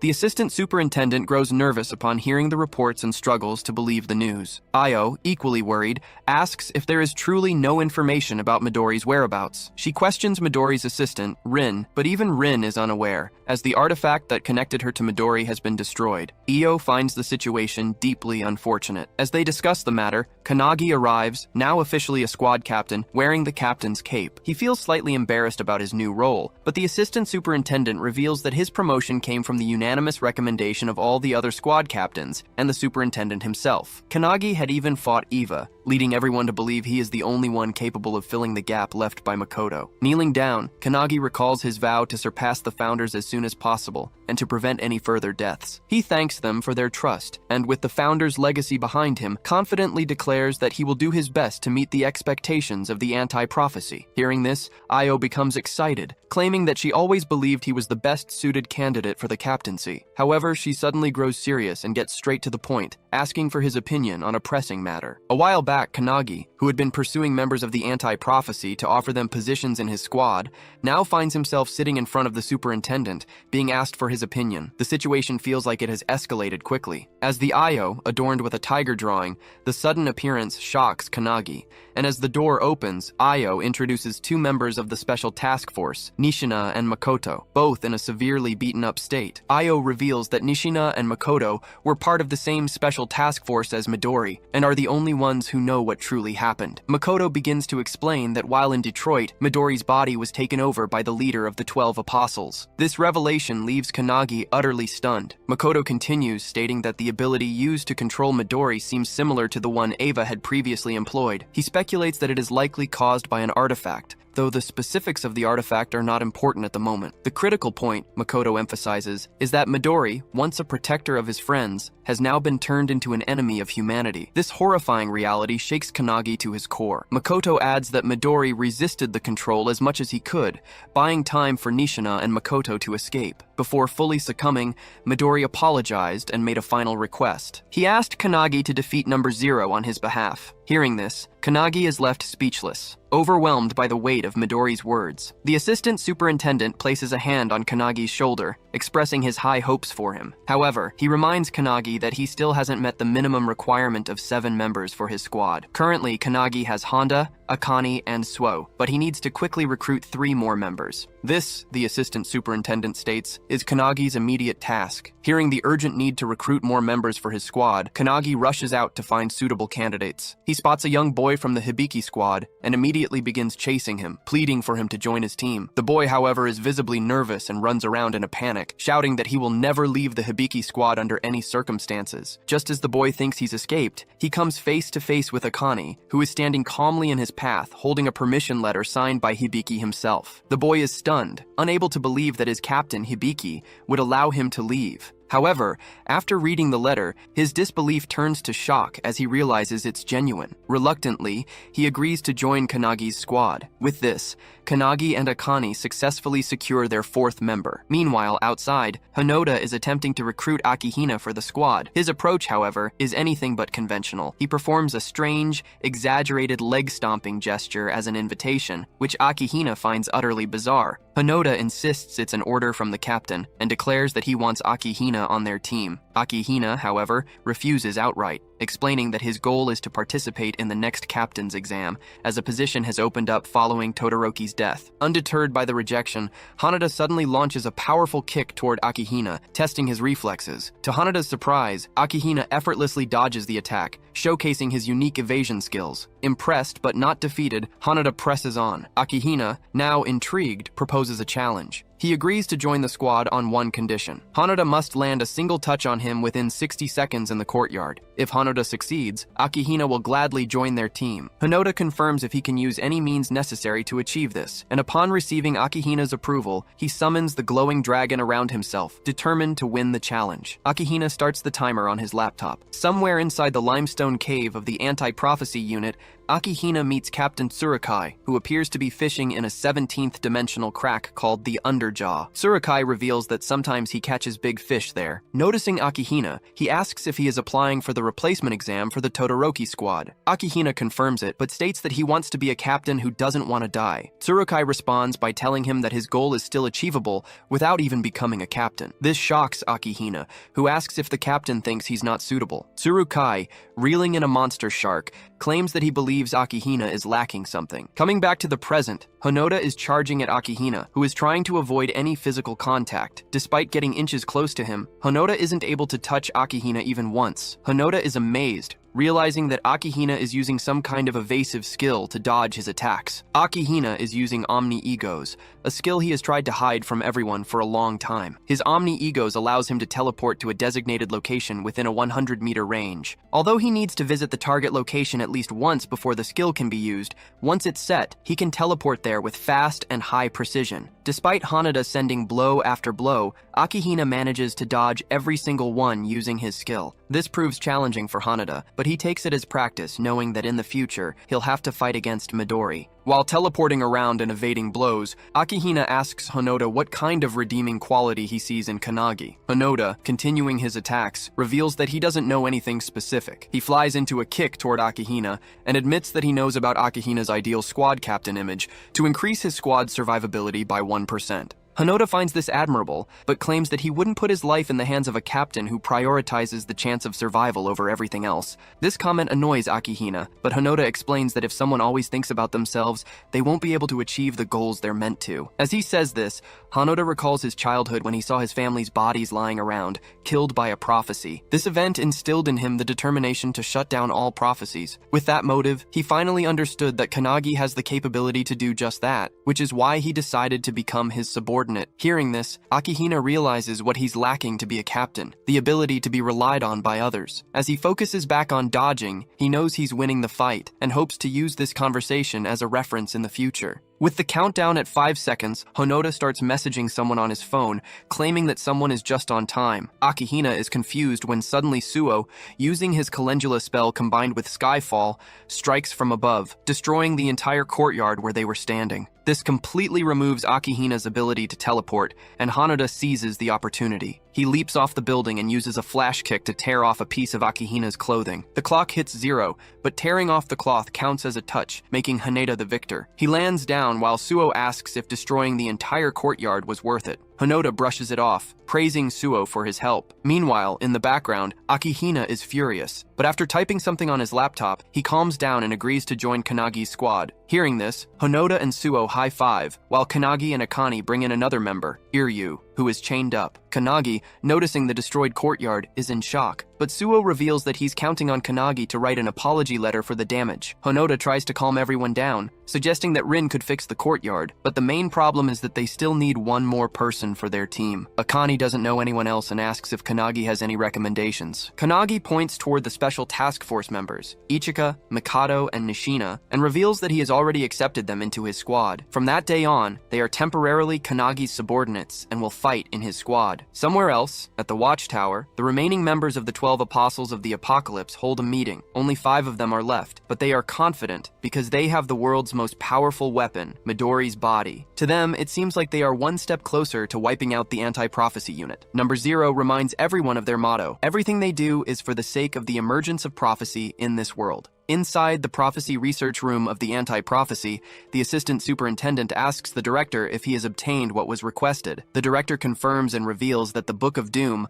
once possessed by the 12 Apostles, is actually a single book torn apart. Based on the 8 books that Midori brought, they determined that the recent incident is part of the prophecy, specifically one concerning a special rank called Bhagavad Gita. According to him, in order to destroy the world, the 12 apostles need Midori's power, which alone is sufficient. Meanwhile, over the sea, Midori and Hajime, a member of the 12 apostles, are flying toward an unknown destination. Out of nowhere, Midori asks Hajime if he has ever read the Gita, to which Hajime denies. Midori explains that it is one of the Hindu scriptures, emphasizing that humans should fulfill their duties with a selfless heart. According to Midori, whoever wrote a prophecy like the one currently unfolding likely harbored a deep hatred for humanity. As they fly over New York's Times Square, a family notices them, and a child excitedly recognizes Midori as the world's strongest awakener. The crowd quickly follows suit, cheering and clamoring for pictures. They also notice Hajime referring to him as a samurai. As the gathering swells with excitement at the sight of their heroes, Midori gives Hajime the order to begin their mission. Without hesitation, Midori starts channeling an energy ball in his hand, while the crowd continues to cheer, unaware of what is about to unfold. As a father captures a picture of his child with Midori in the background, Midori suddenly unleashes the energy ball into the air, engulfing the sky completely. The ball transforms into a massive tornado, and from within it, the real Midori desperately yells at Number 0 to stop. However, it is already too late. Number 0 has already cast the spell Turbulence upon them. At the cafeteria of Anti-Prophecy, Kanagi is busy lecturing when Suo rushes toward him, urgently showing him something on his mobile. It is breaking news. New York is burning like hell due to Midori's attack. The report claims that an awakener has attacked and destroyed the city. Meanwhile, at the Everlasting Hut, the American branch superintendent, Vice, is screaming at Io to do something, furious that Midori has just erased an entire city. Io tries to calm him down, but the tragedy has taken countless lives in the heart of the world's economy, New York. She reveals that it is not Midori who caused the destruction, but rather the leader of the 12 apostles who is controlling his body. She further explains that they have already identified him as Warren Hastings, an Englishman. Io theorizes that he might be collaborating with invaders from another dimension. Vice is shocked by this revelation, while Io discloses that the 12 apostles are using artifacts beyond the supervision of anti-prophecy. According to her, someone or something is backing them. Despite her reasoning, Vice counters that the responsibility still lies with Io, since the man who leveled an entire city came from their special task force. He warns her that the White House is even considering using nuclear weapons against Midori. However, Vice knows that even nuclear weapons will have no effect on Midori and asks Io what she plans to do. Back at the cafeteria, Kanagi asks Suo if he has completed Lesson 15 along with the others. Suo confirms, and to his shock, Kanagi appoints him as the vice captain of the Kanagi squad. He then orders Suo to instruct everyone to continue their lessons until deployment orders are given. He notes that Irian and Akihina always argue, so they must focus on teamwork to achieve perfection. Suo wonders what Kanagi himself will be doing with his free time, to which Kanagi reveals that he will be sleeping, and this time it will be a deep sleep. He commands Suo not to allow anyone to wake him, and since it is Kanagi's command, Suo accepts the order, placing his trust in him. Back at the Everlasting Hut, Io reveals she is planning to face Midori head-on with their strongest elite unit. Over at headquarters, Kanagi reaches his room and instantly falls asleep. In his dreams, he takes out his sword and starts practicing with Hinoki, while the other founders stand ready to teach him. However, to Kanagi's shock, Hinoki slashes him into pieces in a single flash. He regenerates immediately, only for Hinoki to cut him apart once more. Hinoki reminds Kanagi that he was the one who insisted on not holding back in training, so now he will devour him. Saying this, he charges at Kanagi with his full force. Another founder attempts to intervene, but Wantak and Mage stop him. Other founders argue that while short-term training might demand such extreme measures, Kanagi is dying too frequently, and his soul could soon be dispersed. Still, they all understand that Midori is the strongest awakener of this era, and the current Kanagi has no chance against him. It might be a desperate training method, but it is their only path to victory. The founder from before warns that there may be a limit to how much Kanagi can endure, but the alchemist reassures her, saying there is no need to worry. Kanagi is not a delicate man. Mage, witnessing Kanagi being sliced apart again and again, still believes that he will overcome this. Kanagi apologizes to Hinoki, feeling an immense pressure just by standing in front of him. It feels as if he's been thrown into a blizzard atop a frozen mountain. Regaining his breath, Kanagi stands against Hinoki once more, only to be slashed in half instantly. To his surprise, however, he manages to cut a single strand of hair from Hinoki's head. Before, he couldn't even reach a single hair, but now he has succeeded. Despite being killed countless times, Kanagi remains determined to grow stronger. He rises again and again. Meanwhile, in Mumbai, at the gateway of India, Aradib of Anti-Prophecy's Indian branch becomes excited upon seeing Midori. He reminds Midori that without him, the special rank prophecy boss would have turned Mumbai into charcoal. With a smile, he asks if, after they once protected the city together, Midori is now here to destroy it. Midori dismisses his words as futile, explaining that while it is his body, it's being controlled by Number Zero. Mocking Aradib, Number Zero scoffs at the idea that Midori could regain control. To toy with him further, he projects Midori's entrapped thoughts directly from his mind. Midori's voice, apologizing and urging Aradib to run. However, Aradib refuses to flee. This is his hometown, and he is prepared to fight until his last breath. At the Everlasting Hut, Io explains the century-old war between humankind and beings from another dimension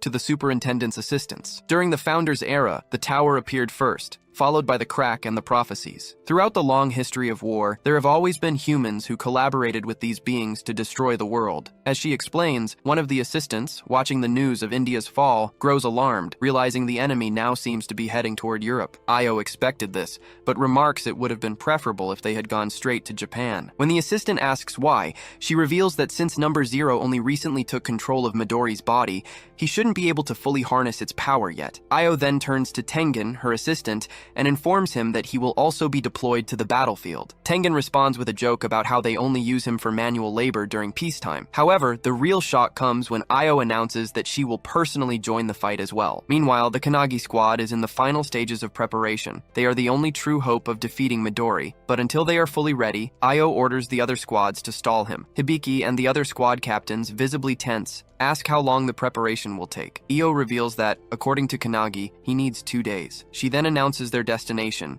the Pacific Ocean, where they will attempt to stop Midori. There, the entire Japanese branch of Anti-Prophecy gathers, preparing for battle. As Midori charges toward them, he casts his powerful turbulence spell directly at the group. However, it is stopped dead in its tracks by Io's own defensive spell. Midori, visibly surprised, narrows his eyes while Io smirks and mocks him not to underestimate them. A while back, as the captains were heading to the ocean, Hisagi and her squad members ran to their captain, pleading to be taken along to face the leader of the 12 apostles. The captain refuses, but Hisagi, tearing up, insists that even if they can't make a significant impact, they can at least serve as shields to protect the captains. The captain, along with the others, turns to face them and asks if they understand why the captains have chosen such an unreasonable battle. He explains that even though they know they won't return, as the power levels are vastly different, they still hold on to the hope that their subordinates will survive and carry on. The captains place their trust in their subordinates, believing they will take on the responsibility of protecting the world. Saying this, the captains leave their subordinates behind. While some break into tears, others steal their resolve, determined to protect the Kanagi squad until their preparation is complete. Even though their eyes are filled with sorrow, they know they must act instead of merely crying, and they must act quickly. The squad captains, along with the superintendents and assistants, teleport to the ocean, where they now stand face to face with Midori. As Io effortlessly blocks Midori's spell, the other captains watch in amazement at her immense power. Midori, too, is taken aback by this unknown ability. Number 0, reading through Midori's memories, recognizes Io as the superintendent of anti-prophecy, a mother figure to Midori who has always kept her true strength hidden. Io, standing before him, declares that this is the first time in 100 years she has used her abilities on the battlefield. None of the captains have ever seen her unleash her full power before, but now, before their very eyes, she activates her 8-Ida mirror spell. This spell has 2 stages. The first allows Io to completely nullify any ability as long as she understands its effects, granting her a 100% defense rate. The nature of this ability is a direct countermeasure, combining perfectly with a mage's advanced analytical skills. Wasting no time, Midori follows up with his blazing turbulent spell,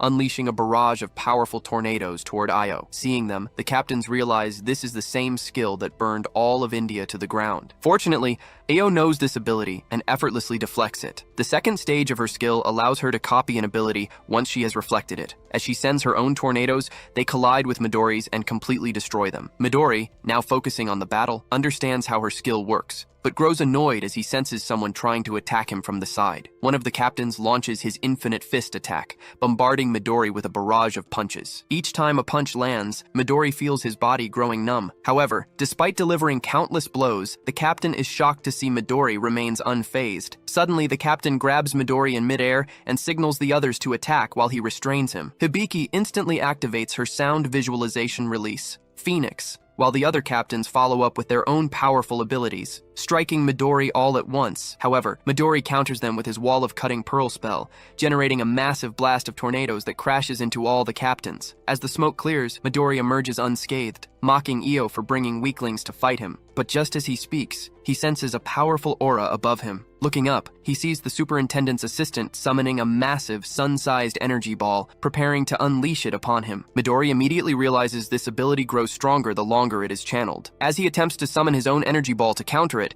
the female assistant uses her Slave Maker spell, shackling his hand. Midori is stunned. He hadn't expected them to have an Warp Awakener. Now trapped in the shackles, he is unable to cast his spells. Meanwhile, the male assistant finishes channeling and hurls the massive fiery sphere toward the immobilized Midori. Seeing the attack closing in, Midori realizes he can't dodge it. However, if he unleashes his most powerful wind-based attack at the last moment, he might be able to lessen its impact. But just as he processes this plan, he notices another identical fireball coming from the opposite side, created by Io using her mirror spell. The lady raises her arms toward Leone's vault, saying that for the sake of everyone's future, he must die. He is trapped in an energy chain and curses the old woman. Someone is watching from afar with the help of binoculars. 2 flaming spheres collide and cause a sinister explosion. Like a huge atomic bomb, the mushroom cloud rises into the sky, and that explosion takes over the entire landscape. The soldier using the binoculars gets worried about the situation. He lowers his tool. An aircraft carrier and several military ships are approaching the target rapidly. In disbelief, one of the soldiers handling transport asks them to look at the situation. The white light must be at least a few thousand degrees, and he doubts anyone could survive that, whether they are an enemy or an ally. Pointing at the screen,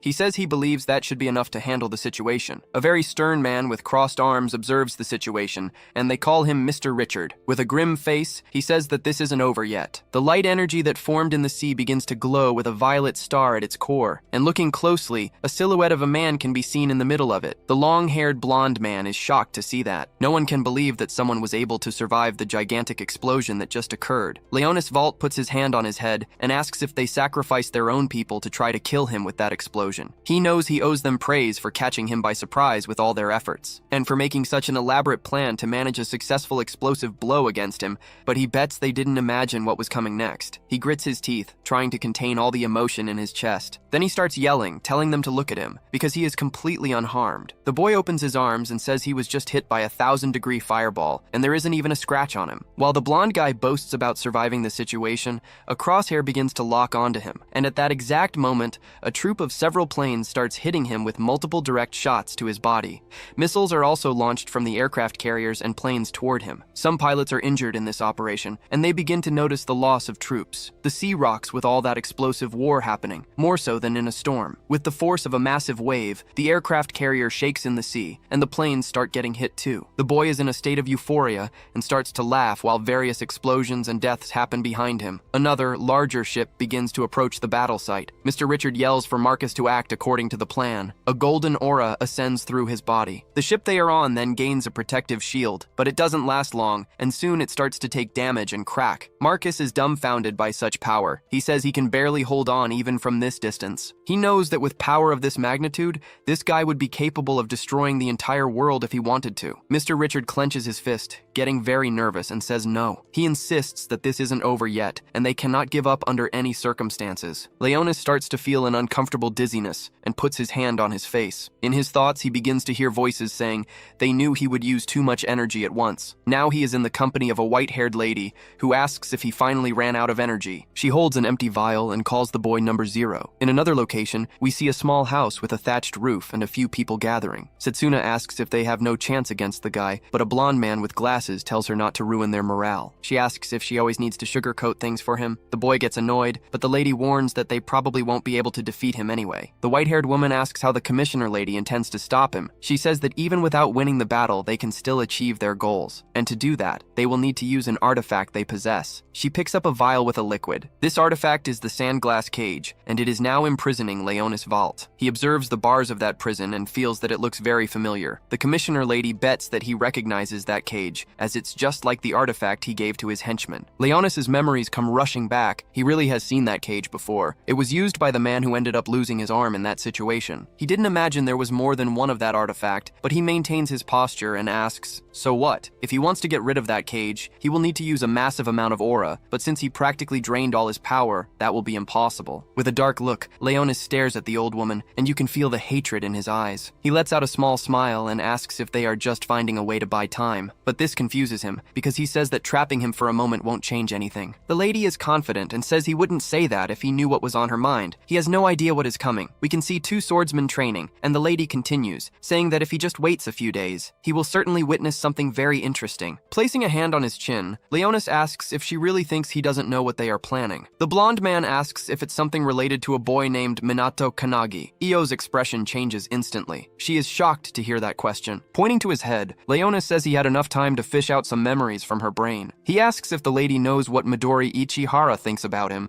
and reveals that he thinks the boy is the one who will end all prophecies. Io's eyes go wide, and she thinks that Midori said that about Minato, feeling extremely impressed. Leonis says that the moment he took control of his body, Minato became the top of his target list. He clenches his fist and repeats with hatred the phrase he just said about the boy being the end of all prophecies. With an outraged expression, he questions if they should allow this, and that Minato must be stopped at all costs. Io now has a very unfriendly face and curses the blonde man in her thoughts, but he says he still has something else to say, and she is surprised again. Accumulating a violet energy inside the cage, Leonis says that she is the one who doesn't know the half of it. Even now, as they talk, Midori Ichihara continues to get stronger. The woman is now in a panic, not knowing what to do. The amount of aura he has used so far is nothing compared to the total power in his body. All they have done so far is melt the very tip of the iceberg. The more Leonis fights, the stronger Midori's body gets, and the more aura he can command at once. A yellow energy begins to come out of the lady's body, the Yada mirror. She feels the force of a blow hitting her straight on without her being able to dodge. Leonis' hand goes through her body, causing a huge wound. The cage in the background explodes into 1,000 pieces. Io had no chance to defend herself, and the blow was a direct hit to a vital point. And now that he has dealt with his opponent, Leonis wonders which way Japan is. While that battle was happening, our protagonist is sleeping, and the symbol on his hand begins to glow very brightly. The Japanese CP CPU did everything it could to try and imprison Midori, but their plan ended up failing miserably. Number 0 ended up learning how to release massive amounts of aura using Midori's body. A vortex of violet energy begins to form and can be seen even from Earth's orbit. Leonis's power has grown significantly stronger. Meanwhile, in Japan, Shinji and Ichika are training, and he says he could feel a gigantic wave of dark aura approaching. Scratching her head, the girl with long black hair thinks the plan has failed. Midori is training, and they decide to return to the headquarters. Kurosagi is also in the middle of a fight, but can sense the different energy. Everyone at the academy becomes apprehensive and worried about what is happening. Ichika says they need to prepare to face the enemy. Shinji already readies himself to grab his sword. Meanwhile, at the CPU headquarters, inside the monitoring room, the woman with her hair tied up is desperate, asking if they are still waiting for the video images from the American fleet. Her assistant is working on the computers and says the American fleet was practically wiped out by the enemy, so she asked to see the satellite images. The woman is extremely apprehensive. She knows she can't use Raven Eyes at sea, and she wonders how the commissioner lady and her team are doing. A group of people appears behind her, and they call for Rin. She looks back, yelling for Shiki in a cry of concern. The group is badly injured. There are many people, and the white-haired girl says they need her recovery techniques urgently. Rin quickly approaches everyone, running as fast as she can. Her expression changes. She panics when she notices one thing. That Commissioner Io is extremely injured, unconscious. Shiki has tears in her eyes and says it's a very critical condition. Observing Mrs. Io, it's possible to see that life is unfortunately already draining from her body. In recent memories, Mrs. Io asked Shiki to listen carefully. She said that their survival on that mission would depend on the girl. After going over the entire plan again, she said she needed the girl's help to stun the enemy while she and Tengen used the heavenly descent. Shiki gave a respectful bow and said she would give her life to ensure it, but as she was about to complete the sentence, she received a slap on the head which startled her. Mrs. Io got angry and said she was a fool and had misunderstood everything because she needs to stay alive no matter what to bring everyone home safely. She asked if Shiki understood that, because it is very important that she survive no matter what happens to her. Not accepting this, the white-haired girl tried to argue, but Mrs. Io made such a frightening face that it would silence even the bravest of stubborn people. With tears in her eyes, Shiki tries to express herself with a trembling voice. She remembers when she was just a child, and Mrs. Io took such good care of her and the others. She said she doesn't want to lose her. The girl recalls the woman's reassuring smile at that moment, and that afterward, she put her hand on her head trying to calm her down, saying that everything would be okay and she wouldn't let anyone die. Smiling, Io said that this was the main point of the mission they were about to execute. But now that calming smile is gone, and the lady is on an oxygen mask and extremely injured. The group mobilizes to try to heal her and save her life. Shiki yells for Commissioner Io not to leave them. She tries to pressure Rin, who is doing her best to help, but it's a complicated task. Her healing ability isn't working properly because of that artifact that stopped time for her. The woman with glasses and long hair tries everything to help, but says the most she can do is keep her alive for now. However, time only stays stopped for Mrs. Io if she is inside the CPU, so the idea of taking her outside comes up, but she is in a very critical state. But a very loud noise interrupts everyone's conversation. Tengen, Shiki, and the others are surprised. Tengen looks up and realizes they have already arrived. Outside the CPU building, someone with their head covered by a turban can be seen observing everything. He is accompanied by 3 other people besides Leonis Valt, who is wearing a frightening smile. Shiki has fire in her eyes and yells that she will end the life of every single one of those bastards. Rin warns her not to do it, but it's already too late, and the girl is gone. She appears near all those beings that emerged outside the CPU. With hatred in her eyes, she joins her hands and uses her spatial division ability. Shiki Kitamori's ability instantly connects different parts of space, allowing her to teleport between different places with extreme precision. But in large, open areas, this ability becomes very unpredictable and results in damage that can be catastrophic. Space and time begin to distort. The image of everything becomes confusing. Tengen is furious with the girl's recklessness and says that the commissioner lady is still there. Leonis Valt concentrates, observing the girl who just arrived at the battle. Then he calls for Hajime, who already prepares his next attack, holding his sword. He uses the artifact Relic of the Abyss, firmly gripping his sword and its sheath. Drawing his blade, he cuts space and uses the Kulika strike ability, causing a beam of light with his slash. This catches Shiki by surprise, and her eyes go wide. A part of the location is shattered like crystal, scattering various shards through the air. The girl's arm is severely injured by this blow. The girl in red lets out a little laugh and says that Hajime is truly relentless, making the villains almost feel sorry for the good guys. But while still holding his sword in a battle stance, Hajime tells them to stay alert. The swordsman looks out of the corner of his eye, suspicious. He realizes the good guys haven't been defeated yet, and he manages to locate Shiki. She is badly injured, but her friends have arrived to help her, and Shinji holds her in his arms, asking if she is okay. The white-haired girl doesn't let the injury shake her, and asks about the Kanagi unit. Leonis notices that more enemies have arrived for him, and he says he is getting really tired of swatting these little flies around him. Special Agent Ichika Hinoki holds her sword and already prepares to draw it from its sheath. All the enemies watch attentively at what she is preparing. An energy starts to come from the girl's body. She apologizes and says that her captain happens to be a sleepyhead and begins to approach. So until it's time for him to wake up, they will gladly be their opponents. The purple-eyed blonde man makes a disgusted face at the girl's statement. Leonis Valt is looking down on all the movement of the determined good guys, finding it very strange. He can understand why Makoto Suo's younger brother and Special Agent Ichika Hinoki are fighting him. His eyes scan over all his opponents, analyzing them one by one. He stares at Kaname and Eisuke and wonders why they are willing to fight him. There's nothing recorded about them in Midori's memories, so he believes they aren't a threat. So he questions why they would be risking their lives to this extent to save someone who is so far from their level. Kaname meets his gaze and gives a very suspicious little smile. This causes a peculiar unease in Leonis. He then begins to notice the boy's aura, shining strongly. The blonde man gets in front of all his fighting partners, and stretching his hand toward the two, he uses his turbulence ability, and in the blink of an eye, they disappear. Shiki, who is injured on the ground, yells to everyone about what just happened, but the teammates also disappeared along with the disciples. She wonders if this is some kind of teleportation ability, and who was responsible for it. Kaname is overjoyed and strikes a pose, asking how he is, but suddenly Eisuke reappears and says he sent them somewhere else. He is holding a first aid kit and says he did this teleportation with his ability. Shiki is surprised by the young man's technique and asks how he managed to do that. Eisuke and Kaname start arguing because he says he helped too.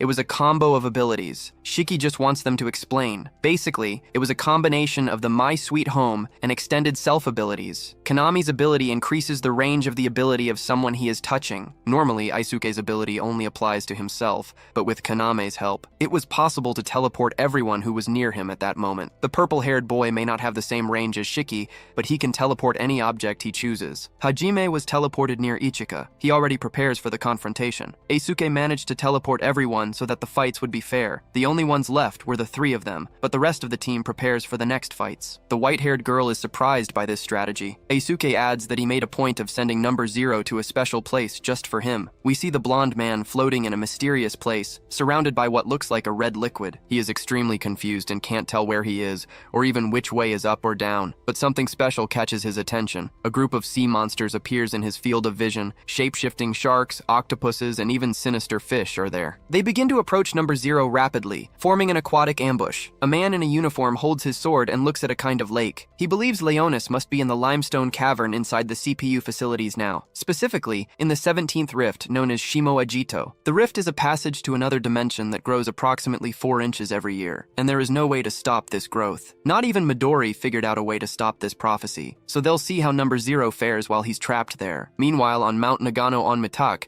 Hajime and Ichika are face to face. The white-haired swordsman looks up and wonders what this place is, questioning if someone teleported him there. Ichika can't hold back her laughter and starts to chuckle. As she approaches the young man, she says that apparently the divide and conquer operation worked. Hajime asks what they did to his boss, and she explains that they sent him to a place he will never be able to leave. While holding the sheath of his sword, the young man says that if that's the case, they should have sent everyone else to that place too. Ichika waves her hand and tells him not to be a fool, as one of them could have an escape artifact and ruin the whole plan. They needed to be sure there was no chance of him returning, since nothing can happen to the commissioner lady. The boss might even have an artifact, but anyway, she preferred the idea of dealing with as many of his minions as possible. Hajime starts to concentrate energy in his body, and asks if the girl thinks she is a match for him. Smiling, the woman says it will be like taking candy from a baby, because only their boss is a real threat. The rest would be nothing if they didn't have the artifacts. That remark from Ichika makes the young man extremely irritated. He furrows his brow, and with agility, he uses his Kulika strike attack, cutting the space between them with several beams of light. Some beams seem to have hit Ichika's body, but her eyes glow red. Cherry blossoms appear in her gaze, and she uses the Dawn's Solitude ability. The woman's eyes shine with a neon light. Dawn's Solitude is one of Ichika's natural techniques, which she was born knowing. On the surface, this ability seems quite simple, and was considered useless for many years. But there is much more to it than meets the eye. The ability can block all internal and external influences, allowing Ichika to maximize her mind and body potential. She continues her movements, her eyes still glowing like a pink beacon. In short, the ability gives her 100% concentration in any circumstance, no matter where she is or who she is fighting. The girl can summon her full strength to deliver a lethal blow. She approaches her opponent and everything goes dark. Only the pink glow coming from Ichika's eyes can be seen. A single cut is made on Hajime, toward his chest. But this single cut is enough to throw him back forcefully, unbalancing and destabilizing the young man. She finishes her attack. Transcendents specialized in martial arts spend countless hours honing their physical skills, so they understand better than anyone the value of a perfectly trained body like hers. With a serious and superior look, the girl says he doesn't even compare to Makoto. Meanwhile,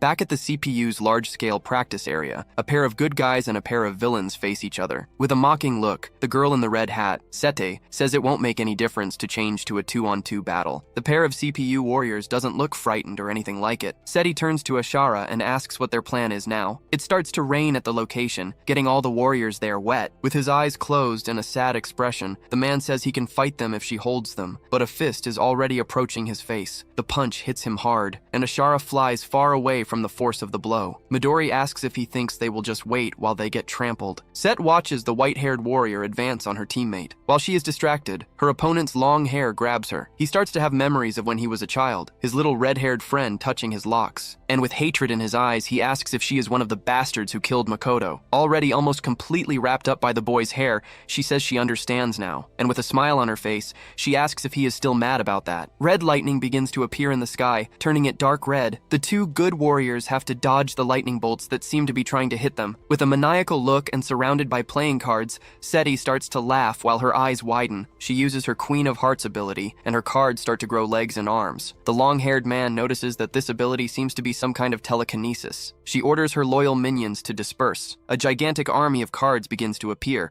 and she asks them to find Minato Kanagi for her. But her opponent is not willing to let her go after Minato. He starts to charge energy, and again, a scarlet thunderbolt tries to hit him, but he manages to dodge quickly. The pair of CPU combatants is reunited side by side again. Ashara appears through the mist and smoke and says that his ability allows him to physically manifest emotions. He puts his hand in front of his face and uses the Mask of Thousand Faces ability. With a sinister voice and a frightening aura, he tells them to prepare to die. Now his eyes are black, his face is unrecognizable. That is the Face of Anger ability. Dozens of lightning bolts begin to fall on the battlefield, causing a deafening noise all around. Meanwhile, in Tokorozawa, Saitama Prefecture, loud noises can be heard. Kisaragi is using her Even Menace ability in a challenging battle. Her partner is fleeing from the unrestrained blows of the man with the bandaged head. With one of his arms much larger than the other, he throws several punches toward the blonde man, who tries to defend himself. The villain's punches end up hitting the rocks and mountains around, causing a loud noise and a lot of destruction. And the big-armed man doesn't give up, persistently going after his enemy. But a familiar voice interrupts that distressing chase scene. It's Shinji, who appears using the Soaring Tengu ability. A smokescreen forms, and the enemy starts to try to clear a path through it with his giant hand, and he quickly succeeds, getting rid of that sand whirlwind. There are 3 CPU warriors down below, and they observe the enemy. Kurosagi looks worried. She imagined this battle would be difficult, but the enemy manages to be even stronger than she imagined. He stares at them with empty, dreadful eyes. That bandaged man is named Dry, one of the 12 disciples of the Apocalypse. He deduces that since they survived his attack, they must be very strong warriors. But to him, the 3 of them are just a minor annoyance at best, so he prefers to save energy and finish this quickly. The blonde man gives a small smile and says he seems pretty confident for someone who's about to lose his life. Shinji starts to prepare an attack and says he will teach this idiot a lesson he will never forget. Kurosagi notices that Shinji is starting to lose his patience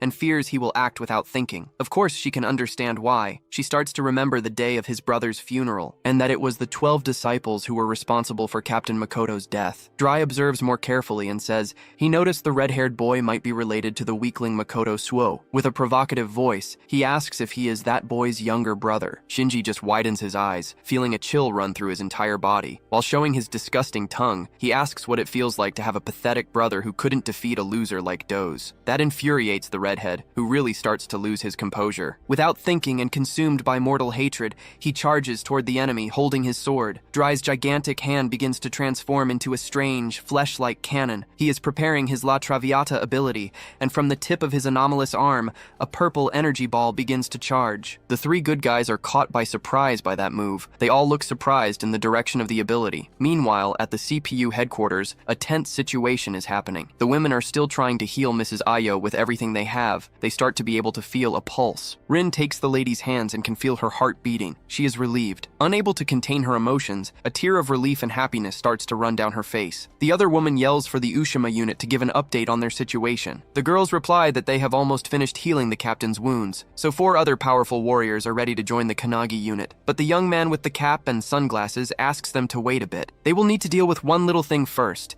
and several cards appear in the location, looking for Minato. Tengen orders everyone to take their positions and says they need to keep Minato safe until he wakes up. So while one team fights to heal Mrs. Io, the other part of the warriors prepares to deal with the cards. But the man with the goatee notices an extremely large energy that has managed to hit an entire area. Eisuke and Kaname can also feel a tremor that closely resembles an earthquake. But Eisuke knows this isn't just a mere earth tremor. A gigantic purple vortex appears in one location, messing with the energy of the entire environment. The man in the uniform who was watching Number Zero's prison realizes he has escaped and says that guy is a real monster. Kaname panics and starts yelling, saying that he was trapped in a rift forever. Eisuke knows they don't have much time and asks the boy to help him send that bastard somewhere even farther away. Kaname seems a little reluctant, but the purple-haired boy insists because they need to save the captain. But before he can try to convince his friend to help him further, something catches his attention, and he looks up. His eyes are wide, and he can't believe what he is seeing. A beam of blue light is coming from inside the CPU building, and now, helping the girls heal Mrs. Io,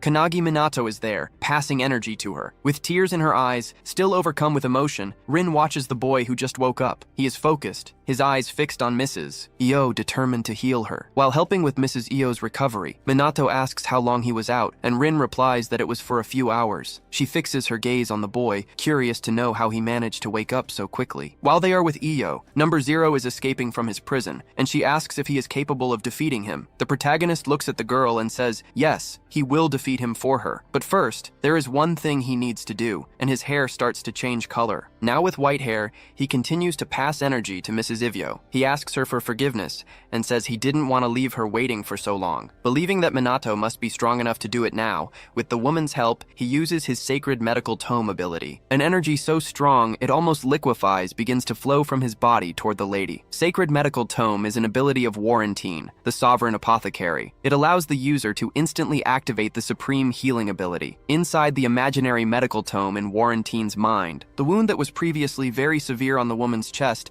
now begins to close, little by little, and finally, it closes completely, leaving her intact. The women who were trying to heal Mrs. Io earlier are impressed with the demonstration of the technique. The girl with glasses is dumbfounded because she realizes the wound didn't just close completely, but it also healed entirely. Even the woman's organs are intact. She really wants to know what the mechanism of that ability is, and it doesn't take long for the woman to slowly begin to regain consciousness. Rin's eyes fill with tears again. She starts to call the lady by her name. Mrs. Io moves her eyes toward the protagonist, showing she is well and conscious. Her vision is a bit blurry, but she can identify that it is Minato who is there, smiling at her. She smiles back, saying that he finally came. With the little strength she has, the lady raises her arm toward him, and suddenly, she no longer sees Minato, but rather Warren, the woman who healed her. The protagonist holds the lady's hand with both of his hands, very gently. Smiling calmly, the boy says she should be more careful. Io says she tried her best but wasn't much help and apologizes, but he says that on the contrary, she was spectacular. Warren asks her to rest now that her wounds are healed,